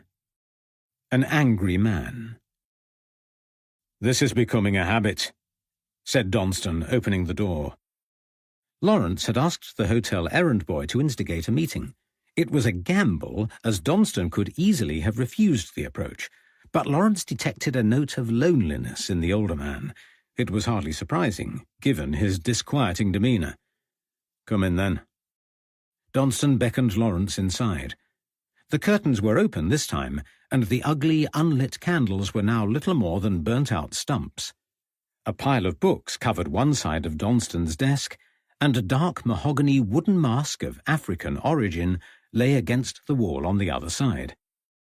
It had fallen to the left, and Lawrence felt a familiar surge of irritation as he contemplated the lack of care. It took all his self-control not to straighten it. He tore his gaze away from the desk and towards Donston. "It's good of you to see me again," he said. Donston nodded. "I was curious," he replied. "As I am," said Lawrence. "Curious about Brighton, that is. You have said that you didn't see Gurney, but I forgot to ask if you recognized anyone else in the hotel that night." "I did not," said Donston. "I rarely visited the Albion and had few acquaintances there." "But you had been in the hotel before?" "Only once, during that particular visit, and a few times on prior occasions." "Why? Does it matter?" "It might," said Lawrence, trying and failing to keep the conversation going. He had to do better than this if he was going to fulfill his obligation to Henry Moore. He gazed around the room looking for inspiration and signs of a trunk. Unless it was in a cupboard or hidden beneath the bed, there was no possibility of a container in Donston's room, tin or otherwise. Why would my prior visits be important? Lawrence hesitated. Edmund Gurney spent a lot of time in Brighton, conducting his experiments. You might have run into him. I have already told you that I did not. Do you know anything about his experiments? A little. Did they have any scientific value? They had some merit, said Donston. I have studied the occult in depth. You could say I'm something of an expert. I have acquainted myself with the methods and ideology of Gurney's organization. He smiled self-importantly. Could I prevail upon your expertise? Said Lawrence. Of course. Were the Ripper murders connected to the occult? That is an excellent question, said Donston, his eyes shining with enthusiasm. It depends how many murders you credit the Ripper with. Why?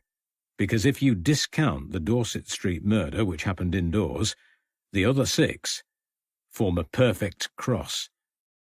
And what is the significance of that? It was a profanity. It implies that the killer deliberately murdered according to location. The victims were incidental, or so I thought. But now I realize I must have been wrong. Lawrence nodded. I agree.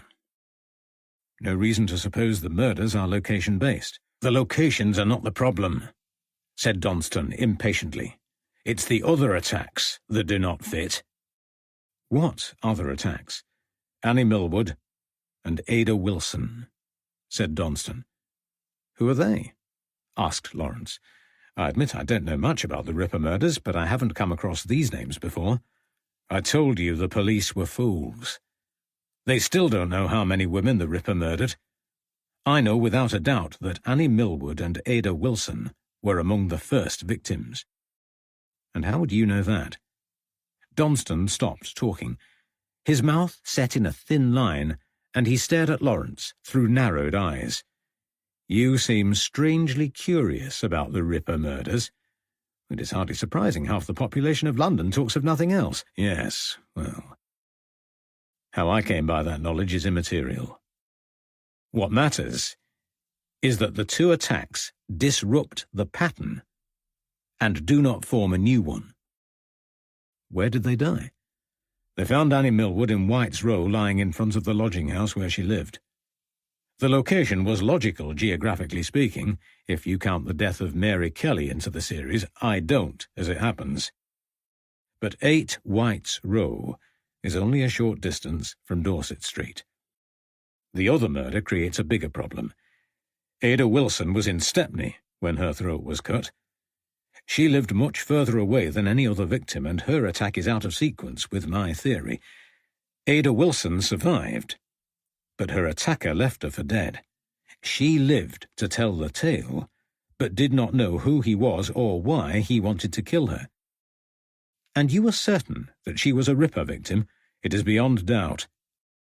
And now there is another unexplained murder. Francis Coles. Do you think she is a Ripper victim? How can that be? Jack the Ripper is dead. Donston's face darkened.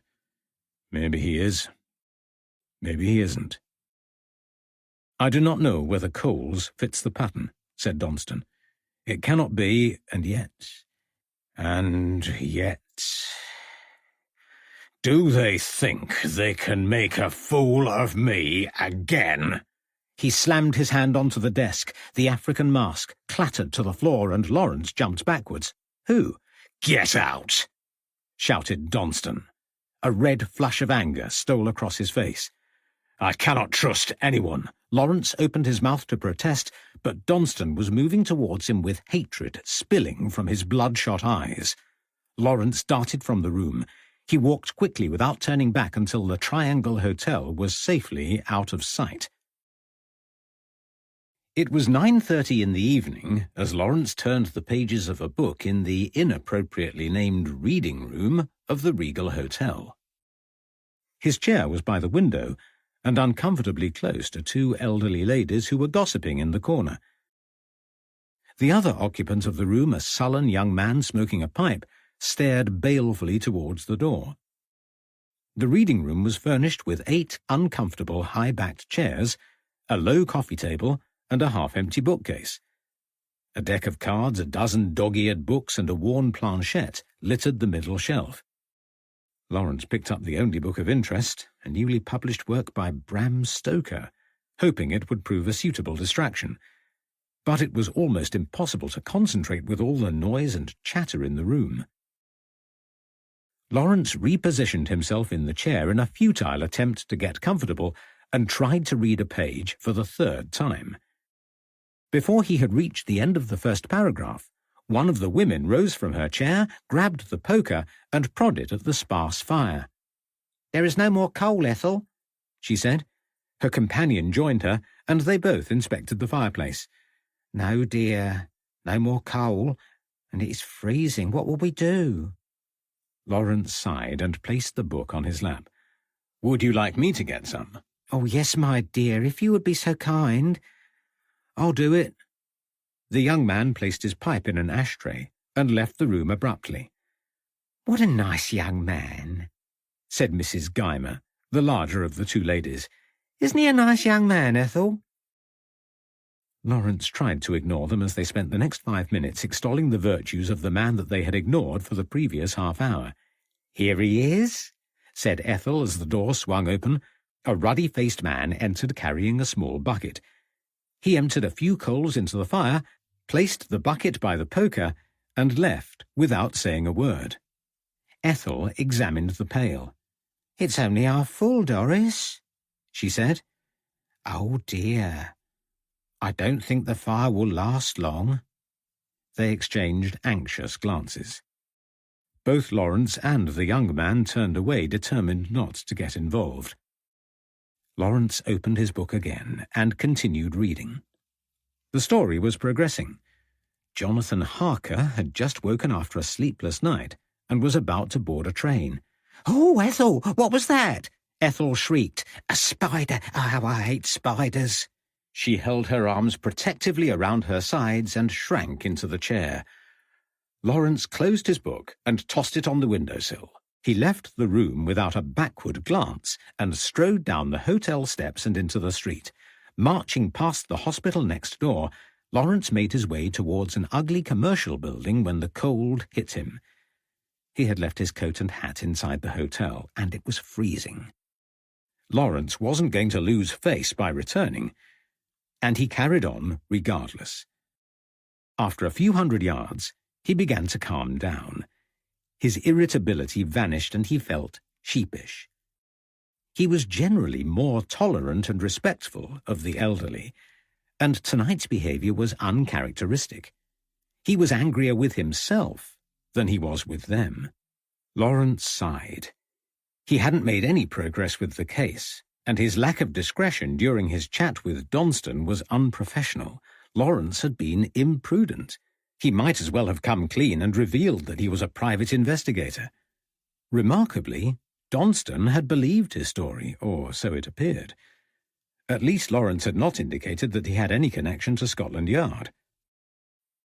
Lawrence had walked a circular route and was now at the back of the hospital. The conversation with Donston kept replaying in his mind. He hadn't found a way to introduce Mabel Collins into the discussion before Donston had asked him to leave, and Donston's rise to anger puzzled Lawrence. He needed someone to talk to. Where was Violet? What was the point of having a partner who was gadding about when she ought to be helping? He looked at his watch. It was after 10. What on earth could she be doing at this hour? She had been out since 6:30, and it didn't take over 3 hours to dine. Lawrence continued his walk until the hotel was in sight.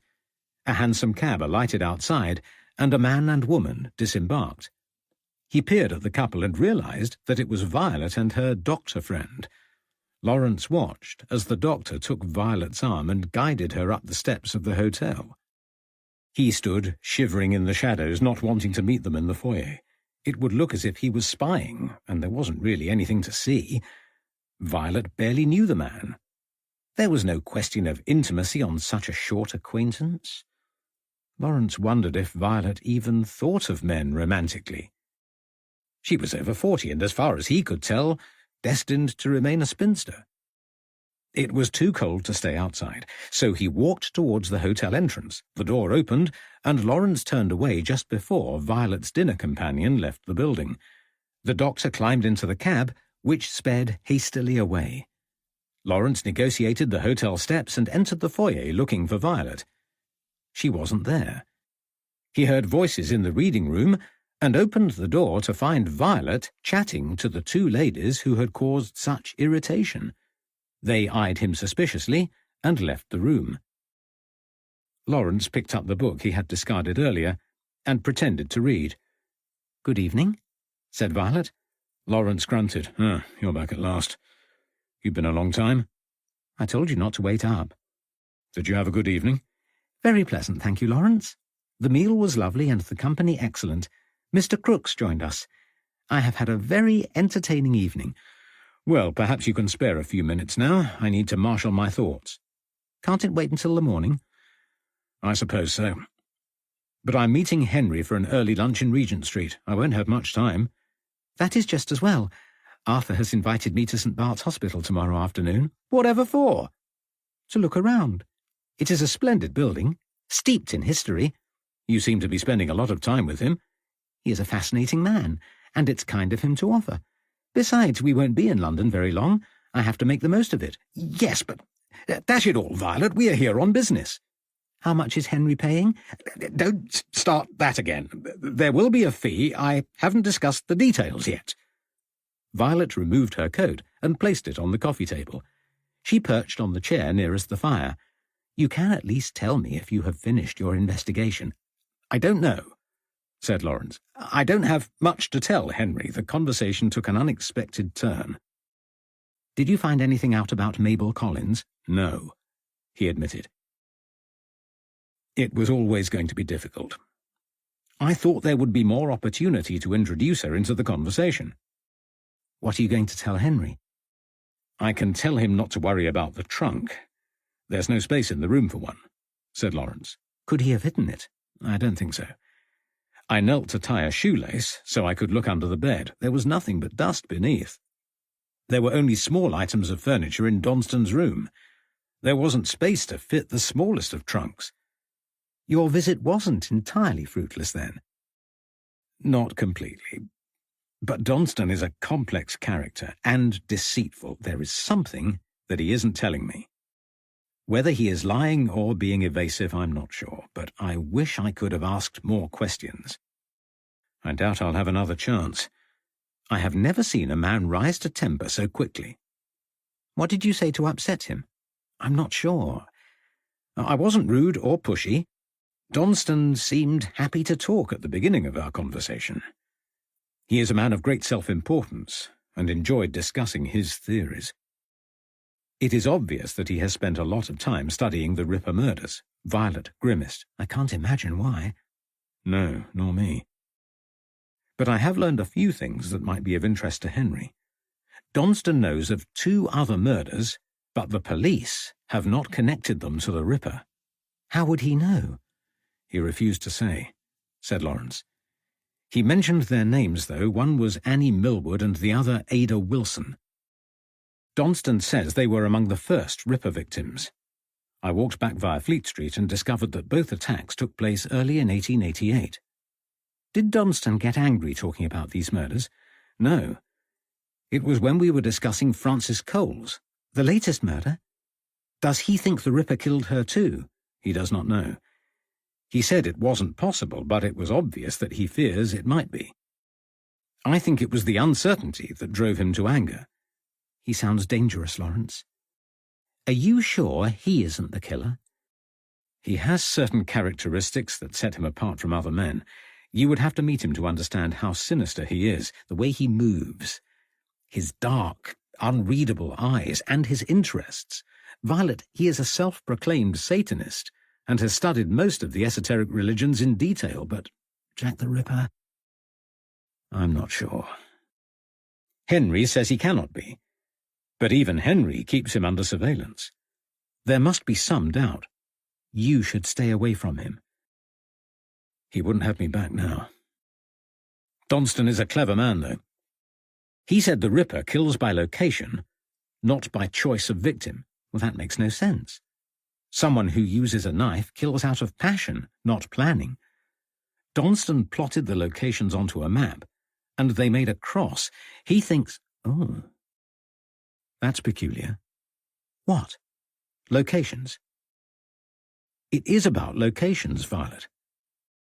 Donston said that Annie Millwood lived in White's Row. I knew there was something at the back of my mind. Frances Coles dossed in White's Row too. Henry told me the other day. It's hardly surprising. There are not many places that take in women of their kind. It's still a coincidence, and I don't like coincidences. I'm going to take a look at the place tomorrow evening. There should be plenty of people who knew Frances Coles there. I'm coming too. No, you're not. We've been over this before. I am your business partner. I will go where you go. Please, Violet. These are rough areas and they are dangerous. You will stand out in your clean clothes with your nice manners. It is not safe. I'll change clothes, she said. You will not know me. Lawrence sighed. I would prefer it if you didn't, he said. But if you insist, then we will have to take great care. The door handle turned, and the young pipe-smoking man joined them. He started rifling through the bookcase. Time to go, whispered Lawrence. We'll leave here at 5 tomorrow evening. Lawrence prepared for bed with a feeling of foreboding. He was far from satisfied with the decisions he had made and was still not sure where it was all leading. Taking Violet into Whitechapel was foolhardy. Yet what choice did he have if she insisted? His earlier request that she accompanied him had backfired. He could hardly refuse when she chose to go just because it was too dangerous. His mind churned, and he knew he wouldn't sleep. He opened his notebook and read through. Lawrence was a disciplined note-taker and had faithfully recorded the conversations with Henry Moore, Rosalind Donston, and Kate Grove. He found the entry he was looking for and circled it, proof that he was right about White's Row. There was a definite connection between the first and last crime, even though they were committed 3 years apart. Lawrence set his reservations aside. They would visit White's Row tomorrow night and take their chances among the impoverished inhabitants of Whitechapel. Chapter 17. The Monster Inside. The horror of that first night stayed with me, and other fears soon joined it. My hope that it was a singular aberration vanished late in March 1888, when I found myself outside number 19 Maidman Street, Mile End. I was holding a knife in my hand, and a woman screamed blue murder in front of me. Once again it started with a train journey. Once again the hypnotic chug of the Metropolitan Railway triggered a seizure. But the distance involved was fearsome. I was miles away from my home in an area of complete unfamiliarity. It was like waking from somebody else's nightmare. I did not belong there. I had no desire to be there and no conception of how my unconscious mind had transported me to this area east of Whitechapel. Somewhere deep inside me lurks a monster. Something unaccountable drives me to acts of violence I would not contemplate in my right mind. It brings me unbidden to a destination in which to commit them without detection. I cannot attribute it solely to my illness. Other men are similarly afflicted but do not resort to violence. An inner demon drives me, it must. There is no other explanation. I may be a savage and every kind of coward, but I am a logical man. I have concluded that I must keep a journal of these events so I can prevent myself from being in a position to commit such acts again. Though sickening to endure, I scoured the local newspapers looking for reports of my crimes. I discovered that my first victim was a woman called Millwood. I killed her, though not immediately. She died later in a workhouse from her injuries. The second woman, Ada Wilson, survived, thank God.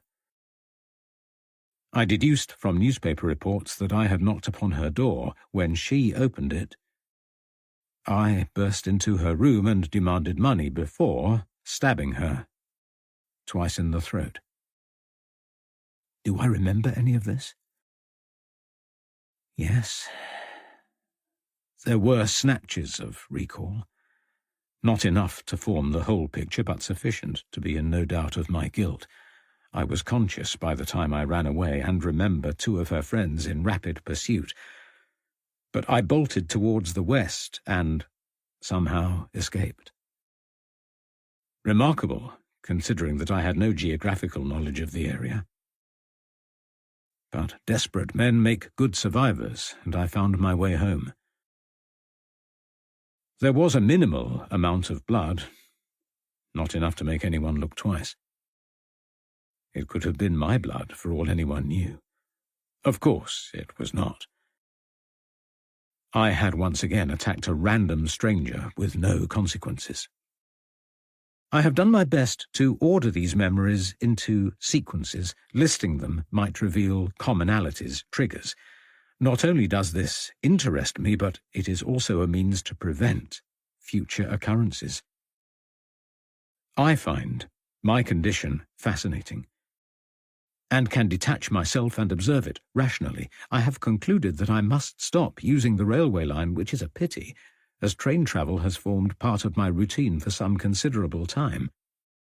I have journeyed abroad lately, and not been similarly affected, though this may be because I was always in company. Railway travel is convenient, but it has been a catalyst for both my crimes, and I must desist.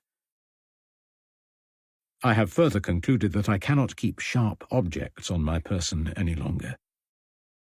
It will be inconvenient, but if I stop carrying a knife, then I cannot use it. I hope these two decisions are enough to prevent any further incidents. I will not succumb to these unconscious urges again. I will not.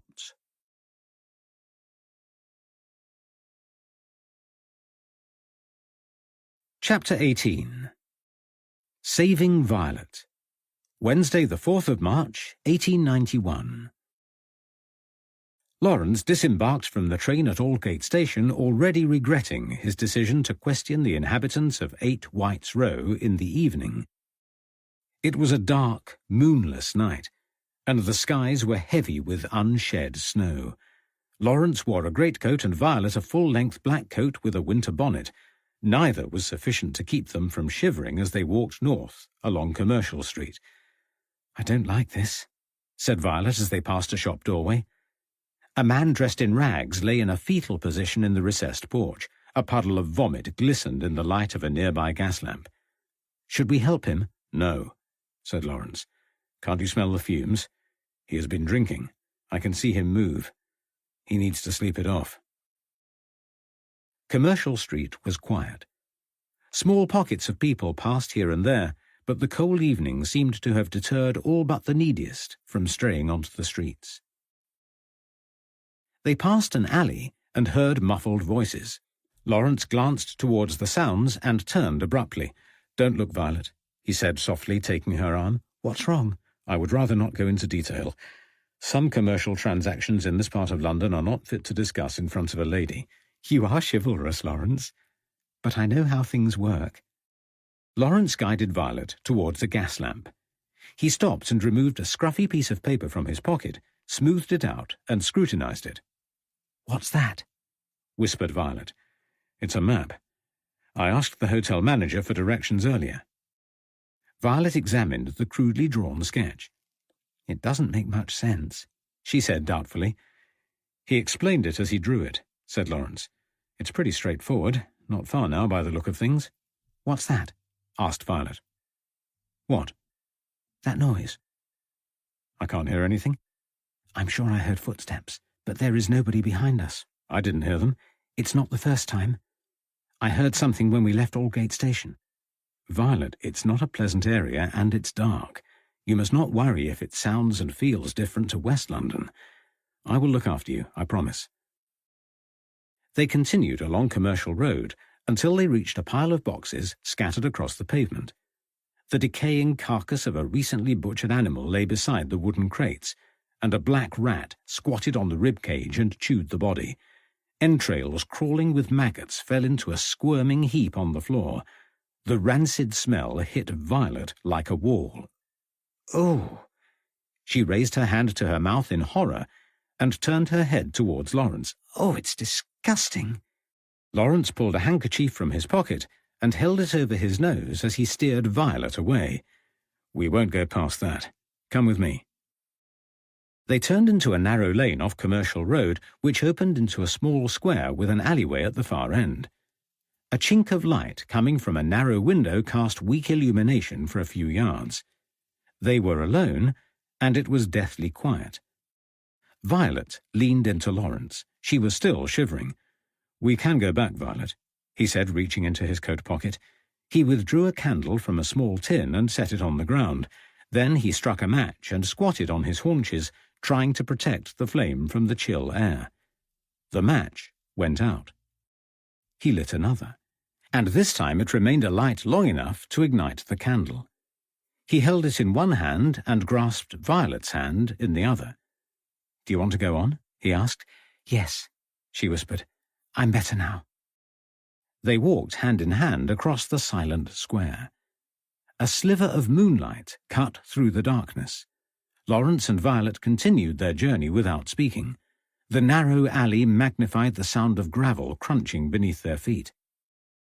They finally emerged at one end of White's Row and looked down the street towards the lodging house. Two men were outside a building that could have been their destination. They were bareheaded with no coats and clad in shirts with rolled-up sleeves despite the bitter weather. Light from the two windows overlooking the street illuminated their sweaty, grimy faces. The taller man began to shout. He walked up to the other and pushed him squarely in the chest. The second man reached into his pocket and pulled out a chunky metallic object which he fitted over his hand and ploughed into the stomach of the taller man, who dropped to the floor. The fallen man clutched at his stomach, gasping, while the other stood above him. He crossed and turned full circle to face the building behind and gestured towards the window, goading the watchers inside. The man on the ground took advantage. He lunged towards him, seized his leg, and pulled him to the floor.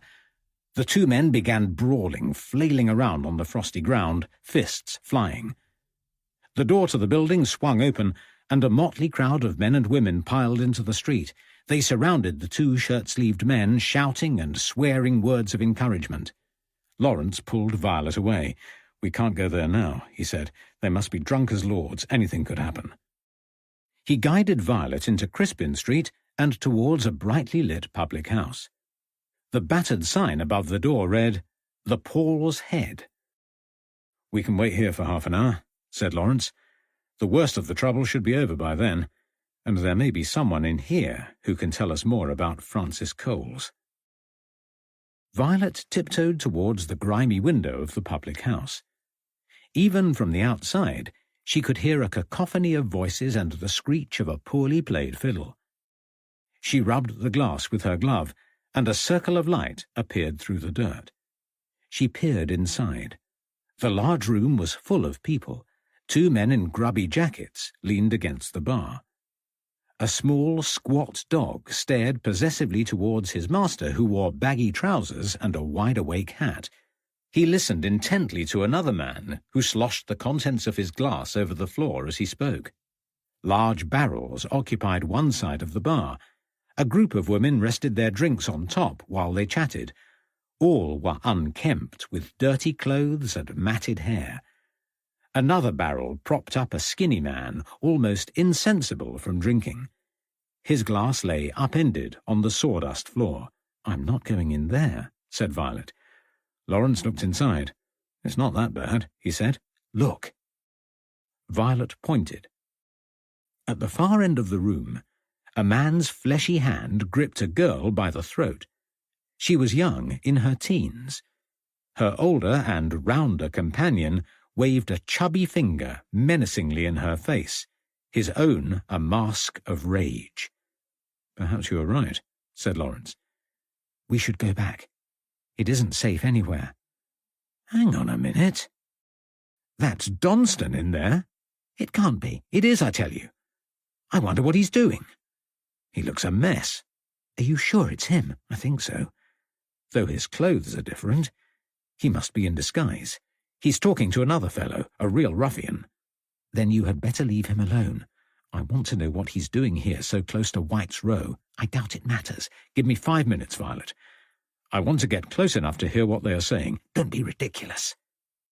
Donston was furious last time he saw you. Anything could happen." "He won't see me. I'll walk around the bar and stand by the pillar. I should be able to hear them without them noticing me." "What about me?" "Come along. You're wearing black. I don't think you will stand out. Just don't get too close to him." "I'm not going in there, Lawrence. And you shouldn't either." "Well, stay here then. There's plenty of light from the window. You can come and find me if you get worried." "You're impossible," said Violet, turning her back against the window. She crossed her hands and stared across the street as Lawrence walked into the Paul's Head. The door banged shut, and Violet was alone. The road was empty, save for a grey-haired woman hobbling in the direction of Bell Lane. The temperature had dropped further, and clouds covered the moon. The raucous sound of the fiddle that had irritated Violet before was strangely comforting. She returned to her spy hole in the window to check Lawrence's progress. He was still close to the door, and a woman was talking to him. She had evidently been drinking, and Lawrence was trying to disentangle himself from her clutches. He looked impatient and angry, his plan thwarted. Violet turned away and sighed. It would be a long wait. "Help me!" Violet spun around as she heard a faint voice. It was childlike, pitiful. "Help me, miss." She stepped away from the Paul's Head and looked around. There was nothing. Not a person in sight. "I'm frightened." The voice was crying. She could not see the owner. But as she moved to her left, the sobs became louder and more urgent. Violet edged closer. She was stepping away from the illuminated window panes of the Paul's Head towards inky blackness. Loud sniffs accompanied the muffled sobs. Help me. The voice led Violet towards another narrow alleyway. She peered around the corner. There was still nothing in sight, but she could hear the whispered gasp